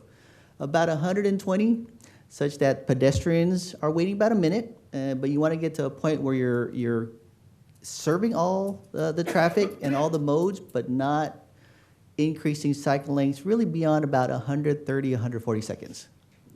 The other part is in terms of signal coordination, by getting each intersection operating by itself and a group of signals, as Danny talked about, staying in sync so that they're all staying within the same clock and not falling out of coordination or having to get back into coordination. That you can say that where you can maintain, if you're traveling at the posted speed limit, say for example 35 miles per hour, 40 miles, you're able to get through multiple intersections. Will you be able to get from 99 to 5 without stopping? I can tell you right now, no. You may have to stop once, maybe twice, but you don't want to be stopping at every intersection. And also having the ability, if you're traveling during the morning or the evening, knowing which intersections you're stopping at. And not saying, oh, today I stopped at 4 intersections, the next day I stopped at 3 intersections, but they were different intersections. So it's having that consistency is really part of the signal coordination process, and you can reduce mainline travel times by 10 to 20%. What does that mean in terms of time? 1 to 3 minutes. So if you think of just traveling and some city residents do travel all the way across, especially with the amount of congestion on 99. There's more folks taking I-5 to and from Elk Grove. So they may also live on the east side of town. So getting that consistent travel time and reducing it by 1 to 3 minutes is something they can perceive and understand and really say, okay, that in terms of the resources and the investment the city's making in the ITS, they see that on a daily basis. And also in terms of weekends, sometimes the weekends here in Elk Grove are busier than weekdays, especially near the shopping centers. So the city also has the ability to develop weekend timing plans. So it's limitless, and then in terms of the average delay for side streets would be about 0 to 30 seconds, depending on whether we run intersections free. And we are actually running lots of intersections, especially south of Elk Grove, near Whitelock, near Franklin High. A lot of those intersections are running free because, again, there's not the east-west traffic, unlike Elk Grove or Laguna Bond. Therefore, as vehicles approach the intersections or pedestrians approach the intersection, it turns green faster for them. So our recommendations, working with Ryan and Bob, is the recommended next steps are to update traffic signal timings. The corridor we think should be first is probably Laguna Bond. It may not be the entire corridor, but we definitely see between 99 and probably Bighorn in that corridor, especially with Laguna Springs right here outside of City Hall. And then if you think back in 2010, we actually optimized Elk Grove before the improvements at the interchange, before a lot of the additional car dealerships at the Onwell Parkway. And then as the city continues to grow, with Costco coming in, things are going to change again on Elk Grove. So it's probably the next one. And then looking at some split phase operations, eliminating those. And they are, good or bad, legacy of when the city was still with the county. A lot of those were there, like East Stockton. And what it really does is it's, if you have pedestrians crossing the street, it really takes a lot of the green time. So you see it backing up towards the freeway or other locations. But there's also lot of side streets, small residential streets that have split phasing. So we're also looking at modifying those and getting them back to operations, again, more typical for smaller intersections. And then as Danny talked about, SACOG is looking at partner agencies to look at installing flashing yellow arrows. So it's been done a lot in Southern California and in the Bay Area. And again, if you only install one in the city of Elk Grove, it most likely will have higher accident rates. But if it's, again, drivers, if they get used to it, driving all over the city, also in the city of Sacramento, Rancho Cordova, Citrus Heights, Roseville, they're looking for partner agencies to really test this and really try to maximize the capacity of intersections. Okay. Implementation costs, Like we talked about, a lot of the data that we're getting is coming from the city. So in terms of the timing plan analysis and update, it's on the range of about $3,000 to $4,000, including data collection. So there's some numbers for Laguna Bond in terms of the number of intersections and also Elk Grove. Flashing yellow arrow, it's a little bit different because it's actually changing some of the signal heads. So it's actually design and construction costs. And then also remove split phasing, not only maybe design costs, but it may be restriping approaches and also modifying loop detectors in the ground. So it's also a little bit more, but all of these is really in terms of a lot of the streets that are already being built, we're not going to be expanding them. So a lot, again, in terms of the transportation industry is really maximizing the capacity and the throughput of the investments that the city has already made. So with that, we'd be happy to answer any questions. Any questions? No questions? Did you want to fill out a form, Jacqueline? Why don't you just come on up? I want to open for public comment. We have one speaker, Jacqueline Canoes. Go ahead. Yes, I have a question. I live off of Bighorn and Laguna, and I walk almost daily Laguna from Bruceville to Laguna Springs, and then Bighorn, Lewisstein, and then on down the other way. My question is, I have so many times almost been hit by right turn drivers on a red light because they're not looking, they're looking over here to see if anybody's coming here or if anybody's coming here. They're not looking over here where the pedestrians are. How much time does it really save to allow right-hand turns on a red light? If we got rid of that to save the pedestrians, how much of an impact?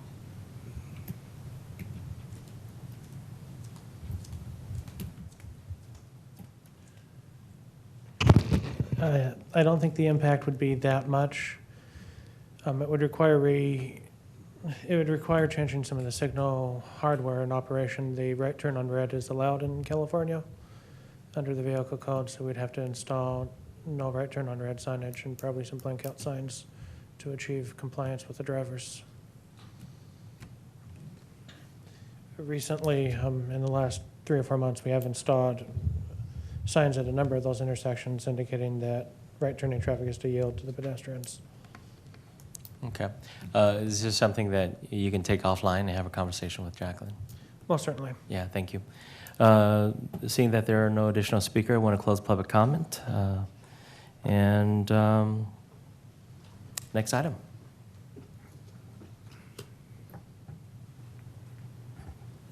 If we're going to the next item, that would be item 10.5, which is consider appointment of a voting member and 2 alternate members to the Historic Preservation Committee. At the beginning of August, we phased into the new Title VII, which changed the composition of the body from what was a 7-member body with 1 alternate member. We're now down to 5 members with 2 alternates. You currently have 4 voting members on the HPC. What you have tonight is 3 applicants. You have 1 voting member position, 2 alternate positions, and we're open and ready to hear for the appointment consideration. Okay. Care to weigh in? Open and close public comment. Oh, yes, let's open public comment and close, seeing that there are no speakers, we want to close public comment. I'll recommend that we make Mel as the voting member and the other 2 is our alternates. Thoughts? Input? Yeah. You would support that? Any input? Sure. All right. Yeah, looking at his Mel's resume, certainly in terms of historic preservation committee, he's been here 5th generation Elk Grove and comes pretty recommended with Elizabeth Pinkerton. Darren, So yes or no? I'm good, thank you. Just showing All right. justification. I'm prepared to push forward. I'm just trying to hit the midnight rule. I'm prepared to push forward Mel Pearson as the person to fill the open seat, and also push forward Xiong and also Gertinder as the 2 alternates. All right. Want to adjourn the regular city council meeting at 11:37, but members, don't leave yet. We still have a closed session item. Oh, we do? Oh.